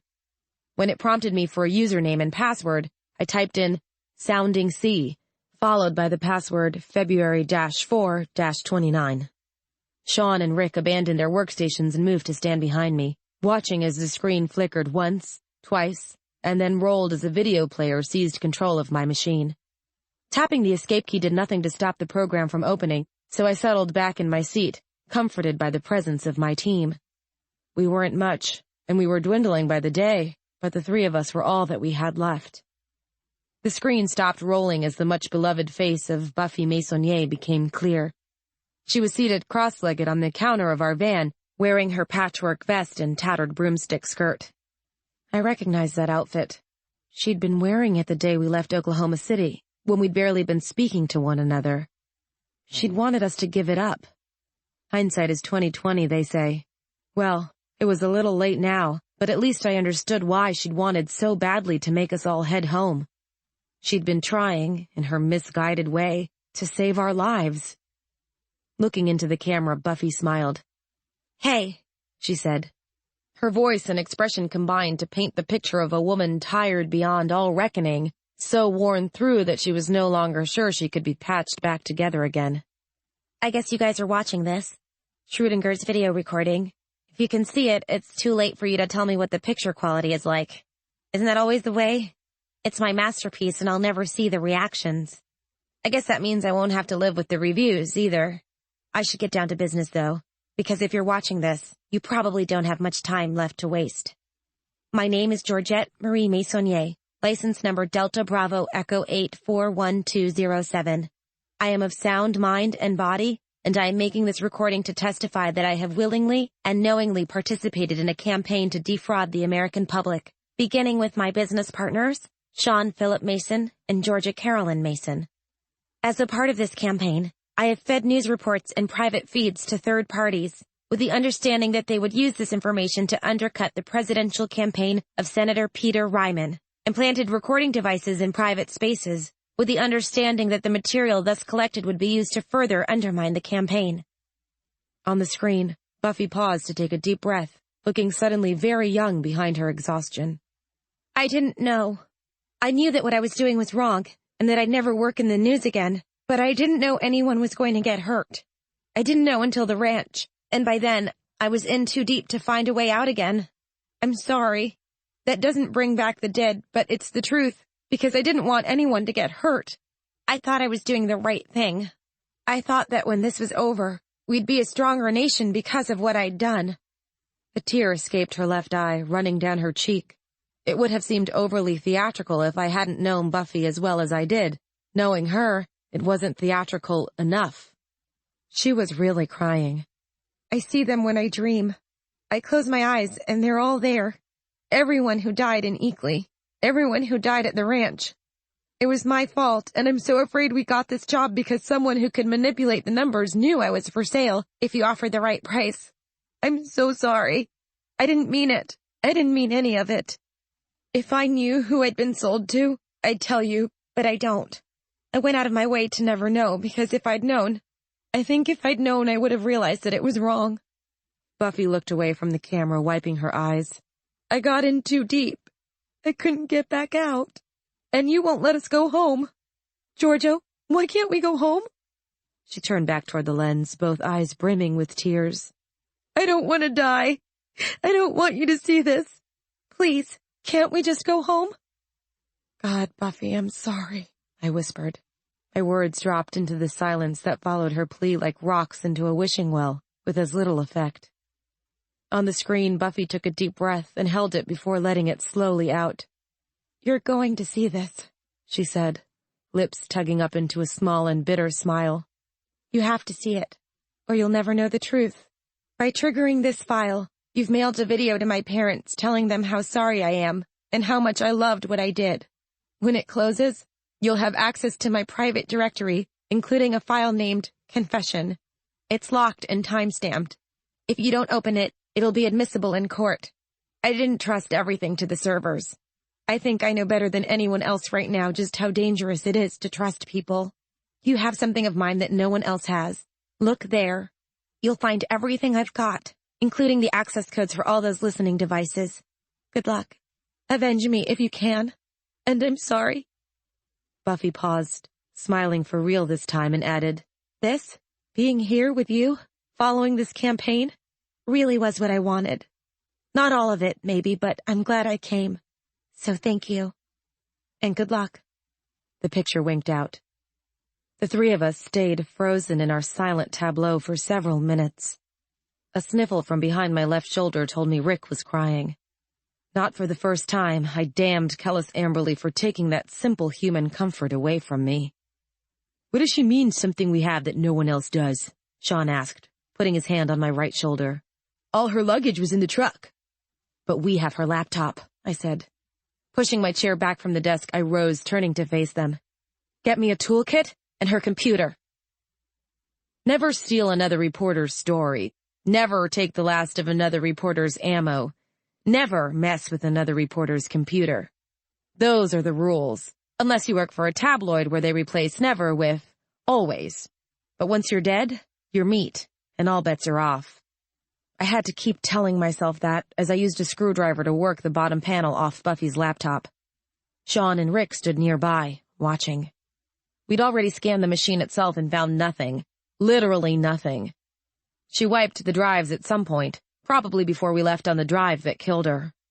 When it came to paranoia, Buffy was world-class. She had good reason to be, after Eekly. It was somehow anticlimactic when the laptop's bottom panel came free, tearing the tape stretched between it and the battery case and dropping a data stick into my hand.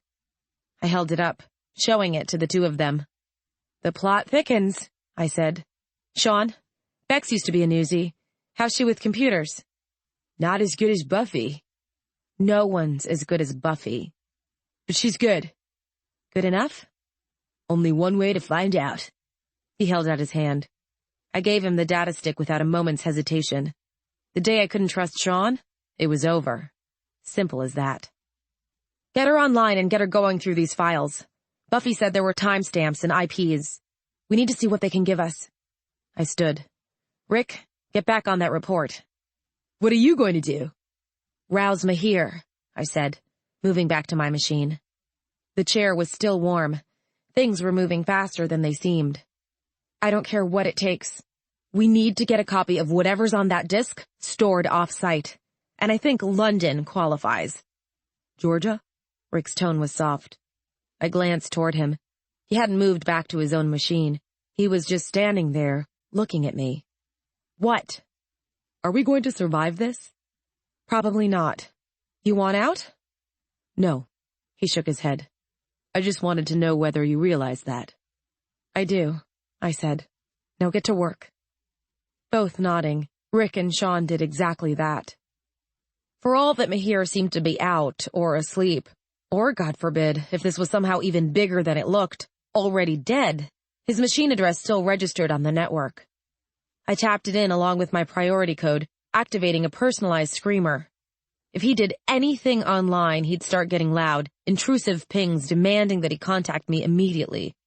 Screamers are generally viewed as extremely poor form outside of emergencies. As far as I was concerned, this qualified as an emergency.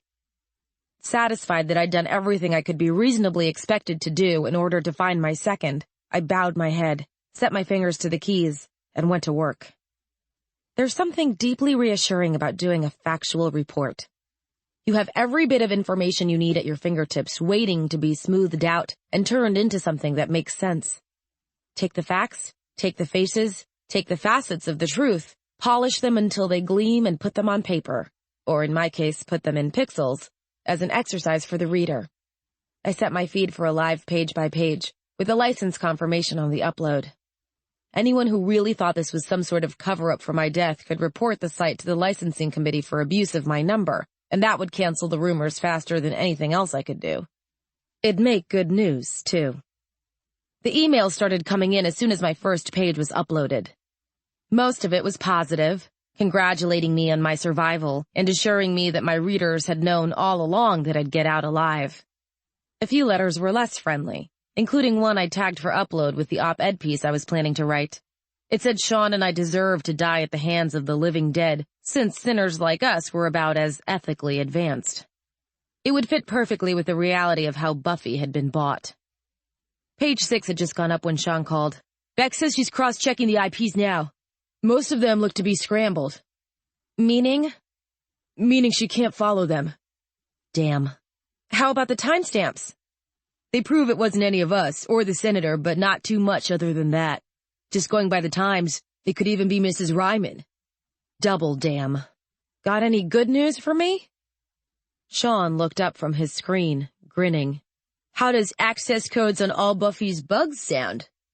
"Like good news," I said. I would have said more, but my computer beeped, flashing an urgent message light at the bottom of the screen. I double-clicked the prompt. Mahir's face appeared in a video window, his hair unkempt and his eyes wild as he demanded, "What's going on? What's wrong?" "You weren't answering your phone," I said, embarrassed even as the words left my mouth. He was on the other side of the world. There was no way this situation could hold the same urgency for him. "The local fictionals were holding a wake and poetry reading in Buffy's honor." He brushed his hair out of his face. "I attended to report on it, and I'm afraid I had a bit too much to drink." Now he sounded sheepish. "I fell asleep as soon as I got home." "That explains how you slept through the screamer," I said. Twisting in my seat, I asked, Shaun, we have a local copy of those files? In the local group directory, he confirmed. Good. I turned back to my computer. Mahir, I'm going to upload some files to your directory. I want you to save them locally. Make at least 2 physical copies. I recommend storing one of them off-site. Should I delete them from the server once I've finished reading? His tone was light, attempting to joke with me. Mine wasn't light at all. Yes, that would be a good idea. If you can pull the rest of your files long enough to reformat your sector, that wouldn't be a bad idea either. Georgia, he hesitated. Is there something I should be aware of? I bit back the urge to start laughing. Buffy was dead. We'd been reported dead to the CDC. Someone had tried to use us to undermine the United States government. There was a lot going on that he needed to be aware of. Please, I said, download the files, read them, and give me your honest opinion. You want my honest opinion? His expression was filled with naked concern. Get out of that country, Georgia. Come here before something happens that you can't bounce back from. England wouldn't want me. We'd find a way. Entertaining as political exile might be, Shaun would go crazy if I forced him to move, and I wouldn't go without him. Impulsively, I removed my sunglasses and offered Mahir's image a smile. I'm sorry I may never get to meet you. Mahir looked alarmed. Don't talk that way. Just read the files. Tell me how to talk after you do that. All right, he said. Be safe. I'll try. I tapped the keys to start the upload and his image winked out, replaced by a status bar. Georgia? Shaun's voice. The wrong name. I turned toward him, a cold spot forming in my stomach as I registered the fact that he hadn't called me George. What? Bex says one of the bugs online. And I think you ought to hear this. Reaching over, he pulled his headset jack out of the speakers. The crackle and hiss of a live transmission promptly blared into the room, seeming all the louder in the sudden silence. Even Lois, crouched next to Rick's monitor, was silent and still, her ears slicked back and her eyes stretched wide. Hear me? Tate's voice was almost impossibly loud, amplified by the bug's internal pickups and Shaun's speakers. We are going to solve this problem, and we're going to solve it now, before things get any worse. Another voice, this one indistinguishable. Shaun caught my eye and nodded. He'd have Bex running it through a filter as soon as we finished listening, trying to clean it up enough to determine the speaker. That was all we could really do. And I'm telling you, they're getting too close. With the Mason girl gone, we can't steer them anymore. There's no telling how many of those damn bugs she planted around the offices. I told you we couldn't trust a spook. I caught my breath as Rick started swearing under his. Only Shaun was completely silent, his lips pressed into a tight line. Unaware that he was being listened to, Tate continued. I'm in her little boyfriend's portable office. If there was any spot she wouldn't bug, it'd be the one where she was doing her own share of the sinning. He really didn't know her very well, Rick said, in a bitter, distant tone. Neither did we, Shaun replied. I don't care how you take the rest of them out, Tate barked. Just do it. If the CDC couldn't finish them off, we'll find another way. Understand me? Do it! There was a slam, as if a receiver was being thrust rudely into its cradle, followed by the sound of footsteps. The hiss continued for a few more seconds, then cut off as suddenly as it had started. They only cut and save when there's sound being received, said Shaun needlessly. We all knew how Buffy's saver bugs worked. Plant them, and they'd press anything they heard to file, going dormant to save their batteries when the space around them was silent. She must not have been listening to her files, just saving and transmitting them, serene in her own certainty that her side was the right one. Tate, snarled Rick. That fuck. Tate, I said. My eyes were burning. Finally sliding my sunglasses back into place, I looked from one to the other. We have to see the senator. Can we trust him not to be a part of this? Shaun asked. I hesitated. How good is Bex? Not that good. Fine. I swiveled back to my screen. Screamers on everyone. Get the whole team online. I don't care where they are. I want them here. Georgia? Said Rick uncertainly. I shook my head, already beginning to type. Shut up, sit down, and get started. We have work to do.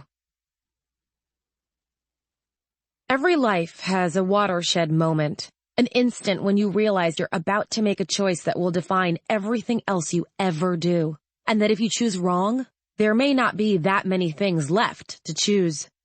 Sometimes the wrong choice is the only one that lets you face the end with dignity, grace, and the awareness that you're doing the right thing. I'm not sure we can recognize those moments until they've passed us. Was mine the day I decided to become a reporter? The day my brother and I logged on to a job fair and met a girl who called herself Buffy? The day we decided to try for the plum assignment of staff bloggers to the Ryman campaign? Or was it the day we realized this might be the last thing we ever did, and decided not to care? My name is Georgia Mason. My brother calls me George. Welcome to my watershed. From Images May Disturb You, the blog of Georgia Mason, April 8th, 2040. Chapter 22. It took 2 hours and 17 minutes to gather every blogger, associate blogger, administrative employee, system administrator, and facilities coordinator employed by After the End Times together in one hastily opened virtual conference room. Our conferencing system has 11 rooms, and the 11th had never been successfully hacked, but Buffy built them all. The code was hers, and I didn't feel like we could trust it anymore. We would have invited the volunteer moderators. Leaving them out didn't seem right, but we didn't have any way of contacting them without using unsecured channels. And that was the last thing I was willing to do just now. With Bex, Alric, and Dave, who was finally back from Alaska, having acquired several hundred hours of footage and a minor case of frostbite, working in tandem, we almost had a functional replacement for Buffy. Alric and Dave did most of the heavy lifting of setting up the room, freeing Bex to keep trying to sift through Buffy's data. There was a lot to sort through. The atmosphere started out jovial, if tinged with unavoidable melancholy. Buffy was dead.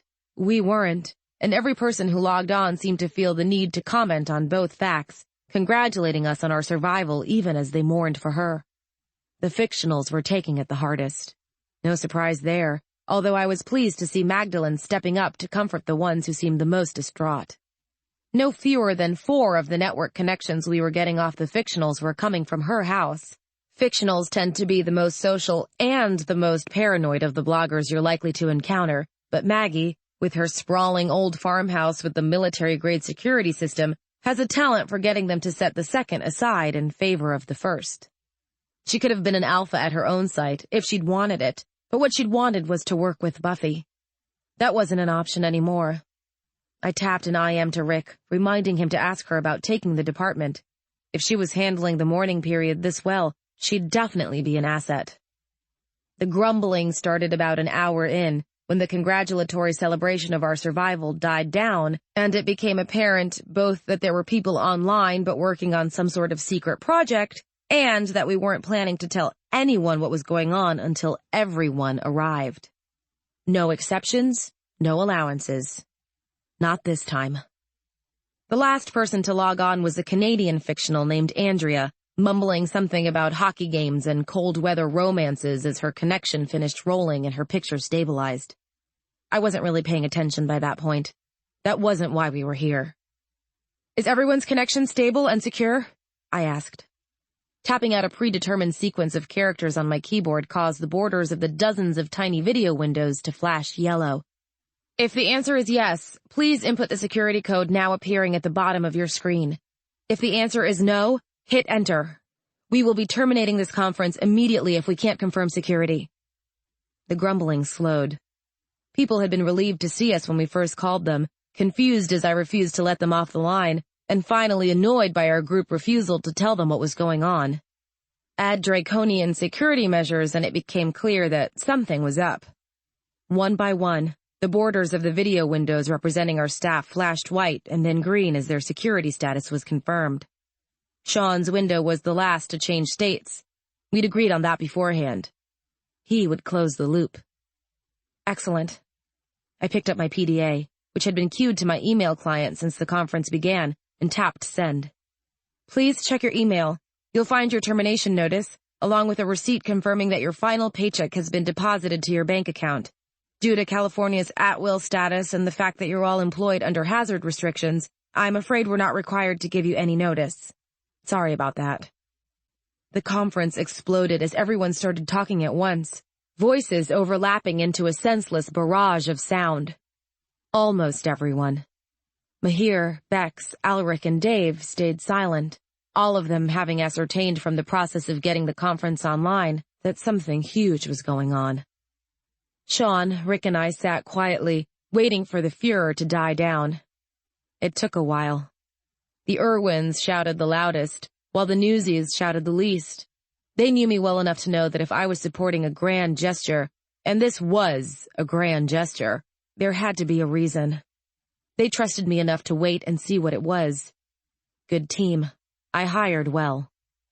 I set my PDA aside when the shouting began to quiet, saying, "None of you work for us. None of you have any legal ties to keep you here. If you choose to log off at any point during the next 5 minutes, I'll see to it that you have a letter of recommendation stating that your value as a journalist is entirely beyond measure. You'll never have this easy a time finding another job in your life, because I'll pull strings to get you hired. I'll make sure you're settled, and then I'll write you off. This is the all or nothing moment, folks. Walk away now if you want to walk, but if you do, you're walking for keeps." There was a long silence, broken when Andrea asked, "Can you tell us why you're doing this?" "Buffy's dead and now we're fired," interjected Alaric. "You don't think these things might be connected?" Not very well you didn't." "Do me a favor, dears, and shut up so our former boss can speak," Magdalene sighed. "You're giving me a headache." "Thank you, Maggie." I looked around my screen, studying each video window in turn. "Andrea, the answer to why we're doing this is a simple one. We don't want any of you to feel obligated to stay with this site any longer than you already have. I'm sure you've all heard about the call the CDC received reporting our deaths." Murmurs of agreement. "It was received before we placed the call to tell them we were still alive. Someone shot out our tires. There was no one else on the road, and yet somebody told the CDC that we'd been killed." "Do you have timestamps on that?" asked Alric, suddenly alert. "We do," I confirmed, nodding to Shaun, who began to type. Alric glanced away from his video transmitter, signaling the arrival of the appropriate files, and quieted. "Buffy didn't die in an accident. Buffy was murdered, and her killers thought they'd killed us, too. There's a lot more going on, but that's the important part right now. Buffy was murdered.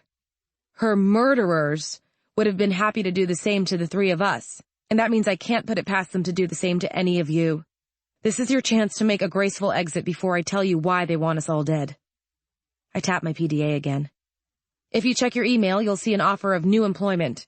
Everyone but you, Magdalene, and you, Mahir. We need to talk to you offline." From Magdalene's nod, it was apparent that she'd been expecting that request, or something similar. Mahir just looked floored. I'd been anticipating both responses. "Again, if you want to refuse, that's fine. You will have 5 minutes to make your decision. If you haven't decided within that time, I'll disconnect you from this conference. Should you choose to leave this organization, you will have 12 hours to remove your personal files from our servers. At the end of that time, your access will be revoked, and you'll need to contact a member of the senior staff to obtain anything you haven't downloaded." I paused, giving the others a chance to speak. No one said a word. "All right. Please review your contracts. If you accept, enter the security code listed under the space for your license number. If you do not accept, it has been a pleasure working with you. I wish you all the best in your future endeavors." More silence followed this announcement as people opened and read their new employment agreements. Nothing had really changed from their original contracts. They got the same number of shares and the same percentages of the various merchandising lines, and they were expected to hold to the same deadlines and levels of journalistic conduct. In another way, everything had changed from their original contracts, because when those contracts were signed, nobody was trying to kill us. We weren't offering hazard pay or guaranteed ratings. We were just offering a lot of danger, and the only real reward was the chance to be a part of telling a truth that was bigger than any of us on our own. Andrea was again the first to speak, saying, I'm sorry, Georgia. Shaun. I was here because Buffy asked me to come. I never wanted to deal with this sort of thing. I can't.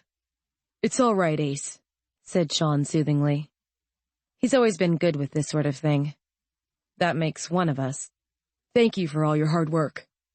I'm sorry I couldn't stay longer, said Andrea. Good luck, all of you. Wiping her cheeks with the back of her hand, she looked away from her webcam just before the picture blinked off, leaving a black rectangle on the corner of my screen. That was the pebble that kicked off the avalanche. Screen borders started blinking white as people agreed to their new contracts. Video windows started blacking as people mumbled their apologies and logged off. Some of the answers we got weren't a surprise. I knew Alric and Bex would stay. Shaun had given me the same reassurance about Dave. With Buffy gone, there was no one to vouch for the fictionals, but it seemed likely that we'd lose at least half of them. What I wasn't expecting was how many of my newsies would be making their apologies along with them. Louise put it best. It's not that I don't think you're doing the right thing. I know you. You're doing the only thing you can. But people are going to get hurt, and I can't afford to be one of them. I have a family. I'm sorry. And then he was gone, disconnected like half the fictionals and most of the administrative staff. We were left with less than half of our original connections when the disconnection stopped, and the only windows not outlined in white were those belonging to Magdalene and Mahir. I looked to the window that held my anxious, former second-in-command and said, "I'll call you when this is over," before tapping out the code to close the connection. Magdalene, you can stay if you understand that you're not currently employed by this site. I'm assuming you're about to go over the current risk situation and that you're not hiring me right away because my contract needs review since you want me to do Buffy's job, said Magdalene, matter-of-factly. Sound right? Sounds exactly right, said Rick. I'll stay. It's my problem as much as it is yours, and my department's going to need me to know what's going on. Thank you, I said. I meant it.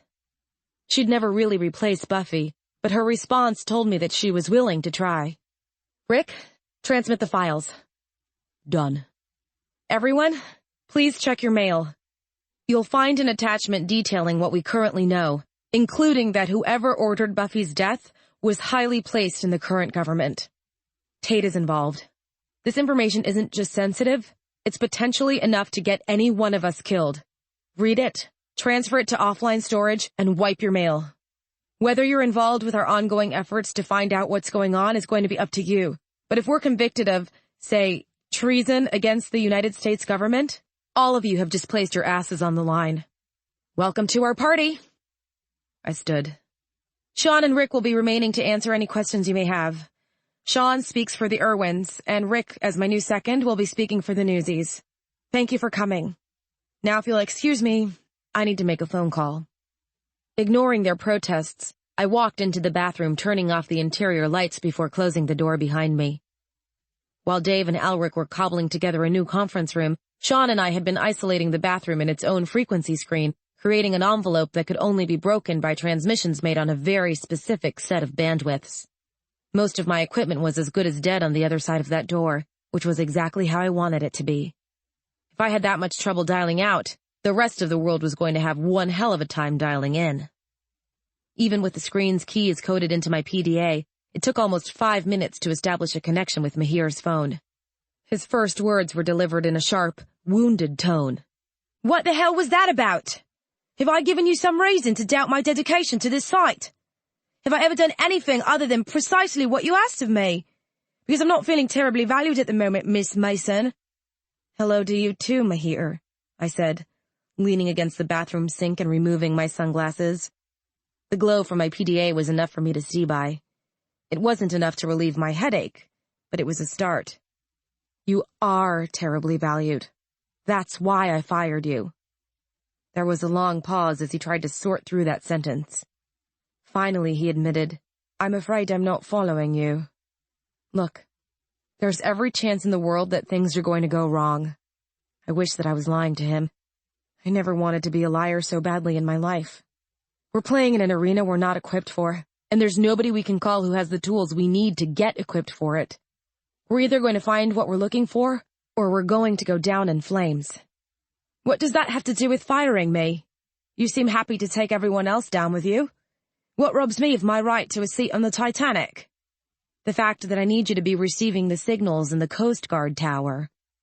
There was a pause. Then, I'm listening. If this goes as badly as it has the potential to go, if it goes all the way wrong, we could wind up dead, and everyone who works for the site could wind up charged with treason against the United States government. If whoever's behind all this can somehow turn it from their plot into our plot, that means every employee of After the End Times is in a position to be charged with terrorist involvement in the use of live state Kellis Amberley to bring about human viral amplification. Oh my God, said Mahir, sounding horrified. I hadn't considered that. I didn't think you had, I said grimly.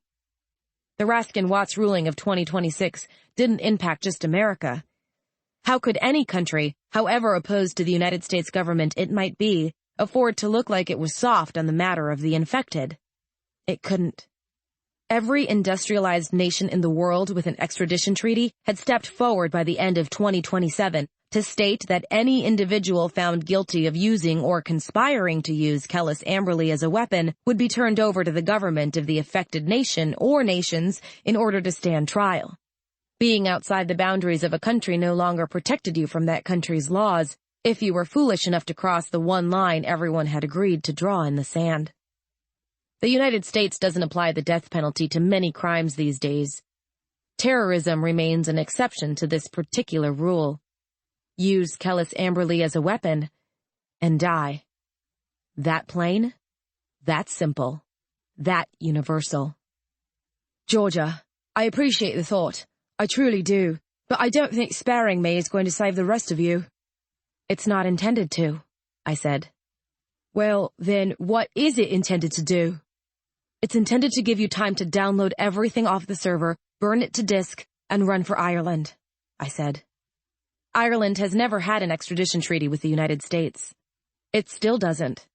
If you can get across the border, you can probably lie low for years. And do what? Hope they forget that I'm an international terrorist. Make sure the world finds out the truth. The pause this time was even longer. When Mahir spoke again, his voice was quiet and very distant. I'm not sure whether I should be flattered that you trust me this much, or disturbed that you've just informed me that my life is your contingency plan. Does that mean you won't do it? Are you mad? Of course I'll do it. I'd have done it if you'd asked me up front, and if you'd asked me in a month. It's the only way. He hesitated before adding, wistfully, I just wish I were better with the notion of you doing this unsupported.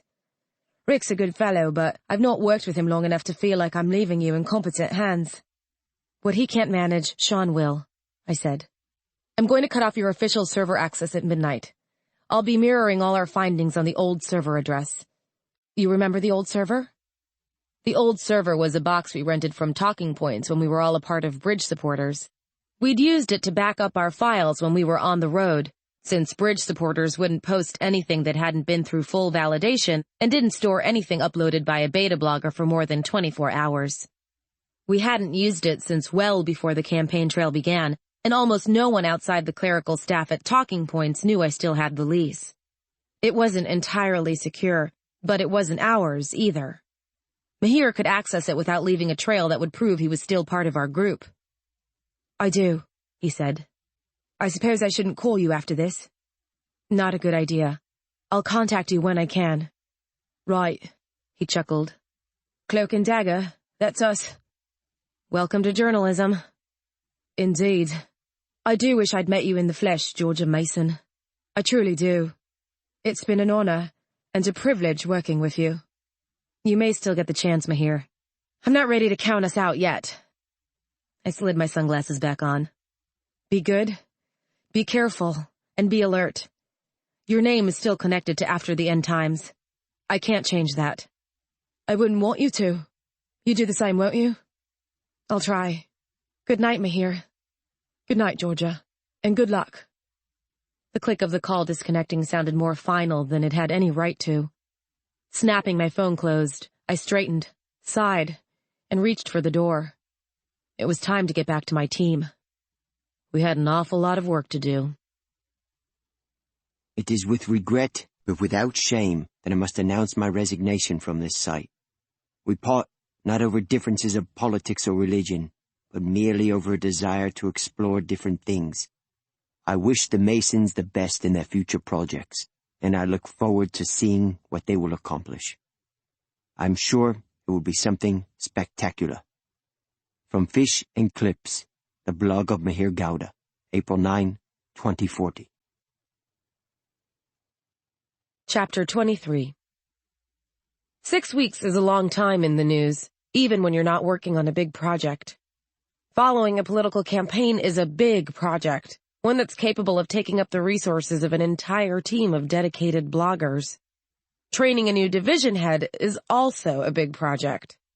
The fictionals tend to require the least amount of hand-holding, being largely content to sit around, tell each other stories, and look surprised when other people want to read them. But the person in charge of keeping them on task needs to be more focused than the rest of the breed.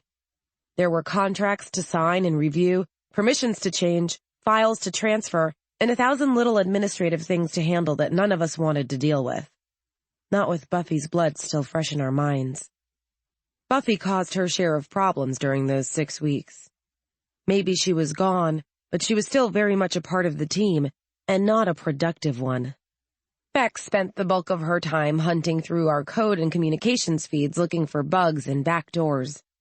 I'd clearly never realized how paranoid Buffy really was, because the number of confirmed recording devices hidden internally was over 3 digits, and Bex was still finding feeds for wireless listening devices hidden in just about every office, public gathering place, and conference center we'd been to since this whole thing started. If she'd wanted to go CIA, she could have owned the place, Shaun muttered on the day Bex confirmed that there were still bugs running in Eekly. But would they have put up with her fixation on sappy purple poetry? Guess not. Alric and Dave followed Bex through our systems, rebuilding the mess she made as she rooted out Buffy's worms. Together they were almost up to the task of remaking the things Buffy had built alone, although it was starting to wear on them. They'd signed on as journalists, not computer technicians. Hire new field systems maintainer was near the top of my to-do list, right under uncover massive political conspiracy, avenge Buffy's death, and don't die. And even with all of this going on, we still had a job to do. Multiple jobs, really. Not only did we need to keep following the Ryman Tate campaign, which continued to gather steam, now buoyed by not 1, not 2, but 3 major tragedies, earning us a lot of extra news cycles in the traditional media outlets, as well as online. We needed to keep our beta bloggers on task and updating the rest of the site. The news marches on, whether you're walking wounded or not. That's one of the beautiful things about the news. It's also one of the most frustrating. 2 weeks in Houston. 2 weeks of sending Rick on every assignment we could get away with sending him on, while Shaun and I locked ourselves in our hotel room and planned for a war we'd never signed up for, against an adversary we'd never volunteered to fight. Whose side was Ryman on? I was guessing he wasn't a part of Tate's plan. No sane man would sacrifice his daughter like that. Then again, Shaun and I were adopted to satisfy the Masons' desire to prove the zombie war had been won by the living, and they've never stopped us from walking into the jaws of death. If anything, they've encouraged it, living for the ratings, because when they lost Phil, the ratings were all they had. So who are we to judge the sanity of parents? We sat up until almost dawn every night, working through the darkness, making plans, making contingencies for those plans, looking for a way out of a maze we didn't see before we were already lost inside it. Shaun pretended he didn't know I wasn't sleeping, and I pretended not to hear him punching the bathroom walls. Caffeine pills and surgical tape. That's what I'll always think of when I think of Houston. Caffeine pills and surgical tape. I tried to talk to Ryman twice. He tried to talk to me 3 times. None of our attempts synchronized. I couldn't trust him when I didn't know whether or not he was working with Tate. He couldn't understand why we'd pulled away, or why we were overworked and snarly with exhaustion. Even Shaun was visibly withdrawn. He'd stopped going out in the field with Steve and the boys when he didn't need to file reports, and while he was still meeting his contracted duties, he wasn't doing it with anything like the flair and enthusiasm Ryman had come to expect from him. From all of us. There wasn't anything we could do about it. Until we knew if we could trust him, we couldn't tell him what was going on, what we suspected, what we knew, anything. And until we told him what was going on, we couldn't be sure we could trust him. It was a Mobius strip of a problem, endlessly twisting back on itself, and I couldn't see a way out of it. So we pushed him away and hoped he'd understand the reasons when things were over. After Houston, it was time to get back on the road, rolling across the country like nothing had ever gone wrong. Not nothing. Chuck was gone, replaced by a pale-faced drone who scuttled around doing his job and avoiding anything that resembled socialization. Our security detail tripled while we were moving, and Shaun was no longer allowed to ride out unescorted. He took an almost malicious glee in forcing his babysitters to follow him into the nastiest, most dangerous terrain he could find, and some of the footage he got out of it has frankly been amazing. The Irwin community has been buzzing about putting him up for a Golden Steve-O award this year, and I'll be surprised if he doesn't win. We spent a month glad-handing our way across the western half of the country, while the other candidates stayed in the air in the major cities, assuming major metro areas would have better anti-infection measures. Tell that to San Diego. The devil-may-care approach was winning Ryman big percentage points, enough to keep him in the news, even as the media flurry kicked up by this latest tragedy died down. Man of the people keeps the world grounded. Human interest gold. A few outlets made the requisite noises about how Ryman's insistence on an old-fashioned campaign had dogged him with tragedy from the beginning, but the facts of Rebecca and Buffy's deaths were enough to pretty much silence them. Maybe you could blame the senator for Eakley if you reached, but you couldn't blame him for terrorist action or assassination attempts. America is the land of the free and the home of the paranoid, and yet, blessedly, we haven't fallen that far. Yet. 6 weeks after Memphis, we were overworked, overtired, and about to hit the crowds in one of the country's toughest, most essential markets, Sacramento, California. You'd think Shaun and I would be excited about a stop in our state's capital, being California kids bred and raised. You'd be wrong. California is essentially a bunch of smaller states held together by political connections, water rights, and the stubborn refusal of any segment to cede the cash cow name California to any of the others. The California secessionist movement has been around since before the Rising, not the state quitting the country, but the various parts of the state quitting each other. Sacramento has no love for the Bay Area. We get the good weather, the good press, and the big tourism dollars, and they? They get the state government and a lot of hard-to-defend farmland. To say that there's a little resentment there is to understate the case just a little. Whatever fellow feeling Sacramento had for the rest of the state died when it stopped hosting the annual state fair and started hosting the annual everybody hide in their houses and pray they don't die-a-thon in its place. The air was hot and so dry it seemed to suck the moisture out of my throat as we stepped out of the Sacramento airport and onto the partitioned-off loading zone where we'd be meeting the senator's convoy. It was late afternoon, and the sun was bright enough to stab at my eyes through the lenses of my sunglasses. I staggered, catching myself on Rick's shoulder. He shot me a questioning glance. Silent, I shook my head. We were all feeling the strain, Shaun as much as any of us, and if Rick said anything, Shaun would spend the rest of the afternoon fussing over me. There was too much to do for me to let him do that. Senator Ryman had flown in the day before, along with Governor Tate and most of the senior staff. We were supposed to be right behind them, flying commercial air rather than via private jet.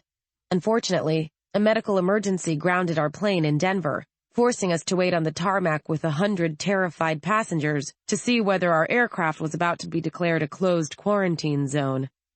I'll admit, for a few guilty moments, I was almost hoping it would be. At least then we'd be able to get some sleep before heading back to our home state. I was really starting to worry about Shaun. It had gotten to where he only went to bed when I put him there. A familiar black car pulled up to the curb, and the door opened to reveal Steve, implacable and hulking as ever. "Miss Mason?" he said, with a nod in my direction. One corner of my mouth curled upward. "Nice to see you too, Steve. What's our plan for the afternoon?" "I'm your escort to the Assembly Center. The convoy leaves for the hall in 90 minutes. "That doesn't leave much time." I grimaced, grabbing a suitcase in each hand as Steve got out of the car and moved to start hoisting our equipment. Senator Ryman was giving a keynote speech to the California Republicans, and it promised to be the sort of evening that resulted in lots of sound bites, accidental quotes, and competitive reporting. We all needed to be on our game. I'd been hoping to manage it with more rest and less caffeine, but you can't always get what you want. Thanks for coming to meet us.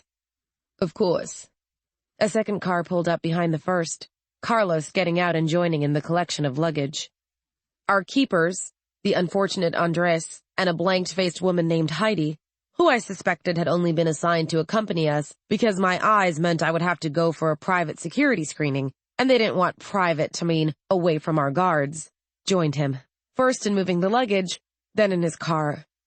I suppose a night at the airport with the three of us had rather soured them on our company. "Ready?" asked Steve. "Ready," Shaun confirmed, and we piled into the car where blessed air conditioning washed over us. Steve glanced in the rear-view mirror to be sure we were wearing our seatbelts before turning on the flashers and pulling away from the curb. I raised an eyebrow, and Shaun, taking his cue like a pro, asked, "We expecting trouble, sport?" "There are a great many politicians in town," Steve said. I knew what that meant. It meant Senator Ryman was concerned that whoever had been responsible for the attacks on his campaign was here in the city and would try to take care of unfinished business. They only got Buffy on their first try, after all. I forced the jet of fury rising in my chest down, refusing to let myself get riled. He didn't know the snake was in his camp. He didn't know it was Tate he needed to be watching out for. So why the fuck did he let us fly commercial? Shaun put his hand on my arm, seeing my sudden tension. "Easy," he murmured. "Hard," I said, and subsided. In the carrier Rick was clutching, Lois yowled. I knew exactly how she felt. Our diminutive convoy cut through the airport traffic in a bubble of open space created by the flashers, heading for the outskirts of town. Once, Sacramento was known for hosting the state fair, along with various rodeos, horse shows, and other large outdoor gatherings. After the rising made those impractical, the city found itself missing a lot of vital revenue, and it started looking for another way to make money. Several local taxes, a few private donations, and several major security contracts later, the fairgrounds reopened, given new life as the Sacramento Secure Assembly Center. Open air, with standing structures and mobile home hookups for traveling convoys, a 4-star hotel, a conference center, and the country's largest outdoor space certified as safe for public assembly.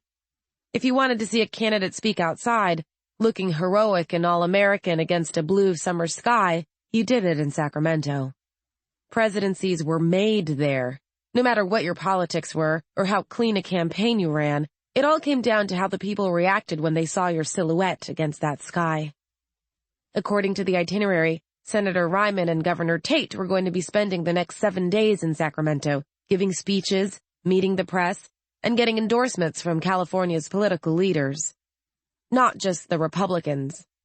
My notes indicated that several prominent Democrats and independents would be coming to have their pictures taken with the man many were beginning to suspect would be our next president. Assuming the scandal when we outed Tate didn't kill his career, of course. "Jesus," said Rick, whistling as the fence around the center came into view. "You people don't do anything small, do you?" "Welcome to California," I said, rolling up my sleeves. Shaun was doing the same. Rick glanced at us wincing, and I smiled. "Don't worry. They'll leave you a little bit." After 4 blood tests and a call to the CDC databases to confirm that my retinal KA was legitimately registered and not a recent affliction, we were permitted to move into the center. From here, blood tests would be required if we wished to enter a standing structure or leave the grounds. We'd also be subject to random testing by the center's staff, which could happen as often as twice an hour or as rarely as once a week. Shaun made a game of pointing out the security cameras and motion detectors as we drove toward the spot assigned to the convoy. "Start moving like a dead thing and they'll be on you in less than a minute," he said, with some satisfaction. "Please tell me you're not speaking from experience," Rick said. "I'm smarter than that." Shaun tried to sound affronted. He failed. "Someone else got there first," I said. "How long did he get in state prison?" 2 years, but it was for science, said Shaun. Uh-huh, I said. I might have gone on, but the car was turning, pulling down a narrow drive whose signpost identified it as Convoy Parking Number 11. I sat up straighter, resettling my sunglasses. We're here. Thank God, said Rick. The Sacramento sun hadn't gotten any cooler during our drive. I shed my jacket and grabbed my laptop bag, scanning the assembled vehicles and trailers until I spotted my objective. A slow smile spread across my face. Van, sweet van, murmured Shaun. Exactly. I started walking, trusting the security detail to bring the rest of our things. Our vehicles and the majority of our equipment were already in place. In a hurry? Rick asked, trotting to catch up with me. Shaun gave him a look. He ignored it. I want to see if the boys have made any progress, I said, pressing my palm against the pressure pad on the van door. Needles bit into my hand. The door unloaded a few seconds later. Looking back over my shoulder, I asked, Steve, which trailer are we? The one on the far left with your name over the door. Mr. Cousins is in the trailer next to it, Steve said. I assume you're anxious to get to work? Yes, actually. Crap! I paused, dismayed. The keynote speech. I've got it, said Shaun. I must have looked stunned because he shrugged. I can wear a monkey suit and take notes like a newsie. They'll never know the difference. And I bet the invite just says, Mason. Steve? Yes, said Steve, looking perplexed. It's settled. Come on, Rick. Let's let George get some work done.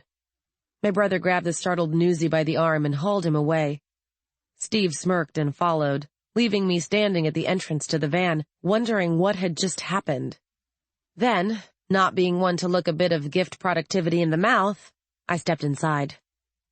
We removed a few vital system components before letting them ship the van, like the backup drives, our files, and, most important, the data sticks that would unlock the servers.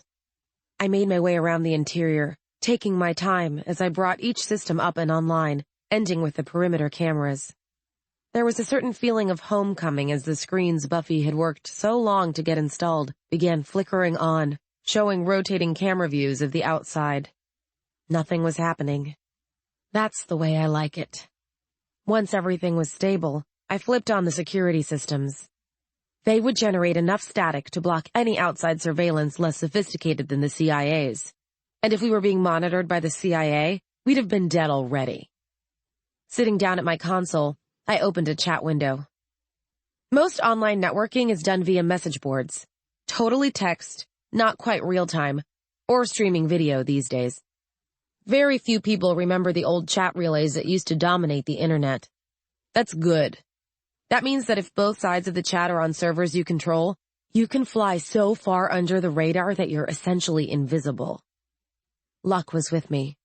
Dave was waiting when I connected. What's the story? I typed.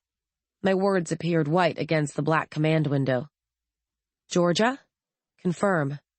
Password is tintinabulation. Confirmed. Have you checked your email? Not yet, we just got in. Log off. Go read. I don't want to waste your time with a reframe. I paused, staring at those stark white words for a long moment before I typed, how bad? Bad enough. Go. I went. Reading the files Dave and Alric provided took the better part of an hour. Getting myself to stop hyperventilating took another 20 minutes.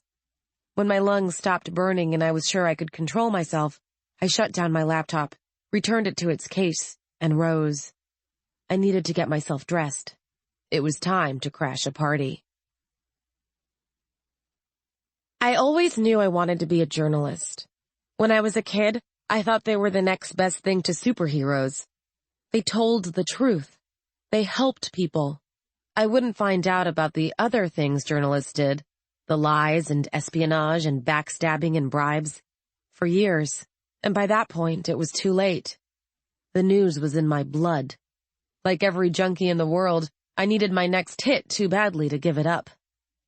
I've wanted nothing but the news and the truth, and to make the world a better place since I was a little girl, and I never regretted it for a minute.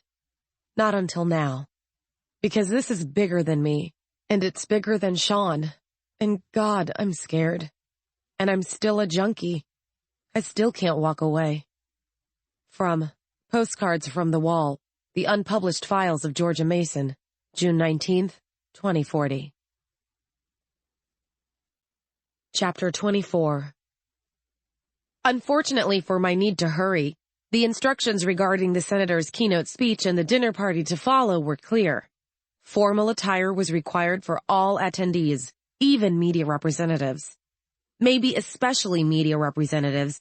After all, everyone else paid $1,500 for the privilege of eating rubber chicken and rubbing elbows with Senator Ryman, while we were getting in on that damned freedom of the press loophole.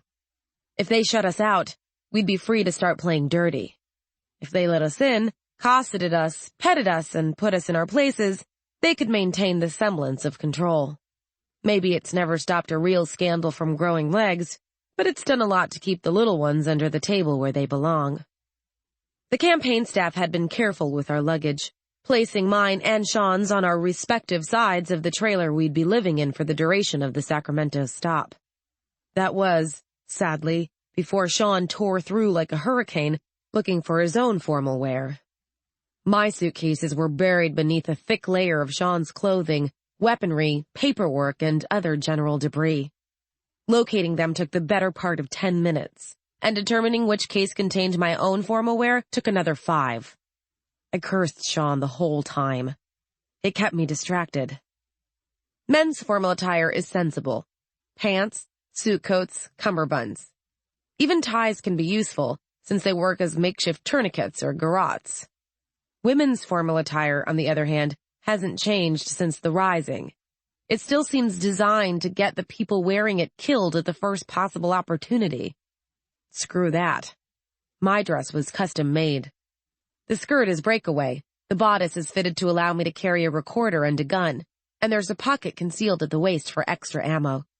Even with all those alterations, it's the most confining garment I own, and the situations that call for me to wear it almost invariably require hose and heels.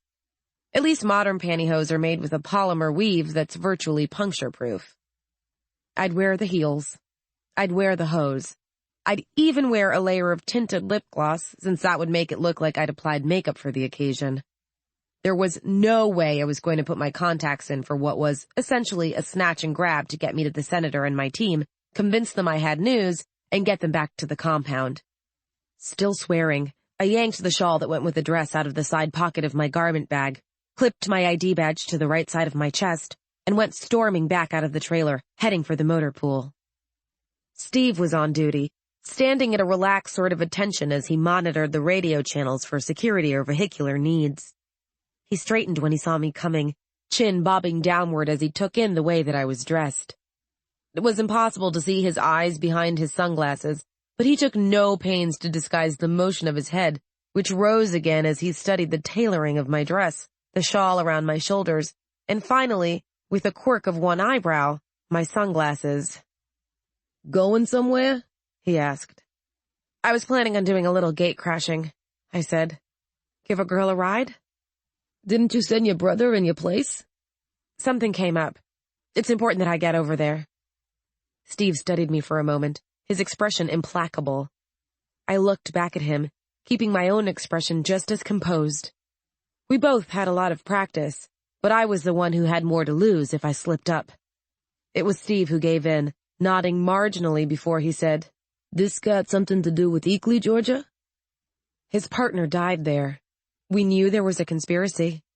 How likely was it that we'd still be alive if our security detail was a part of it? There might be listening devices. There was nothing I could do about that, and we were in the end game. It was time to go all in. "This has everything to do with Eakley, and with the ranch, and with why Chuck and Buffy died. Please, I need you to get me to that dinner." Steve remained silent for a moment more, mulling over what I'd said. He was a big man, and people often assume big men must be slow. I never assumed that about Steve, and I didn't assume it now. He was getting his first real look at a situation my team and I had been living with for months, and it took some getting used to. When he did start to move, he moved quickly and with no hesitation. "Mike, Heidi, you cover this gate. Anybody radios for me? You say I'm in the can, and I'll radio back when I'm done. Tell them I had franks and beans for dinner, if you think it'll keep them from asking more." Heidi tittered, a high, nervous sound entirely out of keeping with her professional exterior. Mike frowned, expression betraying a slow confusion. "Yeah, we can do that," he said. "But why—" "We hired you after the ranch, so I'm not going to smack you for asking that question. There's reasons." Steve glanced at me. "I'm guessing that if it was safe to give those reasons in a place as open as this one, they'd have already been given." I nodded. I wouldn't have said as much as I had if he hadn't invoked the specter of Eakley first, but I wasn't going to lie to the man when I was asking for his help. Even if I thought I could pull it off, which I didn't, it would have been wrong. "Just do it, Mike," said Heidi, aiming an elbow at the unfortunate Mike's side. He bore the blow stoically, only allowing a slight grunt to escape. Heidi withdrew her elbow. "We got it, Steve. Watch the gate, monitor the radio, don't tell anybody you're gone." "Good. Miss Mason, this way." Steve turned, his legs eating ground with frightening efficiency as he led me to one of the motor pool's smaller vehicles. It was a modified Jeep with a hard black exterior that made it look like nothing so much as a strange new type of beetle. He produced the keys from one pocket and hit a button. The doors unlocked with a beep. "You'll forgive me if I don't open the door for you." "Of course," I said. In a two-person vehicle this new, there would be blood test units built into the door handles to prevent some unfortunate driver from ending up sealed in an enclosed space with one of the infected. Chivalry wasn't dead. Chivalry just wanted to be certain I wasn't a zombie before I got into the car. Even when concerned enough to abandon his post, and that's what he was doing given that he hadn't radioed our whereabouts to base, Steve remained a careful, cautious driver. He sped down the roads back toward town at precisely the speed limit, without turning the flashers on. They would have attracted too much attention, especially from any members of our own camp who might start to wonder what he was doing out there. Our departure from the compound had been recorded, but those records were legally secured, save in the instance of an outbreak causing privacy laws to be suspended. The hall where Senator Ryman's keynote speech and the associated dinner party were being hosted was downtown, in one of the areas that was rebuilt after the Rising. Shaun and I did a series of articles on the bad parts of Sacramento a few years ago, taking cameras past the cordons and into the areas that were never reapproved for human habitation.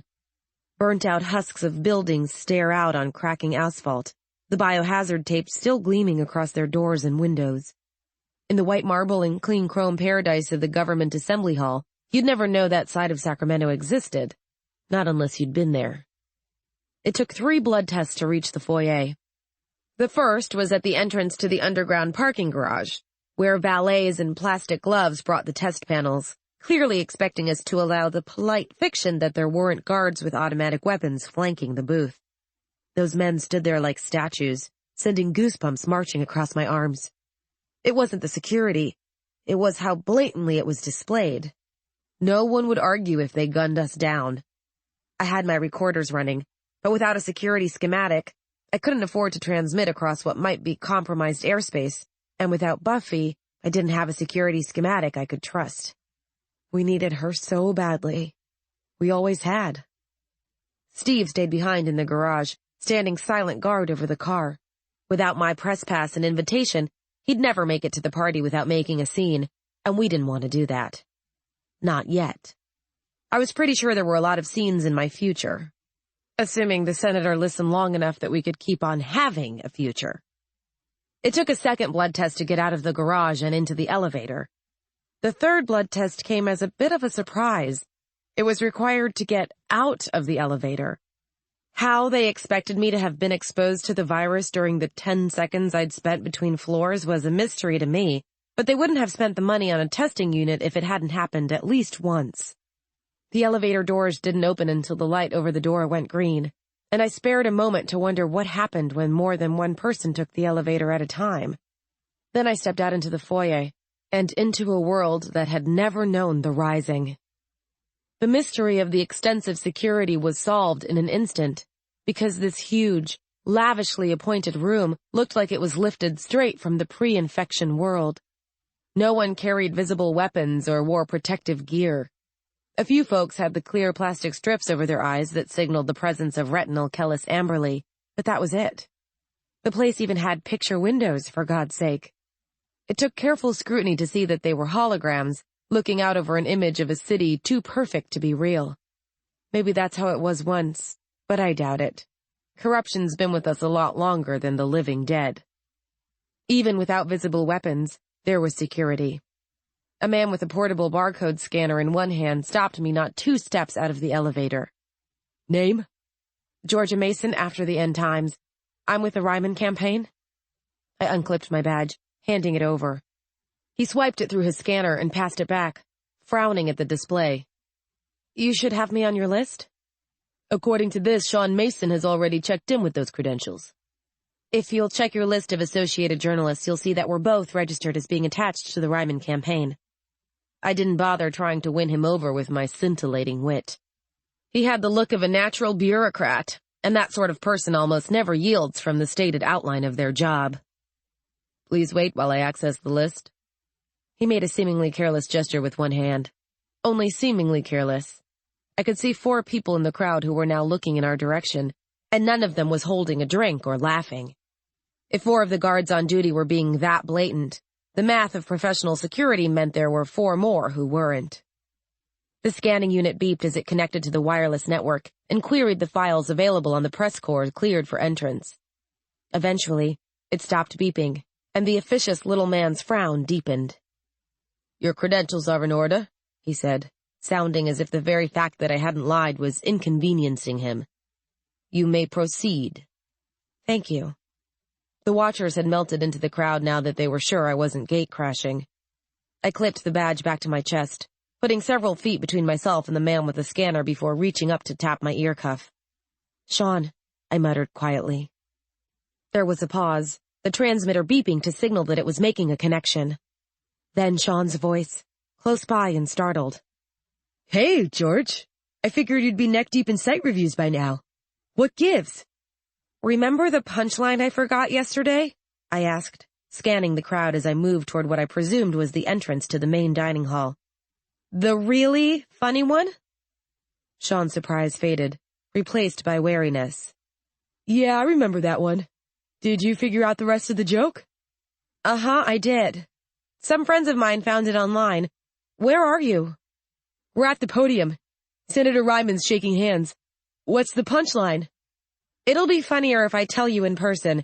How do I get to the podium? Straight through the big doors and head for the back of the hall. Got it. Georgia out. I tapped the ear cuff, killing the connection, and walked on. Shaun and Rick were a few feet to the left of the crowd of people the senator was glad-handing his way through. They'd paid for the privilege of meeting the man being predicted as our next president, and they were, by God, going to meet him, even if it was only for the few seconds it took to shake a hand and share a smile. On those few seconds our presidency's made.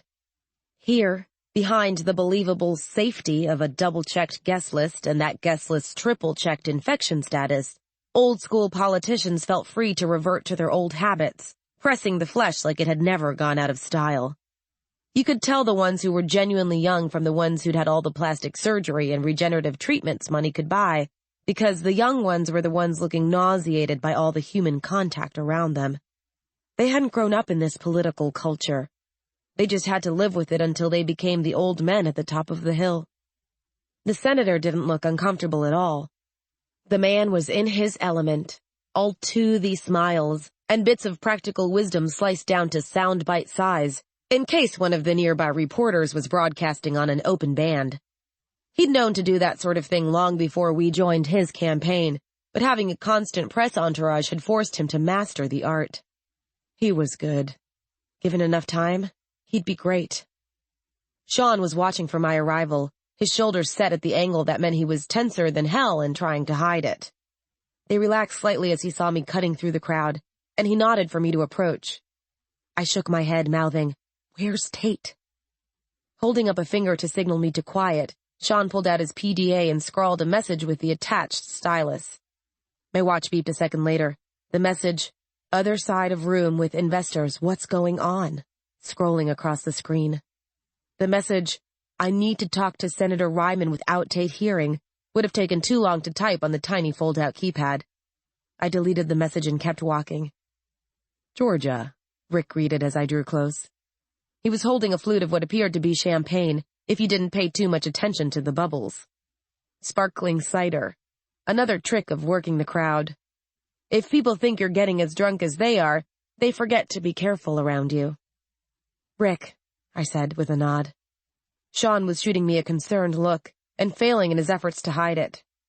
I put a hand on his arm. "Nice tux." "They call me Bond," he said gravely. "Figured they might." I looked toward the senator. "Gonna need to wade in there. I wish I had a cattle prod." "Are we going to find out what the situation is anytime soon, or are we supposed to follow you blindly?" asked Shaun. "I ask because it determines whether I'm hitting you in the head sometime in the next 8 seconds. Very vital information." "It's a little hard to explain here," I said. "Unless you know who's broadcasting locally?" Shaun groaned, attracting startled glances from several bystanders. A plastic smile snapping instantly into place, he said, "Geez, George, that was a terrible joke." "I didn't say it was a good punchline, just that I'd remembered it," I said, stepping a little closer. Pitching my voice so low it verged on inaudible, I said, "Dave and Alric had their big breakthrough. They followed the money." "Where'd it go?" Shaun was even better at this than I was. His lips didn't even seem to move. "Where'd it come from?" would be a better question. "It went to Tate. It came from the tobacco companies and from some people they haven't traced yet." "We knew it was Tate." "The IPs they're pulling are from D.C. and Atlanta. There's only one organization in Atlanta important enough to bring me running the way I had, especially when we'd already known at least a part of the conspiracy." Shaun's eyes widened, need for secrecy eclipsed by sudden shock. If the CDC had been infiltrated. "They don't know for sure?" "They're trying, but the security is good, and they've nearly been caught twice." Shaun sighed. That was audible, and I elbowed him in the side for it. He shook his head. "Sorry, I just wish Buffy were here." "So do I." Palming a data stick, I slipped it into his pocket. To an observer, it would have looked like I was going for his wallet. Let them call security. It's not like there'd be anything for them to find. "That's a copy of everything. There are 6 more. Steve doesn't know he has one." "Got it," said Shaun. "Always back up your data, and scatter it as far as you can. I can't count the number of journalists who have forgotten that basic rule, and some have never recovered from the stories they lost. If we lost this one, getting discredited was going to be the least of our worries." "Off-site?" "Multiple places. I don't know them all. The guys did their own backups." "Good." Rick had been observing our semi-audible conversation without comment. He raised his eyebrows as it stopped, and I shook my head. He took the refusal with good grace, sipping from his glass of champagne and continuing to scan the crowd. There were a few people who seemed to be holding the bulk of his interest. Some were politicians, while others were people I recognized from the campaign. I glanced to Rick, who nodded toward Tate. Got it. These were people whose loyalties he thought he knew, and thought belonged to our resident governor, who just happened to be the man most likely to have caused the deaths of an awful lot of innocent people, as well as being responsible for the corruption and death of one of our own. None of those people was standing close enough to hear our conversation unless one of them had listening devices planted on or around the senator. If I was going to risk anything, I needed to do it now. "I'm going in," I murmured to Shaun, and began working my way through the crowd surrounding Senator Ryman. I'll give the flesh pressers this. They didn't give ground easy, not even as I was none too gently elbowing my way into their midst. A lady old enough to have been my grandmother drove the heel of her left shoe down on the top of my foot with a degree of force that would have been impressive in a younger woman. Fortunately, even my dress shoes are made of reinforced polymer. Even so, I bit my tongue to keep myself from swearing out loud. Casual assault might be A-okay with security, but I was reasonably sure shouting, "Cocksucking bitch," wouldn't be. After a lot of shoving and several painful kicks to my shins and ankles, I found myself to the right of the senator, who was busy having his hand pumped up and down by a barrel-chested octogenarian whose eyes burned with the revolutionary fervor one only ever seems to see in those who discovered either religion or politics at a very young age. Neither man seemed to have registered the fact that I was there. I was neither the assaulting nor the assaulted, which left me on the outside of their present closed equation. The handshaker showed no signs of stopping. If anything, his pumps were increasing in vigor as he started hitting his stride. I weighed the potential danger of octogenarian assault against waiting for him to tire, and settled on action as the better part of valor. Smoothly as I could, I moved to place my hand on Senator Ryman's free arm and said, in a sugar-sweetened tone, "Senator, if I could have a moment of your time, I'd be most appreciative." The senator jumped. His assailant looked daggers at me, which moved up the scale to full-size swords as the senator turned and flashed his best magazine cover smile my way. "Of course, Miss Mason," he said. He deftly twitched his fingers free of the handshaker, saying, "If you wouldn't mind excusing me, Councilman Plant, I need to confer with a member of my press pool. Everyone, I'll be right back with you." Fighting into the throng had taken almost 5 minutes. Getting out of it required nothing but the senator's hand at the small of my back, propelling me along as we made our way to the clear space to the left of the dais. Not that I mind the save, Georgia, since I was starting to worry about the structural integrity of my wrist, but what are you doing here? Asked Senator Ryman, his voice pitched low. Last I checked, you'd stayed at the center, which is why your brother's been here annoying the staff and eating all the shrimp canopies all evening. I did stay at the center, I said. Senator, I don't know if you are aware of this, but someone shouted congratulations to the senator, who answered it with a grin and a broad thumbs up. It was a perfect photo op moment, and I snapped the shot with my watch's built-in camera before I even thought about what I was doing. Instincts. Clearing my throat, I tried again. Buffy was working for someone who wanted to keep tabs on your campaign. You've told me this before, he said more briskly. I recognized the impatience in his eyes from dozens of media briefings. It's all some big shadow conspiracy looking to bring me down. What I don't understand is why this is suddenly so pressing that you need to rush over here and risk making a scene on what might be one of the most important political evenings of my life. There are a great many movers and shakers here tonight, Georgia. A great many. These are the men who could hand me California, as you'd know if you'd bothered to read the briefing papers and attend my speech. If you'd bothered to do your job, said his subtext, so clearly that it might as well have been spoken aloud. I'd let him down. My reporting, which he'd come to depend on as one of the tools of his campaign, the objective reporter won over by his politics and his rhetoric, was supposed to have been there, and it wasn't. The senator had heard my excuses with increasing frequency in the time since Buffy's death, and it was clear that he was getting tired of them. More than tired. He was getting frustrated with them, and by extension, with me. Talking faster now, in an effort to keep him from shutting me out before I could finish, I said, Senator, I've had 2 of my people running traces for weeks now on every bit of data we could find. They've been following the money. That's what it always comes back to. The money. And they've managed to find... We'll talk about this later, Georgia. But Senator Ryman, I said we'd talk about this later. He was frowning now, his stiff political smile, the one he used during debates or when chastising recalcitrant interns. This is neither the time nor the place for this discussion. Senator, we have proof Tate was involved in what happened to Buffy. The senator froze. Finally, sensing that he might listen, I pressed my case.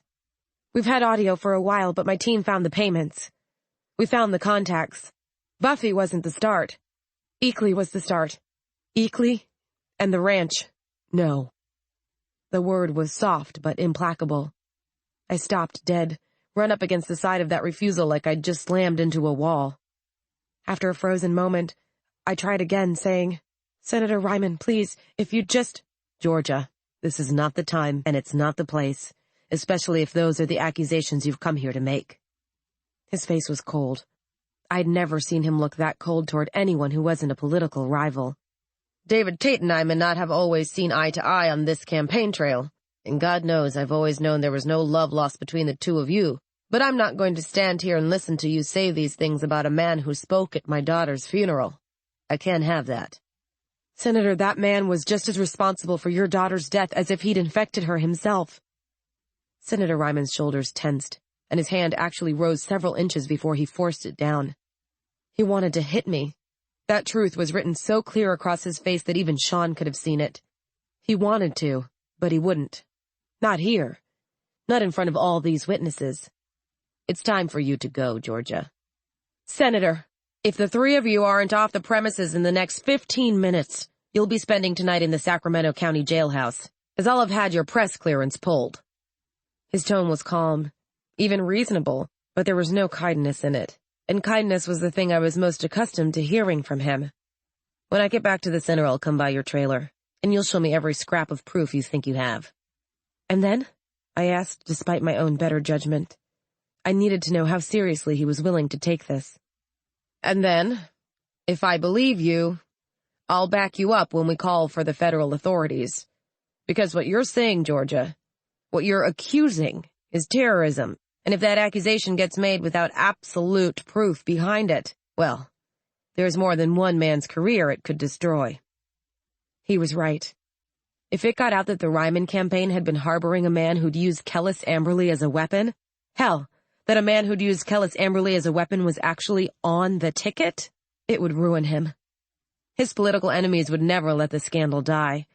Some of them would probably say he'd supported Tate's actions, even to the point of killing Rebecca for the votes it bought him. If you don't believe me? I asked, shaping the words with lips that had gone numb. If I don't believe you, you're all on the next bus to Berkeley, and we're parting ways before the sun comes up, the senator said and turned his back on me, all smiles as he shifted his attention to the crowd.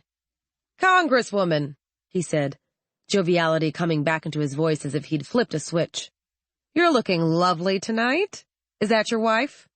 Well, Mrs. Lancer, it surely is a pleasure to finally have the opportunity to meet you in the flesh after seeing you in so many of those Christmas card photos. And then he was moving away, leaving me standing alone in the middle of the crowd, the important people of this little modern Babylon pressing all around me as they struggled for a moment of his attention, my colleagues standing not 10 feet away, waiting to hear what I'd accomplished. The truth had never felt like it was further away, or harder to make sense of, and I had never in my life felt like I was more lost, or more alone. We were 11 when I first understood that we weren't immortal. I always knew the Masons had a biological son named Philip. Our folks didn't talk about him much, but he came up every time someone mentioned Mason's Law. It's funny, but I sort of hero-worshipped him when I was a kid because people remembered him. I never really considered the fact that they remembered him for dying. George and I were hunting for our Christmas presents when she found the box. It was in the closet in Mom's office, and we'd probably overlooked it 1,000 times before, but it caught George's eye that day for some reason, and she hauled it out, and we looked inside. That was the day I met my brother. The box was full of photographs we'd never seen, pictures of a laughing little boy in a world where he'd never been forced to worry about the things we lived with every day. Philip riding a pony at the state fair, Philip playing in the sand on a beach with no fences in sight, Philip with his long-haired, short-sleeved, laughing mother, who didn't look anything like our mother, who wore her hair short and her sleeves long enough to hide the body armor, whose holster dug into my side when she kissed me goodnight. He had a smile that said he'd never been afraid of anything, and I hated him a little because his parents were so much happier than mine. We never talked about that day. We put the pictures back in the closet, and we never found our Christmas presents either. But that was the day I realized, if Philip, this happy, innocent kid, could die, so could we. Someday, we'd be cardboard boxes at the back of somebody's closet, and there wasn't a thing we could do about it. George knew it too. Maybe she even knew it before I did. We were all we had, and we could die. It's hard to live knowing something like that. We've done the best we could. No one gets to ask us for anything more. Not now, not ever. When history looks our way, stupid, blind history that judges everything and never gives a shit what we paid to get it, it better remember that no one had a right to ask us for this. No one. From Hail to the King, the blog of Shaun Mason, June 19th, 2040. Chapter 25. Georgia, what just happened? George, you okay? Both of them sounded so concerned it left me wanting to scream. I settled for grabbing a flute of champagne from a passing server, draining it in one convulsive gulp and snapping, "We have to go. Now." That just redoubled their concern. Rick's eyes went wide, while Shaun's narrowed, accompanied by a sudden frown. "How pissed is he?" he asked. "He's pulling our press passes in 15 minutes. Shaun whistled. "Nice. Even for you, that's impressive. What'd you do, suggest that his wife was having an affair with the librarian?" "It was the tutor. That was the mayor of Oakland's wife, and I was right," I said, starting for the exit. True to form, they followed. I didn't say anything about Emily. "Excuse me, but does one of you mind telling me what's going on?" interjected Rick, putting on a burst of speed to get in front of me. "Georgia just got us kicked out of a major political event. Senator Ryman's clearly pissed, and Tate's glaring. I'm missing something. I don't like that." I went cold. Tate's glaring at us? If looks could kill, we'd be joining Rebecca Ryman. "I'll fill you in once we're in the car." Rick hesitated, licking his lower lip as he registered the anxiety in my tone. "Georgia?" "I'm serious," I said, and sped up, going as fast as I could manage without starting to a run.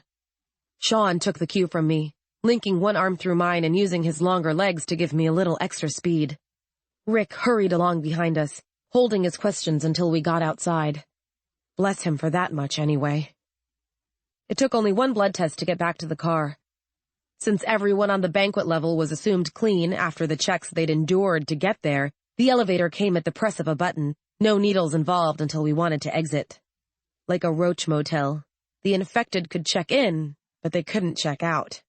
My earlier curiosity about what would happen if more than one person took the elevator at the same time was answered as the interior sensors refused to let the doors open until the system detected 3 different, non-infected blood samples.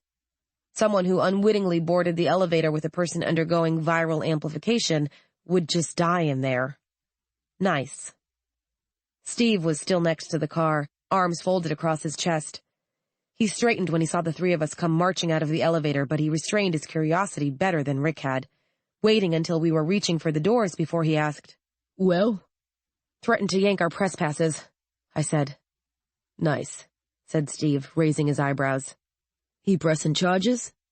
"No, that'll probably come after tonight's episode of Meet the Press."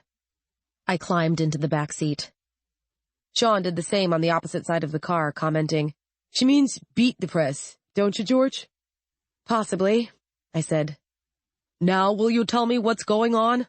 asked Rick, getting into the front passenger seat and twisting around to face us. "It's simple, really," I said, sagging into the seat. Shaun already had his arm in place to support me, offering as much comfort as he could. Dave and Alric followed the money and proved that Governor Tate was behind the attacks on Eakley and the ranch. Also, P.S., the CDC is potentially involved, which isn't going to make me sleep any easier tonight, thanks. The senator wasn't thrilled with the idea that his running mate might be the goddamn devil, so he's asked us to go back to the center to prepare our notes while he decides whether or not to fire our asses. There was a long silence as the other 3 people in the car attempted to absorb what I'd just said. Surprisingly, it was Steve who spoke first, in a low rumble, closer to a growl than a normal conversational tone. "Are you sure?"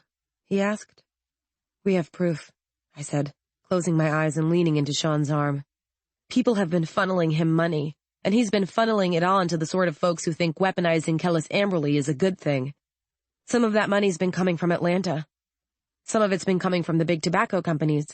And a lot of people have died, presumably so that nice old Governor Tate can be Vice President of the United States of America. At least until the president-elect has some sort of tragic accident and he has to step into the position." "Georgia." Rick sounded almost awed, overwhelmed with the possibilities. "If we know this for sure, Georgia, this is a really big deal. Are we allowed to know this and not just report it to the FBI or the CDC or somebody? This is terrorism." "I don't know, Rick. You're the one who worked in print media. Why don't you try telling me for a change?" "Even in cases of suspected terrorism, a journalist can protect his or her sources as long as they aren't actually sheltering the suspect." Rick hesitated. "We're not, are we? Sheltering him?" Pardon me for breaking in, Mr. Cousins, but if Miss Mason's proof is as good as she seems to think, it doesn't matter whether she plans on sheltering him or not. My partner died in Eakley. Steve's tone was normal now, almost casual. Somehow that was even more disturbing. Tyrone was a good man. He deserved better.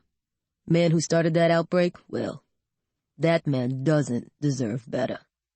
Don't worry about it, I said. I have no intention of sheltering him. I'll talk it over with the senator, and if he wants to throw us off the campaign, he's welcome to. I'll mail our files to every open-source blog, newspaper, and politician in the country while we're on the road for home. This is crap, Shaun said, withdrawing his arm. Right, I agreed. Absolute fucking crap. No argument. I want to punch somebody right about now. Not it, Rick said. I punch back, Steve said. A note of amusement crept into his voice, making him sound a little less likely to explode. That was good. Not that I'd object to seeing Tate get the crap kicked out of him. I just didn't want to see Steve go to federal prison over it when the FBI would be just as happy to do the honors. Hell, after they had Tate in custody, and considering what had happened in Eakley, they might be willing to let Steve have his licks. Just as long as they got theirs first. Just have patience. This is all going to be over soon, I said. One way or another, I guess we're finishing things tonight. Let's pick one way, okay? Said Shaun. I don't like another. That's okay, I said. Neither do I. We finished the drive in silence, pulling through the center gates and enduring the barrage of blood tests that followed with as much grace as we could muster. 3 of us were exhausted, scared, and angry. Steve was just angry, and I almost envied him. Anger's easier to run on than exhaustion. It doesn't strip your gears as badly. Less than 2 hours after convincing him to abandon his post for my fool's errand, Steve drove back into the motor pool, his car heavier by 2 journalists and a whole lot of free-floating worry. Don't say anything, please, I said, as we climbed out of the car. I'm meeting with the senator tonight, when he gets back from his dinner. After that, I guess what needs doing is going to be clear one way or the other, said Steve. Don't worry. I wouldn't have gone into security if I didn't know how to keep my mouth shut. Thanks. Don't mention it. Steve smiled briefly. I smiled back. George, come on, Shaun called, already a good 4 or 5 yards from the car. I want to get out of this damn monkey suit. Coming, I shouted, muttering, Jesus, before I turned to follow him back to the trailers. Rick walked with us as far as the van. Then he turned left toward his trailer, while we turned right toward ours. He's a good guy, said Shaun, pressing his thumb against the lock on the trailer door. It clicked open, confirming Shaun's right to enter. A little old-fashioned, but still a good guy. I'm glad we got the chance to work with him. You think he'll stay on after we all get home?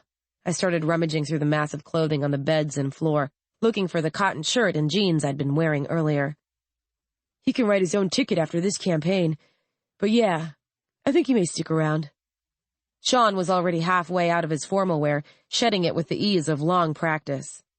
He knows he can work with us. Good. I was doing up the last of the buttons on my shirt when I heard the shouting. Shaun and I exchanged a wide-eyed, shocked look before we both went running for the trailer door. I made it out half a beat ahead of him, just in time to see a shell-shocked-looking Rick come staggering up the path with Lois cradled against his chest. I didn't have to be a veterinarian to know that something was horribly wrong with his cat. No living animal has a neck that bends that way or hangs that limply in its owner's arms. Rick?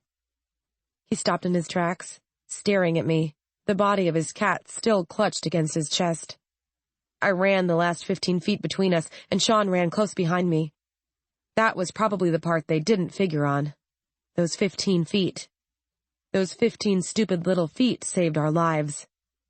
What happened? I asked, putting out a hand, as if there were a damn thing I could do. Seen this close, it was even more obvious that the cat had been dead for a while.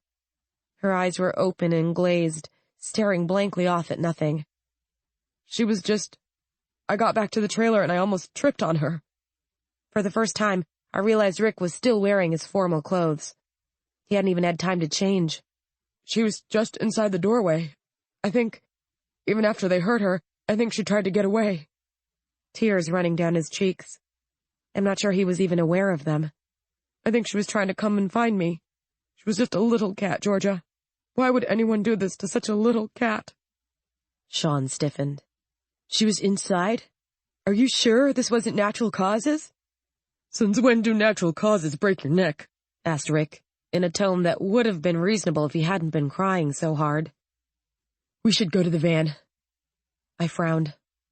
Shaun? I'm serious. We can talk about this in the van, but we should go there right now. Just let me get my gun, I said, and started to turn toward the trailer. Shaun grabbed my elbow, yanking me back. I stumbled. The trailer exploded with a concussive bang, like an engine misfiring. The first bang was followed by a second and larger bang, echoed in the distance as another trailer, probably Rick's, went up in a ball of blue and orange flame. Not that there was much time to make estimates about where the blast was coming from. Shaun still had my arm and he was running, dragging me in his wake as he rushed toward the van. Rick ran after us, clutching Lois's body to his chest, all of us bathed in the angry orange glare of the blast. Someone was trying to kill us. At this point, I didn't even have to wonder who. Tate knew we knew. There was no reason for him to play nice anymore. Once he was sure I'd keep running, Shaun let go of me, dropping back as he tried to cover our retreat toward the van. I quashed the urge to worry about him, keeping my focus on the running. Shaun could take care of himself. I had to believe that, or I'd never be able to believe anything else. Rick was running like a man in a dream, Lois bouncing limply in his arms with every step. And I just ran. Something pricked my left biceps when we were about halfway to the van. I ignored it and kept going, more focused on getting to cover than on swatting at some mosquito with shit for timing. No one's ever been able to tell the insects of the world that they shouldn't interrupt the big dramatic moments, and so they keep on doing it. That's probably a good thing. If drama kept the bugs away, most people would never emotionally mature past the age of 17. Rick, get the doors! Shouted Shaun. He was hanging about 5 yards back, still moving fast. He had his .45 drawn, covering the area as we retreated. The sight of him was enough to make my heart beat faster and my throat get tight. I knew he was wearing Kevlar under his clothes, but Kevlar wouldn't save him from a headshot. Whoever blew up the trailers might be out there watching, and once they saw us scattering into the open, there was every chance they'd decide to finish what they'd started. And none of that mattered, because someone had to watch the rear, and someone had to open the van, and if we clustered together to make me feel better, neither of those things would happen, and we'd all die. Knowing the realities of the situation didn't do a damn thing to make me feel better about leaving Shaun to twist in the wind. It just meant I understood that we didn't have a choice. Rick put on a burst of speed, reaching the van a good 20 feet ahead of me. He finally seemed to realize he was carrying Lois because he dropped her body, reaching out to grab the handles of the rear doors and press his forefingers against the reader pads. There was a click as the onboard testing system ran his blood and prints, confirming he was both uninfected and an authorized driver before the locks released. Got it, he yelled, and wrenched the doors open, motioning for us to get inside. He didn't need to tell me twice. I sped up, breath aching in my chest as I raced to get out of the open. Shaun continued moving at the same pace, swinging his gun unhurriedly from side to side as he covered our retreat. Shaun, you idiot! I yelled. Get your ass in here! There's no one out there to save! He glanced over his shoulder, eyebrows rising in apparent surprise. Something in my expression must have told him that it wasn't worth arguing because he nodded and turned to run the rest of the way. I didn't really start breathing again until he and Rick were both inside with the doors closed behind them. Shaun flipped the deadbolts on the rear doors, while Rick moved to do the same on the movable wall that shut the driver's cabin off from the rest of the vehicle. With those latches thrown, we were effectively cut off from the rest of the world. Nothing could get in, and unless we opened the locks, nothing could get out. Barring heavy explosives, we were as safe as it was possible to be. I took a seat at the main console and brought up the security recordings for the last day. The scanner came up clean, showing no attempted break-ins or unauthorized contact with the van's exterior during that time. Shaun, when was the last security sweep? I ran one remotely while I was waiting for the senator's speech to finish. Good. That means we're clean. I leaned over to turn on the exterior cameras. Without them, we were flying blind and would have no way of knowing when help arrived, and froze. "George?" It was Shaun's voice, sounding distant and surprised. He'd seen me reach for the switches and seen me stop. He just hadn't seen why. I didn't answer him. I was too busy staring. "George, what's wrong?" I began, and stopped, swallowing in an effort to clear the sudden dryness from my mouth. Forcing myself to start again, I said, "I think we may have a problem." Raising my right hand, I wrapped numb fingers around the hollow plastic dart projecting from my left biceps and pulled it free, turning to face the other two. Rick paled, seeing the red stain spreading through the fabric of my shirt. Shaun just stared at the dart, looking like he was seeing the end of the world. In a very real and concrete way, there was an excellent chance that he was. If you want an easy job, if you want the sort of job where you never have to bury somebody who you care about, I recommend you pursue a career in whatever strikes your fancy, just so long as it isn't the news. From Another Point of True, the blog of Richard Cousins, June 20th, 2040. Chapter 26. Shaun broke the silence. "Please tell me that didn't break the skin," he said, almost pleading. "The blood came from something else, right, George? Right?" "We're going to need a biohazard bag." There was no fear in my voice. Really, there was nothing there at all. I sounded empty, disconnected from everything around me. It was like my body and my voice existed in different universes, tethered by only the thinnest of threads. "Get one from the medical kit. Put it on the counter and step away. I don't want either of you touching this." Or me. I didn't want them touching me when there was a risk that I could infect them. I just couldn't say that. If I tried, I'd break down, and any chance of containing this would go right out the window. "George, we need a testing kit." Rick's voice was surprisingly strong, considering the circumstances. Shaun and I turned to face him. He was white-faced and shaking, but his voice was firm. "Shaun, I know you don't want to hear this, and if you want to hit me later, that's fine. But right now, we need a testing kit." Storm clouds were gathering in Shaun's expression. He knew Rick was right. I could see it in his eyes and in the way he wasn't quite willing to look at me. If he hadn't known, he wouldn't have cared that Rick was calling for a blood test. But because he did, it was the last thing in the world he wanted. Well, maybe not the last thing. Then again, it was starting to look like the last thing had already happened. "He's right, Shaun." I placed the dart on the counter next to my keyboard. It was so small. How could something so small be the end of the world? I barely noticed when it hit me. I never thought it was possible to overlook your own death, but apparently it is. Don't just grab a field box, get the real kit. If we're going to do this, we're going to do it right. The XH237 has never had a false result. It's 100% accurate, as far as anyone can tell. Shaun would never believe anything else. He was staring at me in open disbelief. He was denying this as hard as he could. So why wasn't I? "Georgia," he began. "If I'm overreacting, I'll buy a new one with my birthday money," I said, sagging backward in my chair. "Rick?" "I'll get it, Georgia," he said, starting for the medical supplies. I closed my eyes. I'm not overreacting. Almost too quiet for me to hear, Shaun whispered, "I know." "I brought the bag," said Rick. I opened my eyes, turning toward his voice. He held up a Kevlar-reinforced biohazard bag. I nodded and he put the bag on the counter before stepping away. We knew proper protocols. They'd been drilled into us for our entire lives. Until we knew I was clean, no one touched me, and I knew I wasn't clean. Moving with exaggerated care, so both Shaun and Rick could see me every inch along the way, I reached for the bag and thumbed it open before picking up the dart. Dropping it into the bag, I activated the seal. It was a matter for the CDC now. Its people would break the seal after it was turned over to them, and what happened after that wasn't my concern. I wouldn't be around to see it. I looked up once the bag was sealed and set aside. "Where's the test kit?" It felt like the muscles in my eyes were relaxing. It could be psychosomatic, but I didn't think so. The viral bodies responsible for the perpetual dilation of my pupils were moving on to greener pastures, like the rest of my body. "Here," said Shaun, holding it up. He stepped closer and knelt in front of me.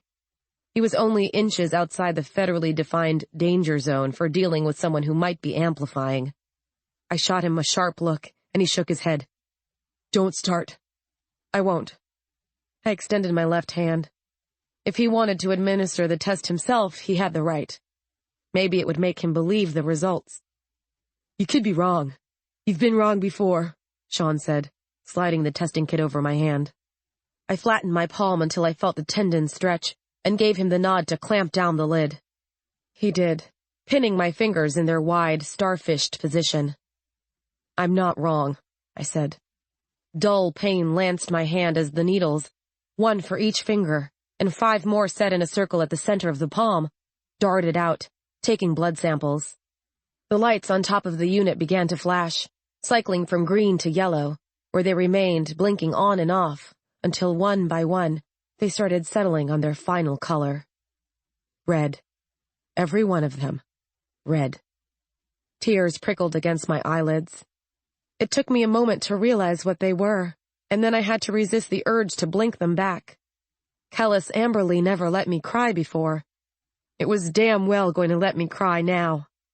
"Told you I was right," I said, trying to sound lighthearted. All I managed to sound was lost. "Bet you're sorry," Shaun replied. I raised my head and met his shocked, staring eyes with my own. We sat that way for several moments, looking at each other, waiting for an answer that wasn't going to come. It was Rick who spoke, voicing the one question we all wanted to ask and that none of us was quite prepared to answer. "What do we do now?" "Do?" Shaun frowned at him, looking utterly and honestly perplexed. That expression was enough to terrify me, because he looked like someone who didn't understand the idea that before too much longer, I was going to be making a concerted effort to eat him alive. "What do you mean, what do we do?" "I mean exactly what I said," Rick said. He shook his head, gesturing to me. "We can't just leave her like this. We have to—" "No!" The vehemence of Shaun's reply startled me. I turned toward him. "No?" I repeated. "Shaun, what the hell do you mean, no? There isn't room for no. No is over. You don't know what you're saying." "I know exactly what I'm saying." Rick was pale and shaking, beads of sweat standing out on his forehead. Poor guy. He didn't sign up for political assassinations when he decided to join the so-called winning team. Despite that, he met my eyes without flinching and didn't try to avoid looking at me. He'd seen the virus before. It held no surprises for him. "You're the closest thing we've got to a virologist, Rick. How long do I have?" "How much do you weigh?" 135 tops. "I'd say 45 minutes under normal circumstances," he said, after a moment's consideration. "But these aren't normal circumstances." "The run?" I said. He nodded. "The run." Viral amplification depends on a lot of factors. Age, physical condition, body weight, how fast your blood is moving when you come into contact with the live virus. If someone gets bitten in their sleep without waking up, they may take the rest of the night to fully amplify, because they'll be calm enough that their body won't be helping the infection along. I, on the other hand, got hit with a viral payload a lot bigger than you'd find in a bite, and it happened while I was running for my life. Heart pounding, adrenaline pushing my blood pressure through the roof. I'd cut my time in half. Maybe worse.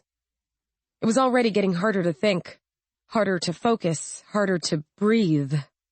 I knew, intellectually, that my lungs weren't shutting down. It was just the virus enclosing the soft tissues of my brain and starting to disrupt normal neurological functions, making normal autonomic actions start intruding on the conscious mind. I've read the papers and the clinical studies. I knew what to expect. First comes the lack of focus, the lack of interest, the lack of capability to draw unrelated conclusions. Then comes hyperactivity as the circulatory system is pushed to overdrive. Then, when the virus reaches full saturation, the coup de grace, the death of the conscious mind. My body would continue to walk around, driven by raw instinct and the desires of the virus, but Georgia Carolyn Mason would be gone. Forever. I was dead before the lights flashed red. I was dead the second the hypodermic hit my arm, and there was nothing anyone could do about it. But there was something I could do before I went. Turning to Shaun, I nodded. There was a long pause, almost too long, before his expression calmed and he returned the gesture, looking more sure of himself, more like himself, despite the tears running down his cheeks. "Rick," he said. Rick turned to him, shaking his head. "You can't beat this. There's no beating this. She's gone. You need to realize that. She's gone, and I'm sorry, but we have to—" "Get me the medical kit from under the server rack," Shaun said. I had to envy him the calmness in his voice. I couldn't have stayed that calm if he were the one undergoing explosive viral amplification. "The red one. What do you— Do it!" The words were barely out of his mouth before Rick was rushing to the front of the van, digging under the seat for the medkit. Mom packed it for us 1,000,000 years ago for use in absolute emergency. When she put it in my hands, she said she prayed we'd never have to use it. Sorry, Mom. Guess we let you down good this time. But hey, at least the ratings will be high. I let out a long, shuddering sigh that somehow transformed into hysterical giggling. I bit my tongue before the giggles could turn to sobs. There wasn't time for that. There wasn't time for anything except the red box, and the things it held, and maybe if I was lucky, one last article. Rick came back to Shaun's side, holding the box at arm's length. His expression was cold. He didn't think Shaun would be able to do it. He didn't know him as well as he thought he did. I closed my eyes and leaned my head against the seat, suddenly tired. "You can go now, Rick," I said. "Take my bike in the gray backup drive. Get as far away as you can, then hit a data station and upload everything to the site. Free space, no subscription required. Creative Commons licensing." "What is it?" he asked, curiosity briefly overriding his determination to see me dead. "Bless you, Rick. A journalist after my own heart, right up to the end." "Everything I died for," I said. My eyes were starting to itch. I took my sunglasses off and threw them aside as I rubbed my eyes. "Files, bank records, everything. It's just everything. Now get out of here. You've done everything you can." "Are you?" "We're sure," said Shaun. I heard the box pop open and the distinctive snap of polyvinyl Teflon gloves. They're nearly impossible to tear, and so expensive that even the military only uses them under special circumstances. Shaun always insisted we carry a pair. Just one. Just in case. "Take my extra body armor. There's always a chance they're still shooting out there." "Do you think they are?" "Does it matter?" "No, I guess it doesn't." I listened as Rick moved around the van. He pulled Shaun's body armor out of the closet where it was stored and yanked it on over his clothes, snaps and zippers fastening with their quiet, distinctive sounds. It kept me distracted from the sounds that were coming from Shaun's direction, the sloshing, snapping sounds as he got the injector cartridges ready.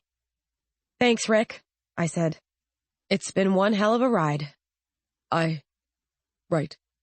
I heard Rick's footsteps approach, the scrape of metal as he lifted the drive from beside my computer, then his retreat, until the door creaked open and he stopped, hesitating. Georgia?" "Yes, Rick." "I'm sorry." I cracked my eyes open, allowing him a small, mirthless smile. For the first time that I could remember, the light didn't hurt. I was going into conversion. My body was losing the capacity to understand pain. "It's all right. So am I." For a moment he looked like he might say something else. Then his lips tightened and he nodded, before undoing the latches on the door. That was the last exit. When the van was locked again, it would detect infection and refuse to open for anyone inside. "Shaun, train's leaving," I said quietly. "You want a jab and go? And let you finish this without me?" He shook his head. "No way. Rick, you be careful out there." Rick's shoulders tightened and he was gone, stepping out into the evening air. The door banged shut behind him. Shaun sat down on the floor in front of me, the injector in his hands. It was a 2-barrel array, ready to deliver a mixed payload of sedatives and my own hyperactivated white blood cells. Together, the mixture could slow conversion, for a while. Not for long, but if we were lucky, for long enough. Expression staying neutral, he said, "Give me your right arm." I held it out. Shaun pressed the twin needles to the thin skin at the bend of my elbow, and a wash of coolness flowed into me as he pressed the plunger home. "Thanks," I said, shivering. "That's all we've got." He opened a biohazard bag and dropped the used injector into it before sealing the top. "You've got half an hour tops. After that, there's no guarantee I'll be lucid. I know." He rose, walking stiff-legged across to the biohazard bin, and dropped the bag inside. I wanted to run after him, wrap my arms around him, and cry until there weren't any tears left in me. But I couldn't. I didn't dare. Even my tears would be infectious, and the sedatives he'd shot into my arm weren't going to work any miracles. Time was short. I still had work to do. I swung back to my monitor, trying to swallow away the dryness as I heard Shaun moving behind me, taking one of the spare revolvers out of the locker by the door and loading it, one careful cartridge at a time. What was it the report said? The dryness of the mouth was one of the early signs of viral amplification, resulting from the crystal blocks of virus drying away moisture and bringing on that lovely, desiccated state that all the living dead seem to share? That seemed about right. It was getting harder to think about that sort of thing. Suddenly, it was all just a little too immediate. My hands were still hovering above the keyboard while my mind struggled to find a beginning, when I felt the barrel of the gun press against the base of my skull, cold and somehow soothing. Shaun wouldn't let me hurt anyone else. No matter what happened, he wouldn't let me hurt anyone else. Not even him. Not more than I already had. "Shaun, I'm here. I love you." "I know, George. I love you too. You and me. Always." "I'm scared." His lips brushed the top of my head as he bent forward and pressed them to my hair. I wanted to yell at him to get away from me, but I didn't. The barrel of the gun remained a cool, constant pressure on the back of my neck. When I turned, when I stopped being me, he would end it. He loved me enough to end it. Has any girl ever been luckier than I am? "Shaun." "Shh, Georgia," he said. "It's okay. Just right." And so I began. One last chance to roll the dice, tell the truth, and shame the devil. One last chance to make it all clear. What we fought for, what we died for, what we felt we had to do. I never asked to be a hero. No one ever gave me the option to say I didn't want to, that I was sorry but that they had the wrong girl. All I wanted to do was tell the truth and let people draw their own conclusions from there. I wanted people to think, and to know, and to understand. I just wanted to tell the truth. In the van that had carried us across a country and through the last months of my life, with my brother standing ready to pull the trigger, my hands came down, and I wrote. Was it worth it? God, I hope so. Red flag distribution. Red flag distribution. Red flag distribution. Creative Commons license alert level alpha. Spread to all news sites immediately. Repost freely. Repost freely. Repost freely. Feed is live. My name is Georgia Mason. For the past several years, I've been providing one of the world's many windows into the news, chronicling current events and attempting, in my own small way, to offer context and perspective. I have always pursued the truth above all other things, even when the truth came at the cost of my own comfort and well-being.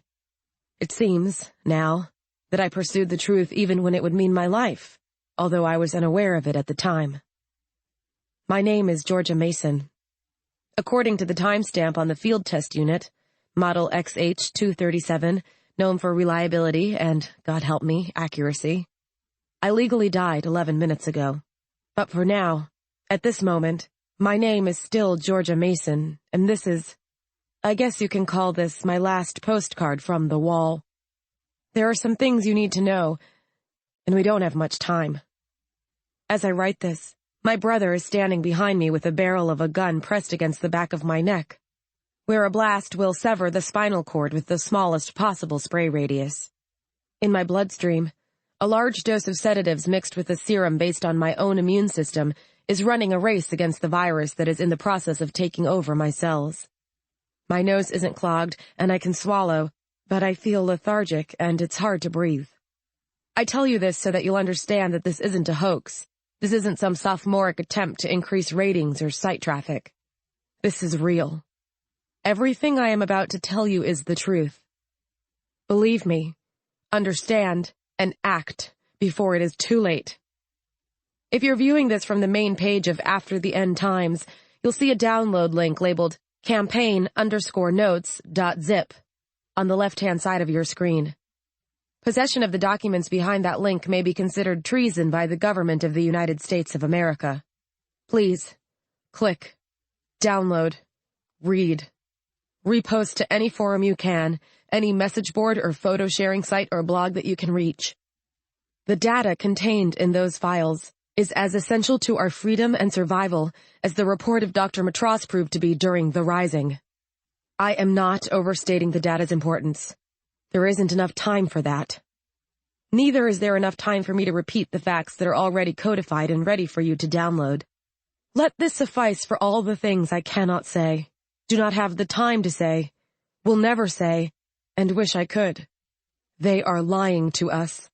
They are willfully channeling research away from the pursuit of a cure for this disease, and they are doing it under the auspices of our own government. I don't know who they are. I didn't live long enough to find out. Governor Tate served their interests. So, I regret to say, did Georgette Maisonnier, previously a part of this reporting site. They want us to stay afraid. They want us to stay controlled. They want us to stay sick. Please, don't let them do this to our world. I am begging you from the wall, because it's all that's left for me to do. It's all I can do. Don't let them keep us frightened and hiding in our homes. Let us be what we were intended to be, human and free and able to make our own choices. Read what I have written, understand what they intend for us, for all of us, and decide to live. They made a mistake in killing me because, alive or dead, the truth won't rest. My name is Georgia Mason, and I am begging you, rise up while you can. Mahir, I'm so sorry. Buffy, I'm so sorry. Rick, I'm so sorry. Shaun, I'm sorry. I'm sorry. I'm sorry. I didn't mean it. I would take it all back if I could, but I can't. I can't.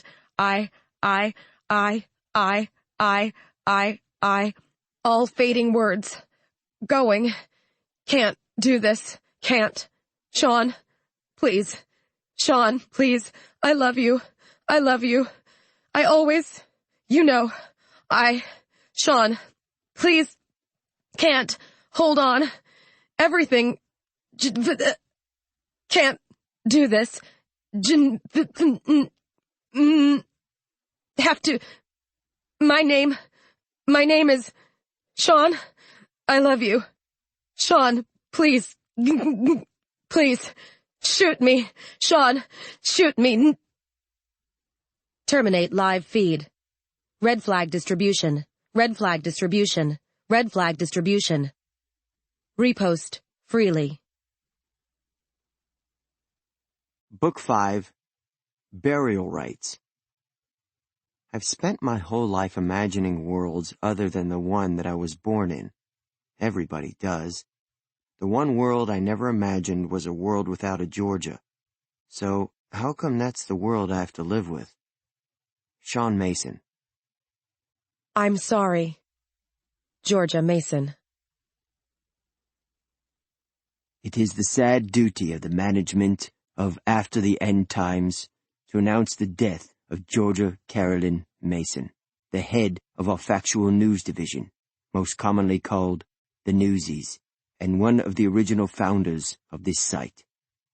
I've been trying to find the words for this announcement since I was asked to make it some 3 hours ago. The request came with a promotion to which I never aspired, and a position made bitter by the knowledge of what it cost. I would sooner have my friend than all the promotions in the world, but that option is not open to me or to any of those who will mourn for her. Georgia Mason was my friend, and I will always regret that we never met in the flesh.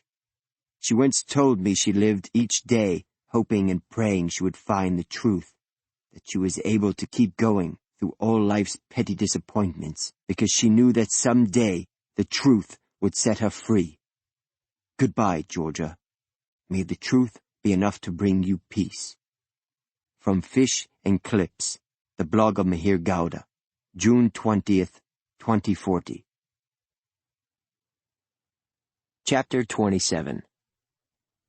George's blood didn't all dry at the same rate. Some of the smaller streaks dried almost immediately, staining the wall behind her ruined monitor. The gunshot collapsed the screen inward, safety-tempered glass holding its form as well as it could, even when the plastic casing shattered. It was like looking at some modern artist's reinterpretation of an old-school disco ball. "The party's in here, and we're just getting started." As long as you didn't mind the blood on the glass, that was. I minded the blood on the glass. I minded the blood on the glass a lot. I just didn't see a way to put it back where it belonged.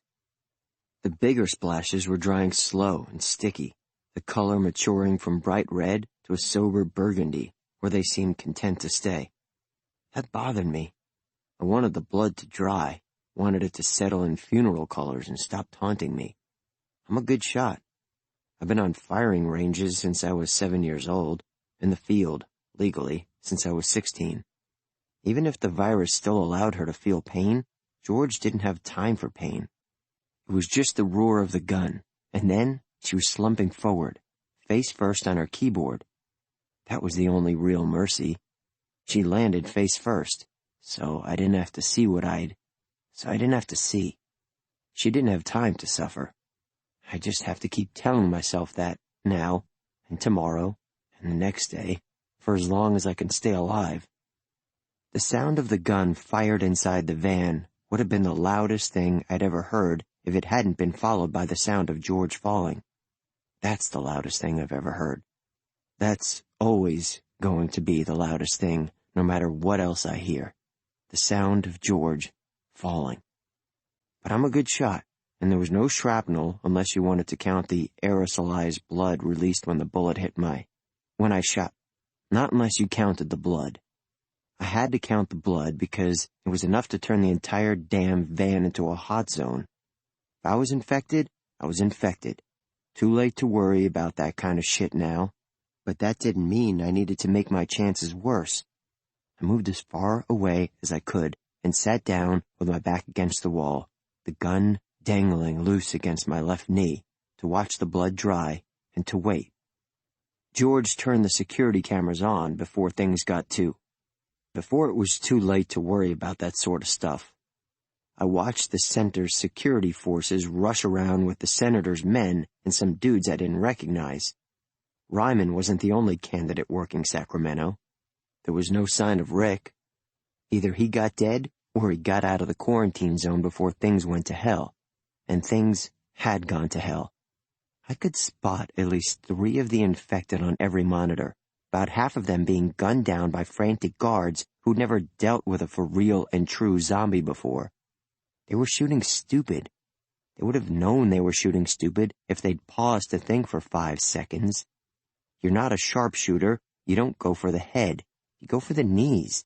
A zombie that's been hobbled can't come at you as fast, and that leaves more time to aim. You're out of ammo. You leave the field. You don't reload where you stand unless there isn't any choice. When you're fighting a disease, you have to fight smarter than it does, or you may as well put down your weapons and surrender. Sometimes they just bite enough to infect if you don't put up a fight and if the pack's too small. You can avoid being eaten if you're willing to defect to the enemy's side. Part of me wanted to get out there and help them, because it was clear they were pretty fucked without some sort of backup. Most of me wanted to stay where I was, watching the blood dry, watching the last signs of George slipping away forever. My pocket buzzed. I slapped at it like it was a fly, fumbling out my phone and clicking it on. Shaun, it's Rick. Are you okay? It took me a moment to recognize the high, wavering sound in the van as my own distorted laughter. I clamped it down, clearing my throat before I said, I don't think that word applies at this point. I'm alive, for now. If you're asking whether I'm infected, I don't know.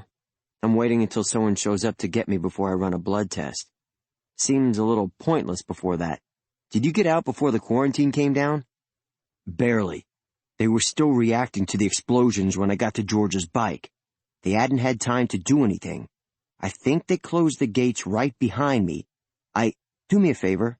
Don't tell me where you are. I let my head tilt back to touch the van's wall and discovered more blood I'd need to keep an eye on. This was on the ceiling. I have no idea how tapped our phones are or who might be listening. I'm still in the van. Doors are probably locked anyway, since we confirmed an infection in here.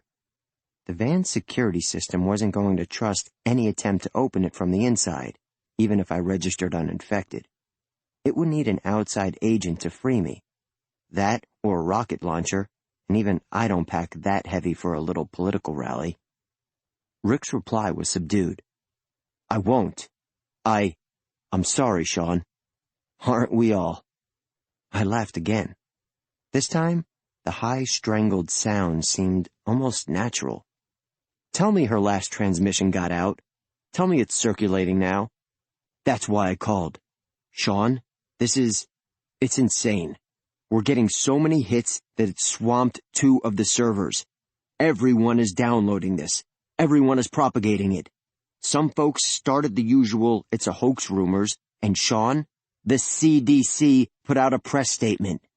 The CDC. He sounded odd. He damn well should. The CDC never puts out a statement with less than a week to prepare it. They confirmed receipt of her test results with a timestamp and everything.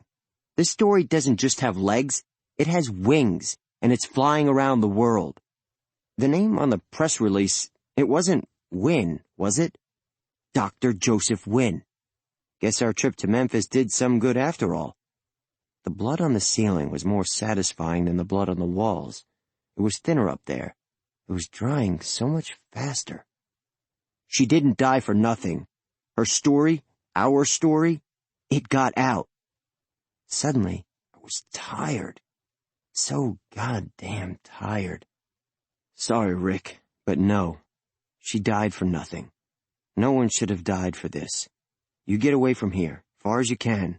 Dump your phones, dump your transmitters, dump anything that could be used to bounce a signal. Stick George's bike in a garage, and don't call again until this is over. Shaun, don't argue. A bitter smile touched my lips. I'm your boss now. Try not to die. I'll think about it. I hung up and chucked my phone across the van, where it shattered against the wall with a satisfying crunch. Rick was out of the quarantine, and he was still running. Good. He was wrong. George damn well died for nothing. But he was also right. She would have thought this justified things. She would have said this was enough to pay for my being forced to put a bullet through her spine, because she put the truth ahead of absolutely everything we ever had, and this had been the biggest truth of all. Happy now, George? I asked the air. The silence supplied her answer. Ecstatic. The sound of beeping intruded on my contemplation of the bloody ceiling some 10 minutes later. The fight outside was winding down. Bemused, I looked toward my shattered phone, still broken. There were countless things in the van that could be beeping like that, about half of them on George's side. Hoping whatever it was happened to be voice-activated, I said, "Answer." One of the wall-mounted monitors rolled, the body of a dead security guard and the 2 infected feasting on his torso being replaced by the worried face of Mahir, my sister's longtime second and our secret weapon against government shutdown. Guess that cat didn't need to stay in the bag any longer. His eyes were wide and terrified, the white showing all the way around, and his hair was disheveled, like he'd just gotten out of bed. Huh, I said, distantly pleased. Guess it was voice-activated after all. Hey, Mahir. His focus shifted down, settling on where I sat against the wall. It wasn't possible for his eyes to get any wider, but they tried when he saw the gun in my hand. Still, his voice struggled to stay level as he said, with great and anxious seriousness, "Tell me this is a joke, Shaun. Please tell me this is the most tasteless joke in a long history of tasteless jokes, and I will forgive you, happily, for having pulled it on me." "Sorry, no can do," I said, closing my eyes rather than continuing to look at his worry-stricken face. Was this how it felt to be George? To have people looking at you, expecting you to have the answers about things that didn't involve shooting the thing that was about to chew your face off? Jesus, no wonder she was tired all the time. The exact time and cause of death for Georgia Carolyn Mason has been registered with the Centers for Disease Control. You can access it in the public database. I understand there's been a statement confirming it. I'm gonna have to get that framed. Oh, dear God. Pretty sure God's not here just now. Leave a message. Maybe he'll get back to you. It was nice, looking at the inside of my eyelids. Dark. Comfortable. Like all those hotel rooms I fixed up for her, because her eyes got hurt so easy. "Shaun, where are you?" Horror was overwhelming the anxiety in his tone. He'd seen the van wall. He'd seen the gun. Mahir wasn't an idiot. He could never have worked for George if he'd been stupid, and he knew what my surroundings meant. "I'm in the van." I nodded, still letting myself take comfort in the dark. I couldn't see his face. I couldn't see the blood drying on the walls. The dark was my friend. "George is here, too, but you can't really say hi just now. She's indisposed. Also, I blew her brains out all over the wall." The giggle escaped before I could bite it back, high and shrill in the confined air. "Oh my God!" Now there was nothing but horror in his tone, wiping everything else away. "Have you activated your emergency beacon? Have you tested yourself? Shaun?" "Not yet." I found myself beginning to get interested against my better judgment. "Do you think I should?" "Don't you want to live, man?" "That's an interesting question." I opened my eyes and stood, testing my legs and finding them good. There was a moment of dizziness, but it passed. Mahir was watching me from the screen, his dark complexion gone pale with panic. "Do you think I should? I wasn't supposed to. George was supposed to. There's been a clerical error." "Turn on your beacon, Shaun." His voice was firm now. "She wouldn't want it this way. Pretty sure she wouldn't want any of this. Especially not the part where she's dead. That would be the part she liked the least." My head was starting to clear as the shock faded, replaced by something cleaner and a lot more familiar. Anger. I was furiously angry because it wasn't supposed to be this way. It was never supposed to be this way. Georgia would attend my funeral, give my eulogy, and I would never live in a world she wasn't a part of. We agreed on that when we were kids, and this was just plain wrong. Regardless, now that she's gone and you're not, she'd want you to make at least a small effort to stay that way. You newsies, always bringing the facts into things. I crossed the van, keeping my eyes away from the mess at my sister's terminal and the surrounding walls. The beacon, a button that would trigger a broadcast loop to let any local CDC or law enforcement agents know that someone in the van had been infected and that someone else was alive, was a switch on the wall next to what had been Buffy's primary terminal before she went and died on us. First Buffy, now George. 2 down, 1 to go, and the more I forced myself out of the comfort of my shock, the more I realized that the story wasn't over. It didn't have an ending. George would have hated that. "It is, as you might say, our job," Mahir said. "Yeah, about that." I flipped the switch.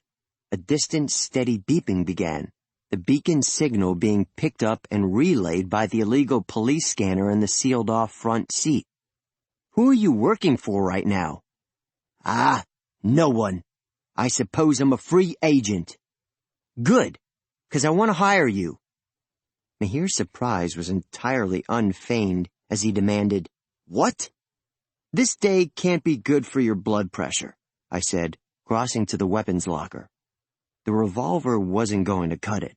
For one thing, it was probably contaminated, and they'd take it away when they let me out of the van. For another, it lacked class. You can't go hunting United States governors with a generic revolver. It simply isn't done. After the End Times has found itself with a sudden opening for a new head of our factual reporting department, I could hire Rick, but I don't think he's going to have the guts for the job. He's one of nature's seconds. Besides, Georgia would have wanted me to give it to you. We never discussed it. The topic of her dying was so ludicrous that it never came up, but I was sure of what I was saying. She would have hired him if she had any say in the matter. She would have hired him, and she would have trusted him to take over the site if my death followed hers. So, that was all right. I'm not sure what you... Just say yes, Mahir. We have so many recorders running right now that you know a verbal contract will stand up in court, as long as I don't test positive when they come to let me out of here. Mahir sighed. The sound seemingly summoned up from the very core of him. I glanced up from the process of loading bullets into George's favorite .40 and saw him nod. All right, Shaun. I accept. Good. Welcome back on board. I've done my own hiring and firing from the start, and I know what it takes to activate a new account or reactivate an old one. Leaning over the nearest blood-free keyboard, I called up an administrative panel and tapped in his user ID, followed by my own, my password, and my administrative override. It'll take about 10 minutes for your login to turn all the way back live. Just about as long as it had taken George's typing to degrade. Once you can get in, get in. I want you monitoring every inch of the site. Draft any damn body you can get your hands on. I don't care what department they belong to. You get them working the forums, watching the feeds, and making the goddamn news go. You need to hire people. You hire people. Until I come back, you're in charge. Your word is law. What's the goal here, Shaun? I looked toward the screen, teeth bared in a grin, and he recoiled. We're not letting them kill my sister's story the way they killed her. She gets buried. It doesn't. For a moment, it looked as if he might protest, but only for a moment. It passed as quickly as it had come, and he nodded. I'll get on that.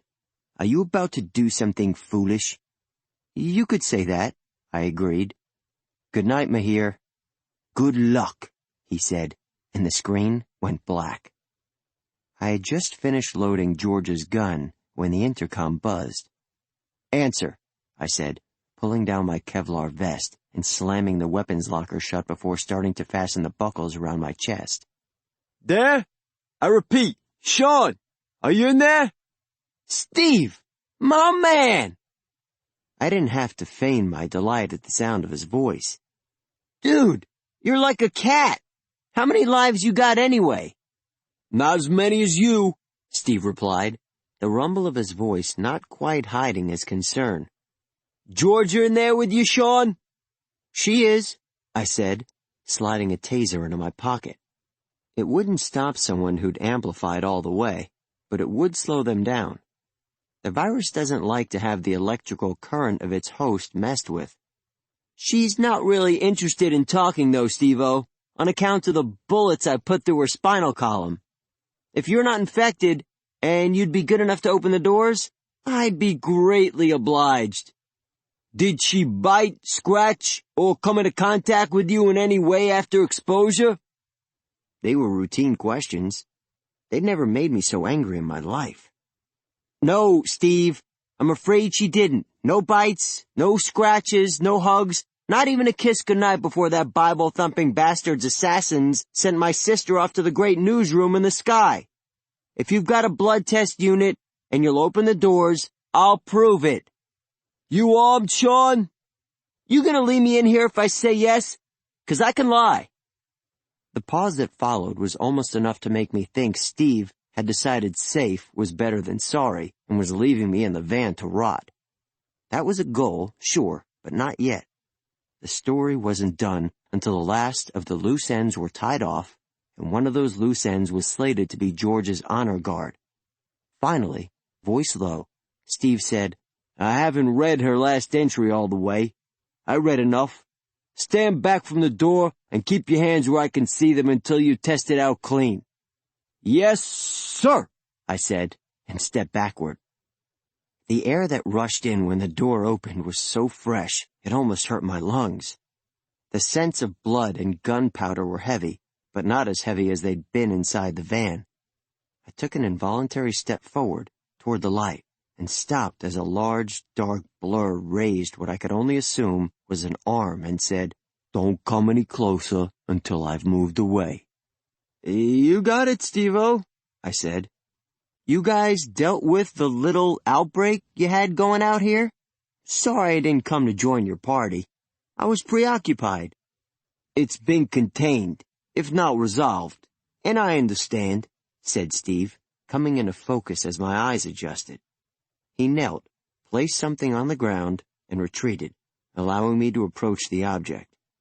As expected, it was a blood-testing unit. Not the top of the line, but not the bottom either. Solidly middle of the road, enough to confirm or deny infection within an acceptable margin of error. Acceptable. That's always seemed like such a funny word to use when you're talking about whether somebody lives or dies. It weighed less than a pound. I broke the seal with my thumb, looking toward Steve as I did. "He doesn't walk away from this," I said. "I promise," Steve replied. Good enough for me. "Count of 3, I said. 1. Inside my head, Georgia said, 2. I slid my hand into the unit and pressed the relays down, watching as the lights started cycling through the available colors. Red, yellow, green. Yellow, red, green. Every damn one of those lights danced between red and gold for a few seconds, long enough to make me sweat, before settling on a calm and steady green. "You're fine, son. Just fine. Now go and be merry." Merry wasn't exactly in my plans. I held up the testing unit, letting Steve get a good, long look. "This good enough?" "It is," he said, and tossed me a biohazard bag. "What the hell happened, Shaun?" "Just what George said. Some sick fucker killed Rick's cat and rigged our trailers to blow. When the blast didn't kill us, they hit George with one of those hypodermic darts like the one that triggered the outbreak at the Ryman place. Shit, I wish we'd been looking for the things back at Eakley. I bet we would have found one." "I bet we would have too," said Steve, watching as I dropped the testing unit into a biohazard bag. He was holding his sunglasses loosely in one hand, and his eyes were the eyes of a man who's looked into hell and found he couldn't cope with what he was seeing. I wouldn't have been willing to bet that my eyes were any better. "You got a plan from here?" "Oh, the usual. Get a vehicle, head for whatever site they have the candidates under lockdown at." "Right where you left them," Steve interjected. "Well, that's convenient. I know the security layout there. Anyway, head back to the candidates and have a chat with Governor Tate." I shrugged. "Maybe blow his brains out. I don't know. The plan is still in the formative stage." "Need a ride?" I grinned, the expression feeling foreign on my face. "I'd love one." "Good, because my boys and I, what's left of my boys, wouldn't like to see you get hurt just because you felt like being stupid and going it alone." The ludicrousness of it all was enough to make me laugh. "Wait, you mean this was all I had to do to get myself a bigger security detail?" "Guess so." "Get your boys." The laughter faded as I looked at him. "It's time we got on the road." Sometimes we leave the connecting door between our rooms open all night. We'd still share a room if they'd let us, turn the other room into an office and have done with it. Because both of us hate to be alone, and both of us hate to have other people, People outside the country we've made together, around when we're defenseless. We're always defenseless when we're asleep. We leave the connecting door open, and I wake up in the night to the sound of him snoring, and I wonder how the hell I'm going to stay alive after he finally slips up. He'll die first. We both know it, but I don't know.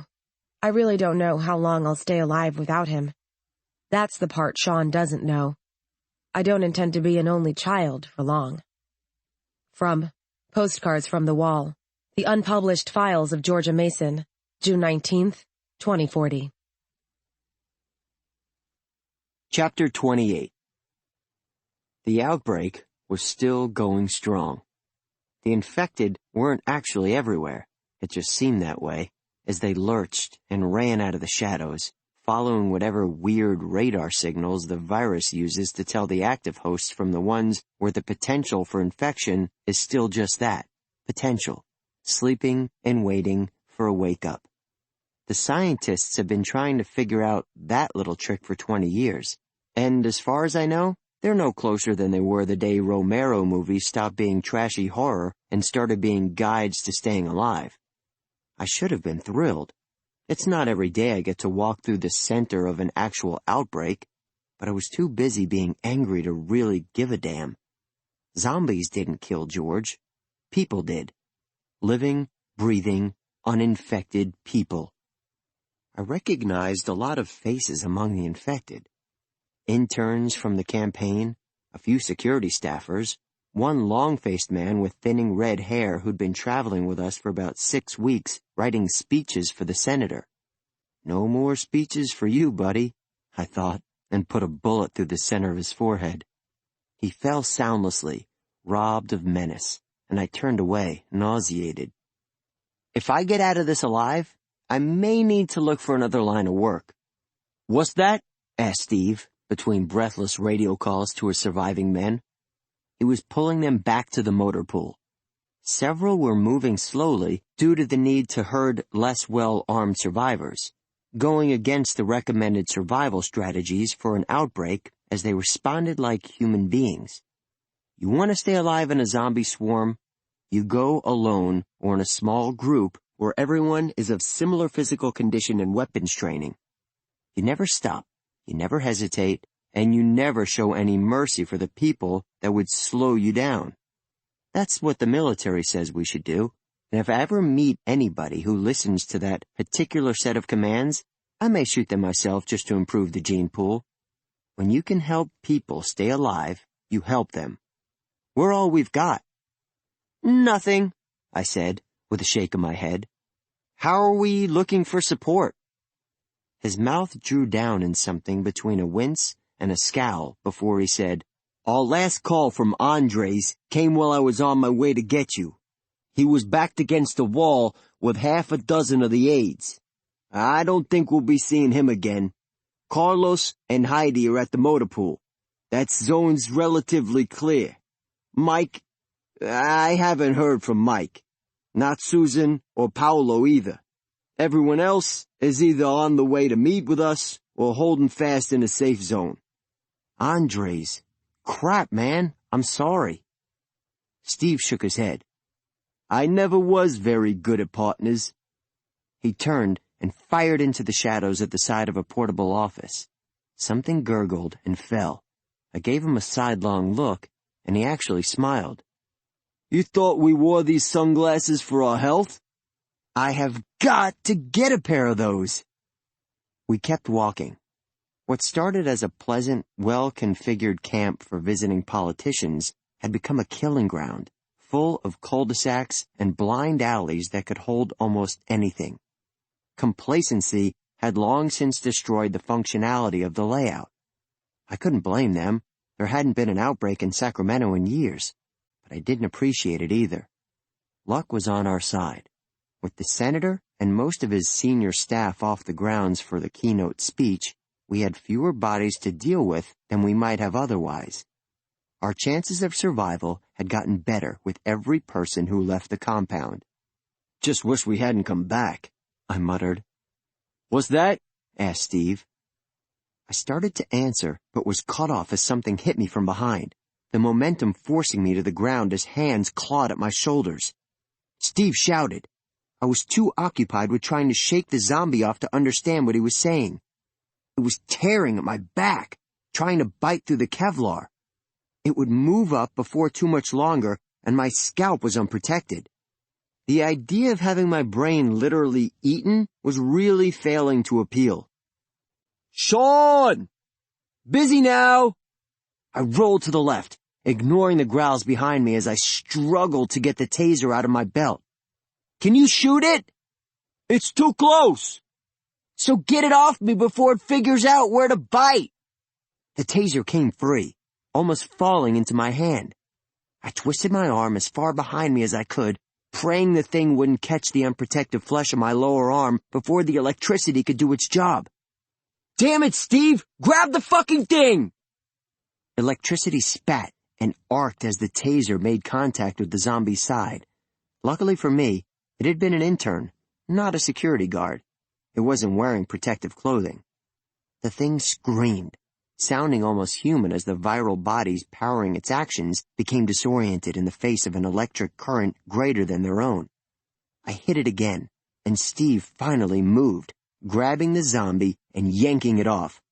I rolled onto my back, reaching for George's .40 and starting to fire almost as soon as I had it drawn.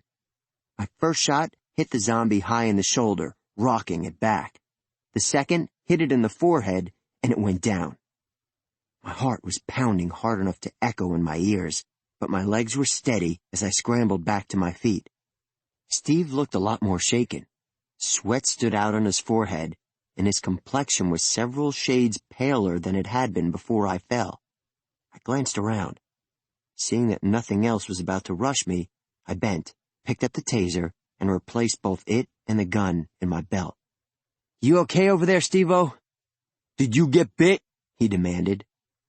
There was a predictable response. "Nope," I said, raising my hands to show the unbroken skin. "You can test me again when we hit the motor pool, okay? Right now, I think we should stop being out here, like, as soon as possible. That wasn't my favorite thing ever." I paused and added, almost guiltily, "Besides, I didn't have a camera running." George would have kicked my ass for that, after she finished kicking my ass for getting that close to a live infection. "You don't need the ratings," said Steve, and grabbed my arm, hauling me after him as he resumed moving, double speed, toward the motor pool. Maybe it was because Carlos and Heidi had access to an entire ammo shed, and maybe it was because the motor pool wasn't a popular hangout for the living, but the infected tapered off as we moved toward it, and we crossed the last 10 feet to the fence without incident. Good thing. I was almost out of bullets, and I didn't feel like trusting myself to the taser. The gate in the fence was closed, the electric locks engaged. Steve released my arm, reaching for the keypad, and a shot rang out over our heads, clearly aimed to warn, not wound. Small favors. "Stop where you are!" shouted Carlos. I looked toward his voice and watched as he and Heidi stepped out from behind the shed, both bristling with weapons. I clucked my tongue disapprovingly. Sure, it looked good, but you can't intimidate a zombie, and they had so many things piled overlapping that they'd have trouble drawing much of anything when their primary guns ran out of bullets. "Overkill," I muttered. "Amateurs." "Stand down," barked Steve. "It's me and the Mason kid. He tested clean when I picked him up." "Beg your pardon, sir, but how do we know you test clean now?" Heidi asked. Smart girl. Maybe she could live. "You don't," I said, "but if you let us through the fence and keep us backed against it while you run blood tests, you'll have the opportunity to shoot before either of us can reach you." She and Carlos exchanged a look. Carlos nodded. "All right," he said. "Step back from the gate." We did as we were told, Steve giving me a thoughtful look as the gate slid open. "You're good at this." "Top of my field," I said, and followed him into the motor pool. Carlos chucked us both testing units while Heidi reported on the status of the other units, still remaining at a safe distance. Susan was confirmed as infected. She'd been tagged by a political analyst as she was helping Mike evacuate a group of survivors to a rooftop. She stayed on the ground after she was bitten, shooting everything in sight before taking out the ladder and shooting herself. About the best ending you could hope for if you got infected in a combat zone. Mike was fine. So, surprisingly, was Paolo. There was still no word from Andres, and 3 more groups of security agents and survivors were expected to reach the motor pool at any time. Steve absorbed the news without changing his expression. He didn't even flinch when the needles on his testing unit bit into his hand. I flinched. After the number of blood tests I'd had recently, I was getting seriously tired of being punctured. Heidi and Carlos relaxed when our tests flashed clean. "Sorry, sir," said Carlos, walking over with the biohazard bags. "We needed to be sure." "Standard outbreak protocol," Steve said, dismissing the apology with a wave of his hand. "Keep holding this ground while we break quarantine," I said, almost cheerfully. George snorted amusement in the back of my head. "All for you, George. All for you." "Steve-O and I need to take a little trip. Loan us a car, give us some ammo, and open the gates?" "Sir?" Heidi sounded uncertain. The idea of leaving a quarantine zone without military or CDC clearance is pretty much anathema to most people. It's just not done. Ever. "What is he talking about?" "One of the armored SUVs should do," said Steve. "Find the fastest one that's still on the grounds." Carlos and Heidi stared at him like he'd just gone into spontaneous amplification. "Move!" he barked, and they moved, scattering for the guard station where the keys to the parked vehicles were stored. Steve ignored their burst of activity, leading me to the weapons locker and keying open the lock. "Candy store is open." "So all you have to do to break quarantine is shout, 'Move'?" I asked, beginning to load my pockets with ammunition. I considered grabbing a new gun, but dismissed the idea. Nothing but George's .40 was going to feel right in my hand. Wow, normally I'd need a pair of wire cutters and some night vision goggles. "Gonna pretend you never said that." "Probably for the best." Carlos emerged from the guard station and tossed a set of keys to Steve, who caught them in an easy underhand. "We can unlock the rear gate, but once the central computer realizes the seal's been broken..." "How long can we have?" 30 seconds. "That's long enough. You two hold your ground. Keep anyone who makes it here safe. Mason, you with me." "Yes, sir," I said with a mocking salute. Steve shook his head and pressed the signal button on the key fob. One of the SUVs turned its lights on. Showtime. Once we were inside, belts fastened and weapons secured, Steve started the engine and drove us to the gate. Carlos was already waiting, ready to hit the manual override. The manual exits exist in case of accidental or ineffective lockdown, to give the uninfected a chance to escape. They require a blood test and a retinal scan, and breaking quarantine without a damn good reason is a quick way to get yourself sent to prison for a long time. Carlos was risking a lot on Steve's order. "That's what I call a chain of command," I said to myself as the gate slid open. "What's that?" asked Steve. "Nothing, just go." We went. The roads outside the center were clear. That's standard for the time immediately following a confirmed outbreak in a non-congested area. The people inside the quarantine zone will survive or not without interference. It's all up to them the minute the fences come down. So the big health orgs and military intervention teams wait until the worst of it's had time to burn itself out before they head in. Let the infection peak. Ironically, that makes it safer, because it's trying to save the survivors that gets people killed. Once you know everyone around you is already dead, it gets easier to shoot without asking questions. "How long since the quarantine went down?" I asked. 37 minutes. Standard CDC response time says you leave a quarantine to cook for 45 minutes before you go in. Given our proximity to the city, they wouldn't just be responding by air. they'd be sending in ground support to make sure nobody broke quarantine before they declared it safe. Shit! With 8 minutes between us and the end of the cooking time, we needed to get out of sight. How good's the balance on this thing? Pretty good. Why? Quarantine.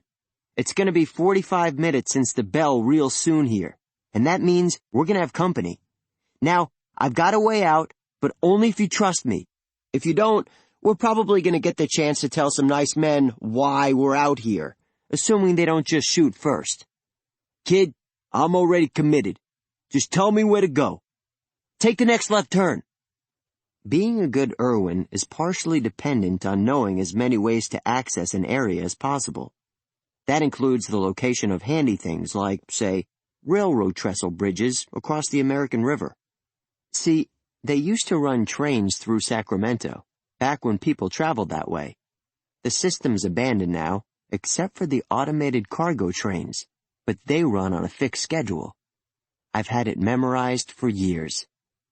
Steve started swearing once he realized where we were going, and he kept swearing as he pulled the SUV onto the tracks and floored the gas, trusting momentum and the structure of the trestle to keep us from plunging into the river. I grabbed the oh shit handle with one hand and whooped, bracing the other hand on the dashboard. I couldn't help myself. Everything was going to hell.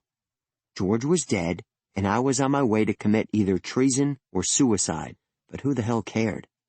I was off-roading across a river in a government SUV. Sometimes you just gotta kick back and enjoy what's going on around you. We were halfway across the river when the first CDC copters passed overhead, zooming toward the center. 3 more followed close behind in closed arrow formation. Fascinated, I leaned over and clicked on the radio, tuning it to the emergency band. Repeat, this is not a drill.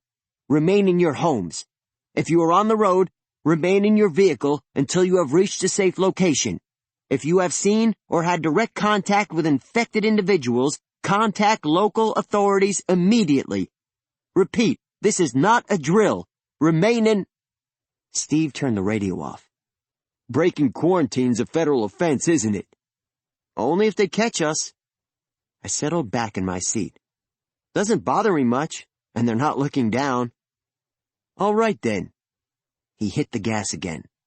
The SUV rolled faster, hitting the end of the trestle and blazing onward toward the city. He glanced at me as we drove, saying, I'm sorry about your sister.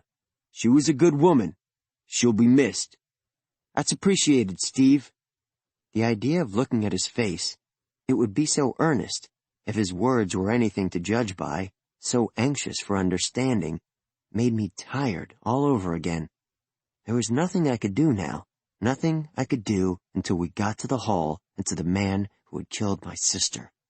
So I looked at my hands as I cleaned and reloaded George's gun, and I was silent, and we drove on. But they were us, our children, ourselves, these shades who walk the cloistered dark, with empty eyes and clasping hands, and wander, isolate, alone, the space between forgiveness and the penitent's grave. From Eakley, Oklahoma, originally published in By the Sounding Sea, the blog of Buffy Maisonnier, February 11th, 2040. Chapter 29. Quarantine procedures hit different social and economic classes in different ways, just like outbreaks. When Kellis Amberley breaks out in an urban area, it hits the inner cities and the business districts the hardest. That's where you have the largest number of people coming and going, experiencing the closest thing we have these days to casual contact. Interestingly, you tend to have more fatalities in the business districts. The slums may not have the same security features and weaponry, but they're mostly self-policing, and fewer people try to conceal injuries when they know amplification isn't just going to cost them their coworkers, it's going to cost them their families. Inner cities and business districts turn into ghost towns when the quarantines come down. If you pass through while they're under quarantine, you can feel the inhabitants watching you, waiting for you to make a move. Middle-class zones also tend to seal themselves off, but they're less blatantly aggressive about it. Windows too small or too high for a person to get in through can be left open, and not every glass door has a steel shield in front of it. You can enter those areas and still believe people live in them, even if those folks aren't exactly setting out the welcome mats. They'll kill you as quickly as anyone else will if you try to approach them. If you don't, they won't interfere. The hall where they held the keynote speech was far enough from the center that it wasn't technically in the quarantine zone. Street traffic was down to practically zero, but there were no retractable bars over the windows and no steel plating over the doors. Local businesses were open, even if there weren't any customers. I looked around as Steve pulled up to the first checkpoint, and I hated these people for being able to ignore what was going on outside their city. George was dead. Rick and Mahir said the whole world was mourning with me, but that didn't matter, because the man who did it, the man I intended to blame, wasn't even inconvenienced. If the guard thought there was something odd about us arriving in a dusty, dented SUV over an hour after the center went into lockdown, he didn't say anything. Our blood tests came back clean. That was what his job required him to give a damn about, and so he just waved us inside.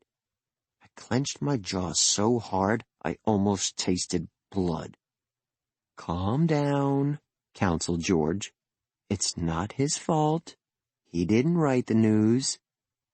"Go for the writers," I muttered. Steve shot me a look. "What's that?" "Nothing." We'd parked next to a press bus that had doubtless been loaded with reporters who were now thanking God for their timing, since being on assignment with a bunch of political bigwigs meant they weren't available to be sent out to report on the quarantine. Local Irwins would be flocking to the perimeter, getting footage of the CDC men as they locked and secured the site. I would have been with them not that long ago and been happy about it. Now, I'd be just as happy if I never saw another outbreak. Somewhere between Eakley and George, I lost the heart for it. Steve and I got into the elevator together. I glanced at him as he keyed in our floor, saying, "You don't have a press pass." "Don't need one," he said. "The center's under quarantine. By contract, I'm actually obligated to circumnavigate any security barricade between myself and the senator." "Sneaky," I said approvingly. "Precisely." The elevator opened on a sickeningly normal-looking party. Servers in starched uniforms circulated with trays of drinks and canopies. Politicians, their spouses, reporters, and members of the California elite milled around, chattering about shit that didn't mean a goddamn thing compared to George's blood drying on the wall. The only real difference was in their eyes. They knew about the quarantine. Half of these people were staying at the center, or worked there, or had a stake in its continued success, and they were terrified. But appearances have to be maintained, especially when you're looking at millions of dollars in lost city revenue because of an outbreak. So the party continued. "Poe was right," I muttered. The man with the blood tests was waiting for us to check in. I slid my increasingly sore hand into the unit he held, watching lights run their cycle from red to yellow and finally to green. I wasn't infected. If being shut in a van with George's body didn't get me, nothing was going to. Infection would have been too easy a way out. I yanked my hand free as soon as the lights went green, held up my press pass, and ducked into the crowd. Steve was right behind me. I dodged staff and guests, arrowing toward the room where I had last seen Senator Ryman. They wouldn't allow him to leave after the center went into lockdown, and if he couldn't leave, he wouldn't have left the room where he had his surviving staff and supporters gathered. It just made sense. People recoiled as I passed them, eyes going wide and suppressed fear surging to the front of their expressions. I paused, looking down at myself. Mud, powder burns, visible weapons, everything but blood. Somehow, I'd managed to avoid getting George's blood on me. That was a good thing, since she died infected, and her blood would have made me a traveling hot zone. But still, it was almost a pity. At least then she would have seen the story find an ending. "Shaun?" Senator Ryman sounded astonished. I turned toward his voice and found him half standing. Emily was beside him, eyes wide, hands clapped over her mouth. Tate was on his other side. Unlike the Rymans, the governor looked anything but relieved to see me. I could read the hatred in his eyes. "Senator Ryman," I said, and finished my turn, walking to the table that looked like it held all the survivors of the Ryman campaign. Less than a dozen of us had been at this stupid speech. Less than a dozen, from a caravan that had swelled to include more than 60 people. What kind of survival rate were we looking at? 50%? Less? Almost certainly less. That's the nature of an outbreak, to kill what it doesn't conquer. "Mrs. Ryman." I smiled narrowly, the sort of expression that's always been more George's purview than my own. "Governor." "Oh, God, Shaun." Emily Ryman stood so fast she sent her chair toppling over as she threw her arms around me. "We heard the news. I'm so sorry." "I shot her," I said conversationally, looking over Emily's shoulder to Senator Ryman and Governor Tate. "Pulled the trigger after she started to amplify. She was lucid until then. You can increase the duration of post-infection lucidity with sedatives and white blood cell boosters, and first aid classes teach you to do that in the field. So you can get any messages they may have for their family or other loved ones." "Shaun?" Emily pulled away, looking uncertain. She glanced over her shoulder at Governor Tate before looking back to me. "What's going on here?" "How did you get out of the quarantine zone?" asked Tate. His voice was flat, verging on emotionless. He knew the score. He'd known it since I walked through the door. The bastard. "A little luck, a little skill, a little applied journalism." Emily Ryman let me go entirely, taking a step backward toward her husband. I kept my eyes on Tate.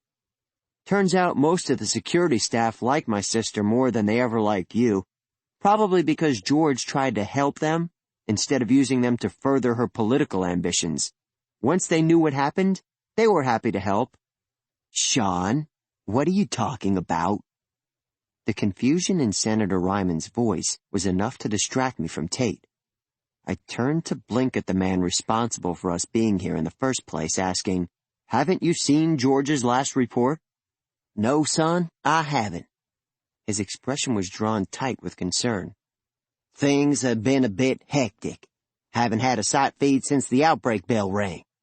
"Then how did you—" "The CDC puts out a statement that tends to go around in a hurry." Senator Ryman closed his eyes, looking pained. She was so damn young. "Georgia was assassinated, Senator. Plastic dart full of live state Kellis Amberley. Shot straight into her arm. She never had a prayer. All because we figured out what was really going on." I swung my attention back to Tate and asked, more quietly, "Why Eakley, Governor? Why the ranch? And why, you fucker, why Buffy? I can actually understand trying to kill me and my sister after everything else, but why?" "Dave," said Senator Ryman, "this country needed someone to take real action for a change. Someone who was willing to do what needed to be done. Not just another politician preaching changes and keeping up the status quo." Tate met my eyes without flinching, looking almost calm. "We took some good steps toward God and safety after the rising, but they've slowed in recent years. People are afraid to do the right thing. That's the key. Real fear's what motivates them to get past the fears that aren't important enough to matter. They needed to be reminded. They needed to remember what America stands for." "Not sure I'd call terrorist use of Kellis Amberley a reminder. Personally, I'd call it, terrorism. Maybe a crime against humanity. Possibly both. I guess that's for the courts to decide."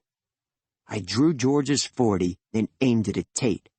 The crowd went still, honed political instincts reacting to what had to look like an assassination attempt in the making. "Secure channel voice activation. Shaun Philip Mason, ABF 17894, password crikey. Mahir, you there? My ear cuff beeped once. Here, Shaun, said Mahir's voice, distorted by the encryption algorithms protecting the transmission. Secure channels are only good once, but oh, how good they are. What's the situation? On Tate now.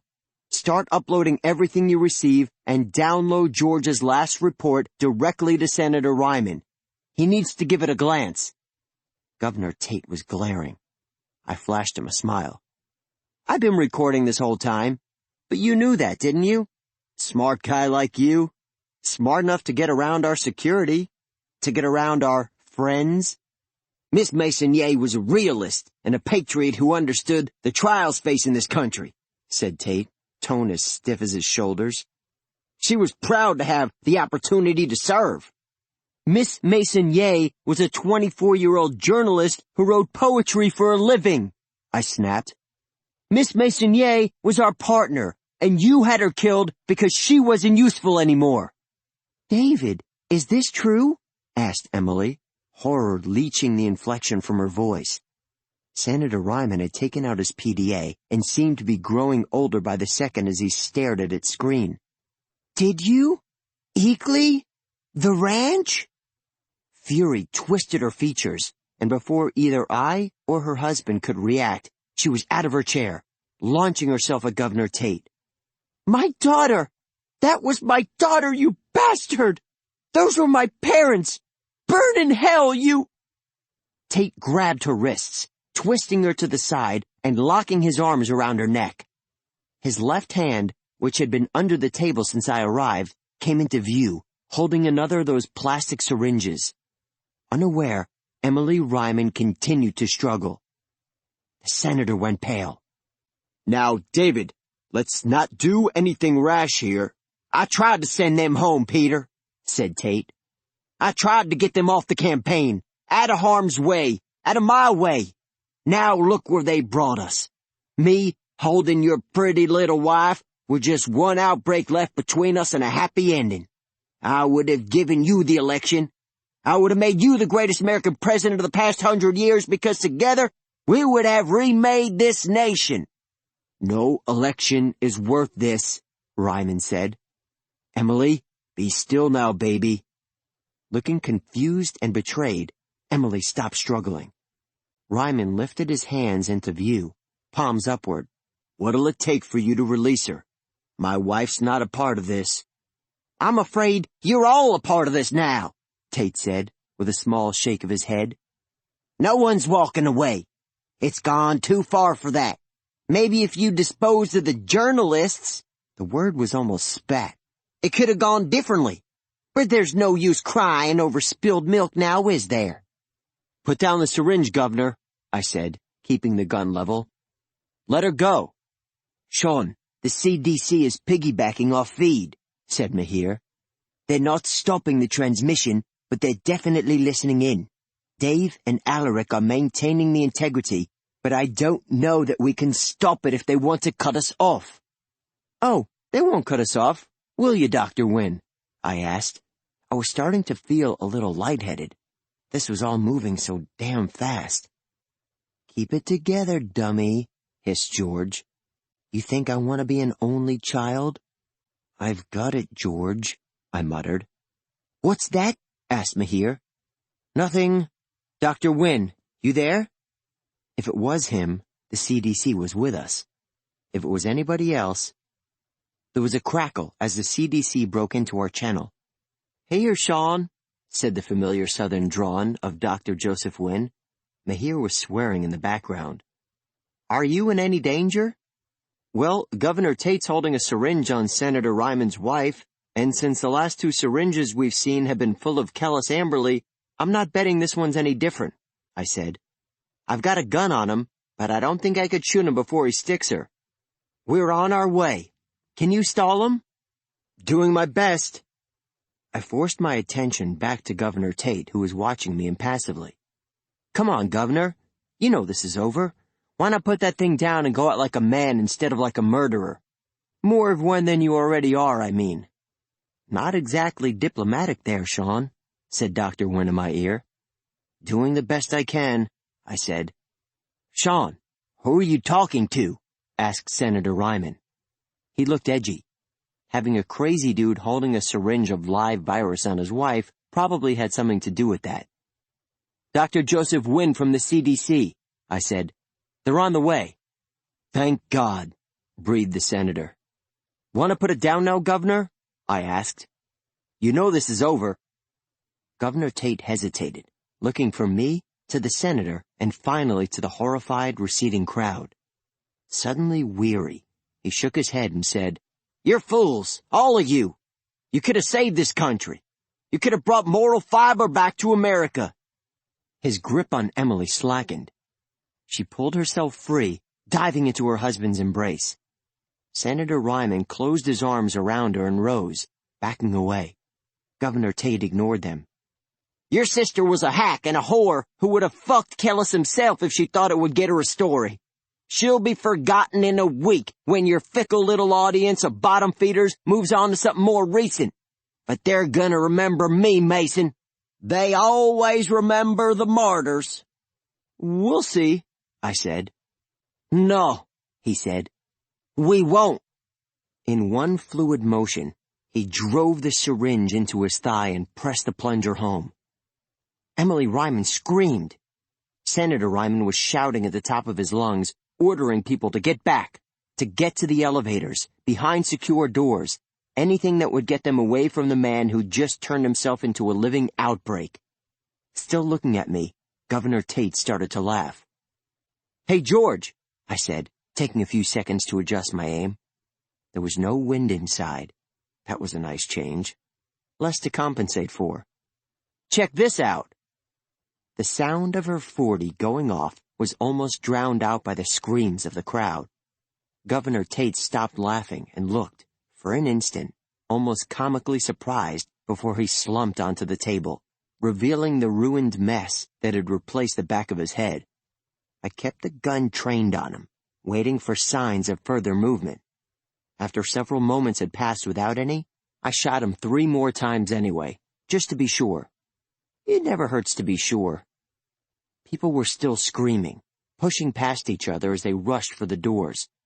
Mahir and Dr. Wynne were trying to shout over each other on our open channel, both demanding status reports, demanding to know whether I was all right, whether the outbreak had been contained. They were giving me a headache. I reached up and removed my ear cuff, putting it on the table. Let them shout. I was done listening. I didn't need to listen anymore. See, George, I whispered. When did I start crying? It didn't matter. Tate's blood looked just like George's. It was red and bright now, but it would start to dry soon, turning brown, turning old, turning into something the world could just forget. I got him. I got him for you. Good, she said. Senator Ryman was shouting my name, but he was too far away to matter. Steve and Emily would never let him this close to a hot corpse. Until the CDC showed up, I could be alone. I liked that idea. Alone. Taking 2 steps backward, I pulled out a chair and sat down at a table that would let me keep an eye on Tate. Just in case. There was a basket of breadsticks at the center, abandoned by fickle diners when the trouble started. I picked one up with my free hand and munched idly as I kept George's gun trained on Tate. He didn't move. Neither did I. When the CDC arrived to take command of the site 15 minutes later, we were still waiting. Tate with his pool of slowly drying blood, me with my basket of breadsticks. They seized the site, sealed it, and ushered us all away to quarantine and testing. I kept my eye on him as long as I could, watching for some sign that it wasn't over, that the story wasn't done. He never moved, and George didn't say a word, leaving me alone in the echoing darkness of my mind. Was it worth it, George? Well, was it? Tell me, if you can, because I swear to God, I just don't know. I don't know anything anymore. Coda. Dying for you. The next person who says, I'm sorry, is going to get punched in the nose. Because, I'm sorry, doesn't do a damn thing except remind me that this can't be fixed. This is my world now, and I don't want it. Shaun Mason. I love my brother. I love my job. I love the truth. So here's hoping no one ever makes me choose between them. Georgia Mason. Somebody once asked me if I believed in God. It was probably the wind-up to some major proselytizing, but it's a good question. Do I believe in God? That somebody made all this happen for a reason? That there's something waiting for us after we die? That there's a purpose to all this crap? I don't know. I'd like to be able to say, yes, of course, almost as much as I'd like to be able to say, absolutely not. But there's evidence on both sides of the fence. Good people die for nothing. Little kids go hungry, corrupt men hold positions of power, and horrible diseases go uncured. And I got Shaun, maybe the only person who could make it seem worthwhile to me. I got Shaun. So, is there a God? Sorry to dodge the question, but I just don't know. From Postcards from the Wall, The Unpublished Files of Georgia Mason, April 17th, 2040. Chapter 30. It took 3 months for the CDC to release Georgia's ashes. It would normally have taken longer, given the way she died. Lucky me, my sister died an international celebrity. That sort of thing gets you friends in high places, even inside the CDC itself, which has been preoccupied with internal reviews as it tries to find the source of Tate's anonymous donors. When Dr. Wynne went to his superiors and petitioned them for the right to let us have George's ashes, they listened. Guess they didn't want to risk being our story of the week. No one does these days. That'll fade with time. Mihir says we're losing percentages daily as people move on to newer things. But we're always going to have a certain cachet after everything that went down. After the end times. So dedicated to telling you what you need to hear that they'll die to do it.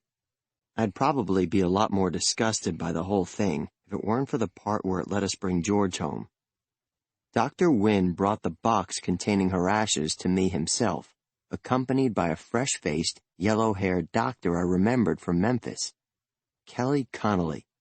She's the one who gave me the pile of cards, handwritten by CDC employees from all over the country, and said they had 3 more as large from the WHO, and USA MRIID. Her eyes were red, like she'd been crying. Buffy died, and we got accused of trying to hoax the world. George died, and that same world mourned with me. Maybe that should have been a comfort, but it wasn't. I didn't want the world to mourn. I just wanted George to come home. She would have needed a forwarding address to find me. I came back from the campaign trail battered, exhausted, and ready to collapse, and discovered that home wasn't home anymore. My room was connected to George's room, and George wasn't there. I kept finding myself standing in her room, not sure how I got there, waiting for her to start yelling at me and tell me to knock first. She never did, and so I started packing my things. I wanted to get away from the ghosts, and I wanted to get away from the Masons. George died, and the world mourned with me, sure. All the world but them. Oh, they did the right things in public, said the right things, made the right gestures. Dad did a series of articles on personal versus public responsibility and kept invoking the heroic sacrifice of his beloved adopted daughter, like that somehow made his platitudes more relevant. Guess it did, because it got him the highest ratings he'd had in years. George died a celebrity. Can't blame a man for capitalizing on that, except for the part where I can. Oh, believe me, I can. George and I have had our last wills and testaments filed since before we were required to, and even though we both always assumed I'd go first, we both still filed with pre-deceasement clauses. If I went first, she got everything I had, including intellectual property, published and unpublished. If she went first, I got the same. We both had to die before anyone else had a shot at our estates, and even then, we didn't leave them to the Masons. We left them to Buffy, and, in the event that she hadn't survived whatever event managed to kill us both, since we always figured the only way we die together was something like the van breaking down in the middle of an outbreak, it all rolled to Mahir. Keep the site going, keep the news in the right hands. The Masons haven't been in the chain of inheritance since we were 16. Only they didn't seem to have realized that because I hadn't been home for 3 days before they started harassing me to sign over George's unpublished files to them. "It's what you would have wanted," Dad said, doing his best to look solemn and wise. "We can take care of things and leave you free to build a career of your own. She wouldn't have wanted you to put your life on hold to take care of what she left behind." "You're one of the top Irwins in the world right now," Mom added. "You can write your own ticket. Whatever you want to do, you can do it. I bet you could even get a pass to visit Yosemite." "I know what she wanted," I said, and I left them sitting there at the kitchen table, not quite certain how they'd failed. I moved out the next morning. 2 weeks couch surfing with local bloggers who knew the score, and then I was in my own apartment. 1 bedroom, security controls so far out of date that the place would have been condemned if it hadn't been in such a well-certified hazard zone, and no ghosts or opportunistic parents waiting to ambush me in the halls. George followed me, of course, in the form of all her things, tucked into neat cardboard boxes by the movers that I'd hired. But she'd never been there while she was alive, and so sometimes I was able to forget she wasn't there anymore. For minutes at a time, even, it seemed like the world was the way it was supposed to be. Doctors Wynne and Connolly cut the delivery of George's ashes pretty close. They didn't bring them until the day before the funeral. I wouldn't have scheduled it at all, not until I had her back in hand and maybe had a little time to come to terms with things again, but circumstances didn't leave me much of a choice. It was the only day Senator Ryman could make it, and he'd asked that we'd hold the service when he could attend. I might still have put it off, except for the part where our team couldn't come out of the field if the senator, who was fighting, and apparently winning, an increasingly vicious battle for his political position, was still out there. Magdalene, Bex, and Alric deserved their chance to say goodbye to George, too, especially since they'd taken over where she and I, and Buffy, had to leave off. Bex runs the Irwins now. I meant it when I said I didn't have the stomach for it anymore. Site administration is enough excitement for me, at least for right now. Mahir and Magdalene are doing fine with their departments. Ratings have actually gone up for the fictionals. Magdalene is better at staying focused than Buffy ever was, even if she doesn't have a flair for technical things or espionage. And maybe that's good too. We've been down that road before. Mahir's flight from London landed at 11 the day of the funeral. I drove to the passenger collection zone at the edge of the airport's quarantine border, hoping I'd be able to pick him out of the crowd. I didn't really need to worry. His plane had been almost empty, and I would have known him anywhere, even if I hadn't been seeing him on video screens for years. He had the same empty confusion in his eyes that I saw in my mirror every morning. That odd sort of denial that only seems to come when the world decides to jump the rails without warning you first. "Shaun," he said, and took my hand. "I'm so glad to finally meet you. I just wish it could have been under better circumstances." "This is from George," I said, and pulled him into a hug. He didn't hesitate. He just hugged me back, and we stood there, crying on each other's shoulders, until airport security told us to clear out or be held in contempt of quarantine regulations. We left. "What news?" Mahir asked, as we pulled onto the freeway. "I've been incommunicado for hours. Blasted flight. Mail from Rick. Senator Ryman's plane touched down about the same time yours did. They'll be meeting us at the funeral home. Emily couldn't make it, sends her regrets." I shook my head. "She sent a pie last week. An actual pie. That woman is so weird. How's Rick handling the transition?" "He's taking it pretty well. I mean, he quit when the senator asked him to be the new VP candidate, and it doesn't seem to be driving him crazy. Who knows? Maybe they'll win. They're definitely bred in circuses enough for the general populace. American politics. Mahir shook his head. Bloody bizarre. We work with what we've got. I suppose that's the way of the world. He hesitated, looking at me as I turned off the freeway and onto the surface streets. I'm so sorry, Shaun. There's nothing I can say that says how sorry I am. You know that, don't you? I know you cared about her a lot, I said, shrugging. She was your friend. You were hers. One of the best ones she ever had. She said that? He asked wonderingly. Actually, yeah, all the time. Mahir wiped the back of his hand across his eyes. I never even got to meet her, Shaun. It's so damned unfair. I know. I didn't bother wiping my own tears away. I stopped bothering weeks ago. Maybe if I let them fall, they'd get around to stopping on their own. It is what it is. Isn't that how these things always go? They are what they are. We just get to cope. I suppose that's true. At least she got her story. The parking lot of the funeral home was choked with cars. Packing the staff of multiple blog sites and a presidential campaign, as well as friends and family into a single building, will do that sort of thing. Their security must have been freaking out. The thought was enough to bring a ghost of a smile to my face, and the ghost of a chuckle from George in the back of my head. Mahir glanced at me as I pulled into the last parking slot reserved in the family section of the lot. I'm sorry. Did I miss something? You're smiling. No, I said, unlocking the door. There'd be men with blood tests at the funeral home doors, and mourners waiting to tell me how sorry they were, to share their tears like I could understand them when I could barely understand my own. You didn't miss anything at all, I guess. You got as much as I did. I climbed out of the car, Mahir still looking at me strangely, and then I stood there, waiting, until he followed me. Come on, there's a whole bunch of people waiting for us. Shaun? Yeah? Was it worth it? No, whispered George, and no, I said.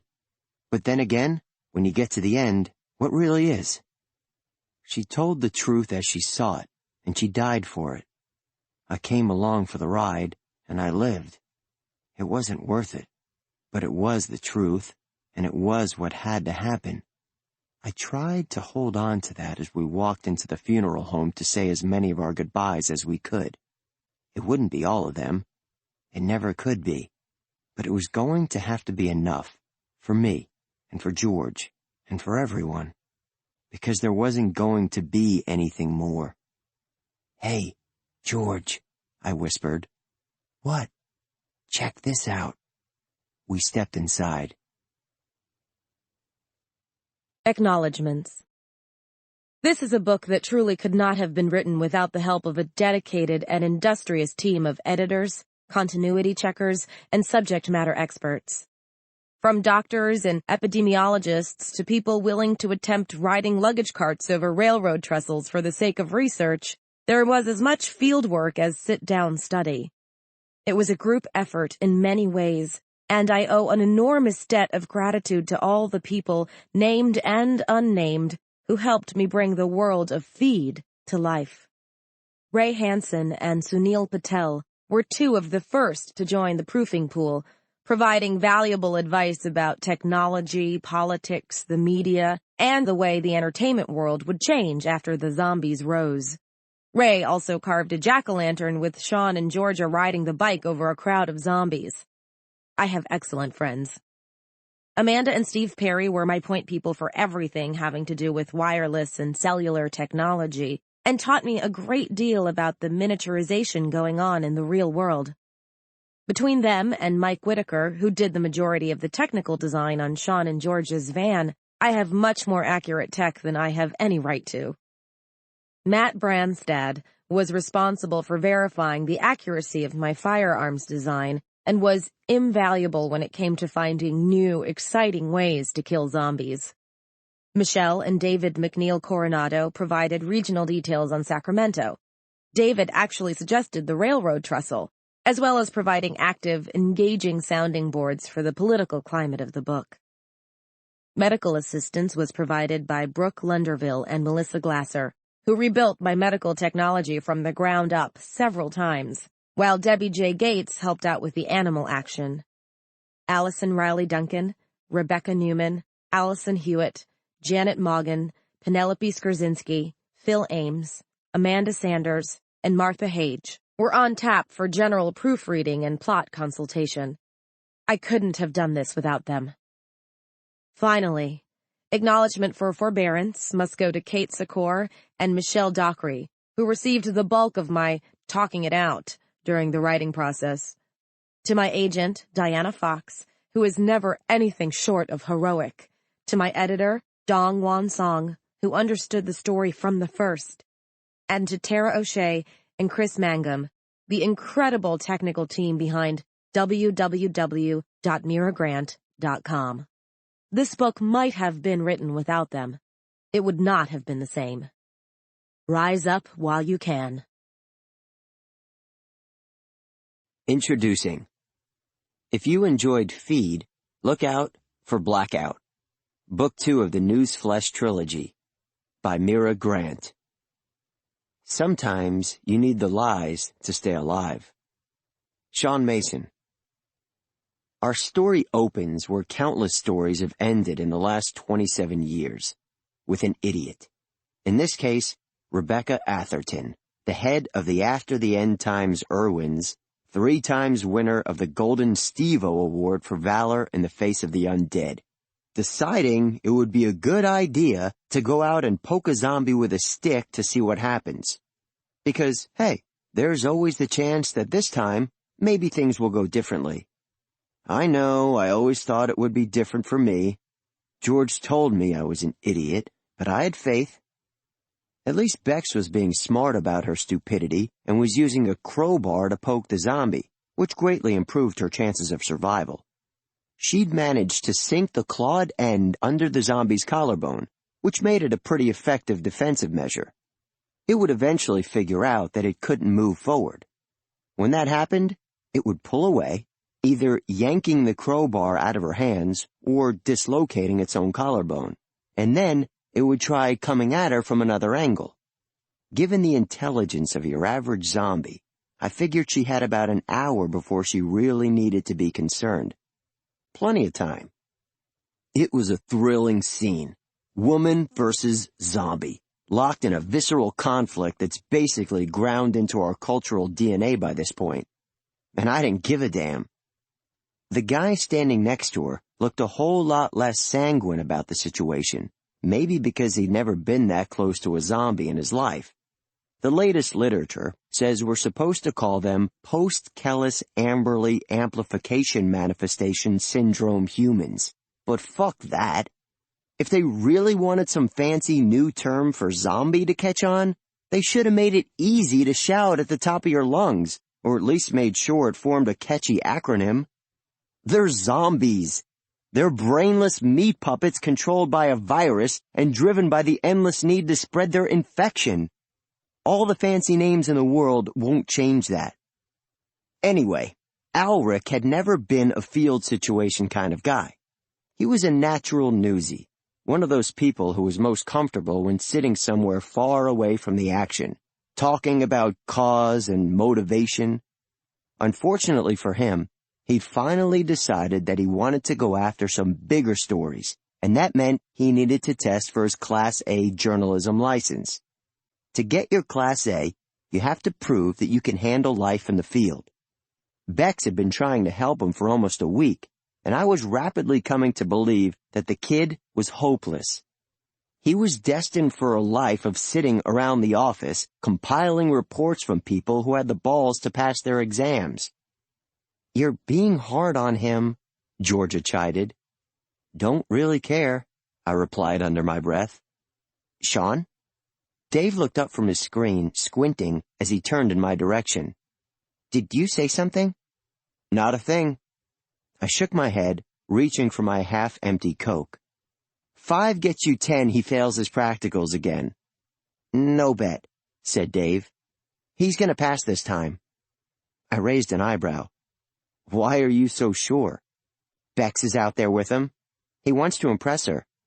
Does he now? I returned my attention to the screen, more interested now. Think she likes him back? It explained why she keeps wearing skirts to the office. Maybe, said Dave, judiciously. On the screen, Bex was trying to get Alric to take the crowbar and have his own shot at holding off the zombie. No big deal, especially for someone as seasoned as Bex. At least it wouldn't have been a big deal if there hadn't been 6 more infected lurching into view on the left-hand monitor. I flipped a switch to turn on the sound. Not a thing. They weren't moaning. The fuck? I murmured. Flipping another switch to turn on the 2-way intercom, I said, Bex, check your perimeter. What are you talking about? She turned to scan her surroundings, raising one hand to shield her eyes. Our perimeter is... Catching sight of the infected lurching closer by the second, she froze, eyes going wide. Oh, fuck me. Maybe later, I said, standing. Keep Alric alive. I'm heading out to assist evac. Empty promises, she muttered, barely audible. Alric! Behind me! Now! I heard him swearing in surprise, followed by the sharp report of Bex shooting their captive. Every infected within range would add to the intelligence of the pack. That meant that Bex and Alric needed to cut the numbers by as much as possible. I didn't see her shoot. I was already heading for the door, grabbing my shotgun off the rack along the way. Dave half stood, asking, Should I? Negative. Stay here, get ready to drive like hell. Check, he said, scrambling from his seat toward the front of the van. I didn't really pay attention to that either. I was busy kicking open the doors and stepping out into the blazing light of the afternoon. When you're going to play with dead things, do it during the daylight if you possibly can. They don't see as well in bright light as humans do, and they don't hide as well when they don't have the shadows helping them. More important, the footage will be better. If you're gonna die, make sure you do it on camera. The tracker on my wrist indicated that Bex and Alric were 2 miles away. That's the federally mandated minimum distance between an international zombie encounter and a licensed traveling safe zone, such as our van. Not that the infected would avoid coming within 2 miles out of some sort of respect for the law. We just weren't allowed to lure them any closer than that. I did some quick mental math. If they'd already attracted a group of 6, and the infected weren't moaning yet, that implied that there were enough zombies in the immediate vicinity to form a thinking pack. Not good. Right, I said, and swung myself into the driver's seat of Dave's Jeep. The keys were already in the ignition. Unlike most field vehicles, Dave's Jeep has no armor to speak of, unless you count the run-flat tires and the titanium-reinforced frame. What it has is speed, and lots of it. The thing has been stripped down to the bare minimum, rebuilt, and stripped down again so many times now that I don't think there's a single piece that still conforms to factory standards. It offers about as much protection during an attack of the infected as a wet paper bag. A very fast wet paper bag. It's evac only when we're in hostile territory. We haven't lost a man yet while we were using it. Dropping my shotgun onto the passenger seat, I hit the gas. After the rising, large swaths of California were effectively abandoned for one reason or another. Difficult to secure was one. Hostile terrain giving the advantage to the enemy was another. My personal favorite applied to the small, unincorporated community of Bird's Landing in Solano County. Nobody cared enough to bother. They had a population of less than 200 pre-rising, and there were no survivors. When the federal government needed to appoint funds for cleanup and security, there was nobody to argue in favor of cleaning the place out. They still get the standard patrols, just because letting the zombies mob is in nobody's best interests, but for the most part, Bird's Landing has been left to the dead. It was the perfect place to run Alric's last field trial, or should have been anyway. Abandoned, isolated, close enough to Fairfield to allow for pretty easy evac if the need arose, but far enough away that we could still get some pretty decent footage. Not as dangerous as Santa Cruz, not as candy-ass as Bodega Bay. The ideal infected fishing hole.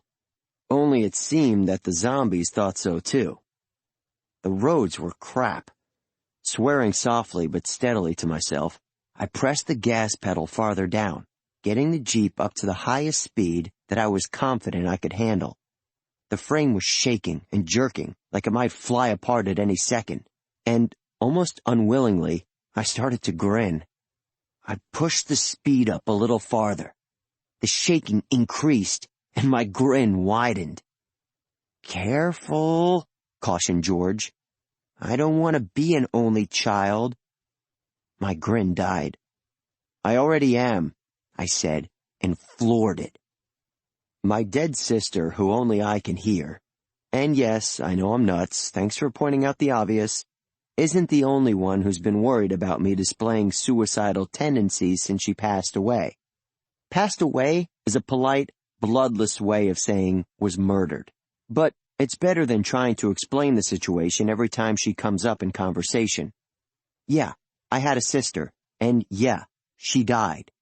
Also, yeah, I talk to her all the damn time, because as long as I'm only that crazy, I'll stay basically sane.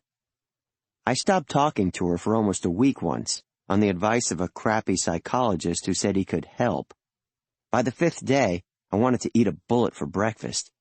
That's one experiment that won't be repeated. I gave up the bulk of my active field work when George died. I figured that might calm people down, but all it did was get them more worked up. I was Shaun Mason, Irwin to the president. I wasn't supposed to say, "Fuck this noise," and take over my George's desk job. Only that was exactly what I did. Something about shooting my own sister in the spine just left me with a bad taste in my mouth when it comes to field work. That didn't change the fact that I was licensed for support maneuvers. As long as I kept taking the yearly exams and passing my marksmanship tests, I could legally go out into the field any time I damn well wanted. I was close enough now that I could hear gunshots up ahead, accompanied by the sound of the zombies finally beginning to moan. The Jeep was already rattling so hard that I probably shouldn't try to make it go any faster. I slammed my foot down as hard as I could. The Jeep went faster.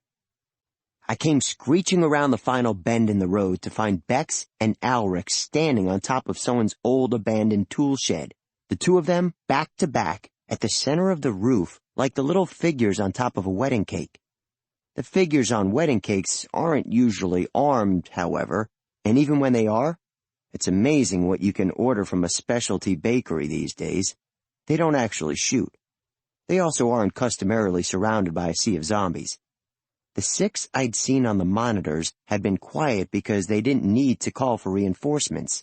The reinforcements were already there, and now a good 30 infected bodies stood between my people and the Jeep. Bex had a pistol in each hand, making her look perversely like an illustration from some fucked-up pre-rising horror western. "Showdown at the DK Corral," or something. Her expression was one of intense and unflagging concentration, and every time she fired, a zombie went down. Automatically, I glanced at the dashboard, where the wireless tracker confirmed that all her cameras were still transmitting. Then I swore at myself, looking back toward the action. George and I grew up with parents who wanted ratings more than they wanted children. It was a form of grief for them. Their first son died, and so they stopped giving a damn about people. Lose people, they're gone forever. Lose your slot on the top 10, and you could win it back. Numbers were safer. I was starting to understand why they had made that decision, because I woke up every day in a world that didn't have George in it anymore, and I looked in my mirror expecting to see my mom's eyes looking back at me. "That won't happen, you idiot, because I won't let it," said George. "Now get them out of there." "On it," I muttered, and reached for the shotgun. Alric was a lot less calm about his situation than Bex was. He had his rifle out and was taking shots at the teeming mass around them, but he wasn't having anything like her luck with his shots. He was firing 3 or 4 times just to take down a single zombie, and I saw a couple of his targets stagger back to their feet after he'd hit them. He wasn't aiming for the head properly, and I had no idea how much ammo he was carrying. Judging by the size of the mob around them, it was nowhere near enough. Neither of them was wearing a face shield. That put grenades out, since aerosolized zombie will kill you just as sure as the clawing, biting kind. The Jeep wasn't equipped with any real defense weapons of its own. They would have weighed it down. That left me with the shotgun, George's favorite .40, and the latest useful addition to my zombie hunting arsenal, the extendable shock baton. The virus that controls their bodies doesn't appreciate electrical shocks. It won't kill a zombie, but it'll disorient the shit out of it, and sometimes that's enough. The mob still hadn't noticed my arrival, being somewhat distracted by the presence of known meat. Attempting to lure them off wouldn't have done any good. Zombies aren't like sharks. They won't follow in a flock. Maybe a few would have followed me, but there was no way to guarantee I'd be able to handle them, and Bex and Alric would still have been stranded. Recipe for disaster. Not that what I was about to do was likely to be any better in the long run. Moving to a position about 10 feet behind the mob, I pulled George's gun from its holster and fired until the cartridge was exhausted, barely pausing to aim between targets. My aim might still be good enough for the exams, but it was getting rusty in field situations. 17 bullets and only 12 zombies went down. Bex and Alric looked up at the sound of gunshots, Alric's eyes widening before he started to do a fascinating variant on the victory shuffle. Bex was more subdued in her delight over my brainless cavalry charge. She just looked relieved. There was no time to pay attention to my team members. My shots had alerted the zombies to the presence of fresh, less elevated meat, and several outlying members of the mob were turning in my direction, starting to lurch, shuffle, or run toward me, depending on how long they'd been in the grips of full infection. Snapping another cartridge into the .40, I holstered it and raised the shotgun, aiming for the point of greatest density. Fact about zombies that everyone knows. You have to aim for the head, since the virus that drives their bodies can repair or route around almost every other form of damage. This is very true. Fact about zombies that almost no one knows, because you'd have to be a damn fool to take advantage of it. An injured zombie does slow down a bit, since you've just forced a relatively single-minded virus that controls the body to try its hand at double-tasking. What's more, the right kind of injury can make the difference between having time to reload and getting mowed down. Bracing the shotgun against my shoulder, I emptied all 3 shots into the points of deepest concentration. A standard shotgun shell can blow a zombie's head clean off, if that's what you're going for. I wasn't firing standard shells. Using live grenades when you have people on the ground is antisocial at best, and grounds for a murder charge at worst. Shotgun grenade rounds, on the other hand, can be calibrated to have a much more focused charge, one that doesn't throw the resulting spray as high into the air. The wind still has to be with you, but as long as your people are more than 8 feet away, you should be fine. The shotgun went off with the usual sharp report, followed by several loud, wet bangs as the projectiles found their targets, fragmented into multiple slammer pieces, and exploded. Several zombies went down as shrapnel caught them in the head or spinal column. Others fell as their legs were blown out from under them. Those last didn't stay down. They started dragging themselves forward, the entire mob now moaning in earnest. "Say something witty now, moron," prompted George. I reddened. I never used to need coaching from my sister on what it took to do my job. I dropped the now useless shotgun and hit the general channel key on my watch, asking, "You guys mind if I join your party?" Bex responded immediately. relief more evident in her voice than it had been in her face. Maybe she just wasn't as good at hiding it there. "What took you so long?" "Oh, traffic. You know how it goes." The entire mob was moving toward me now, apparently deciding that meat on the hoof was more interesting than meat that wouldn't come out of its tree. I snapped the electric baton into its extended position, redrawing George's .40, and offered the oncoming infected a merry smile. "Hi, you want a party?" "Shaun," said George. Yeah, I know," I muttered, adding more loudly. "You guys get down from there and try to circle to the Jeep. Hit the horn once you're in. There's more ammo under the passenger seat." "And you're going to do what exactly?" asked Bex. She sounded sensibly wary. At least one of us was being sensible for a change. "I'm gonna earn my ratings," I said. Then the zombies were on top of me, and there was no more time for discussion. Quietly, I was glad. There's a sort of art to fighting the infected.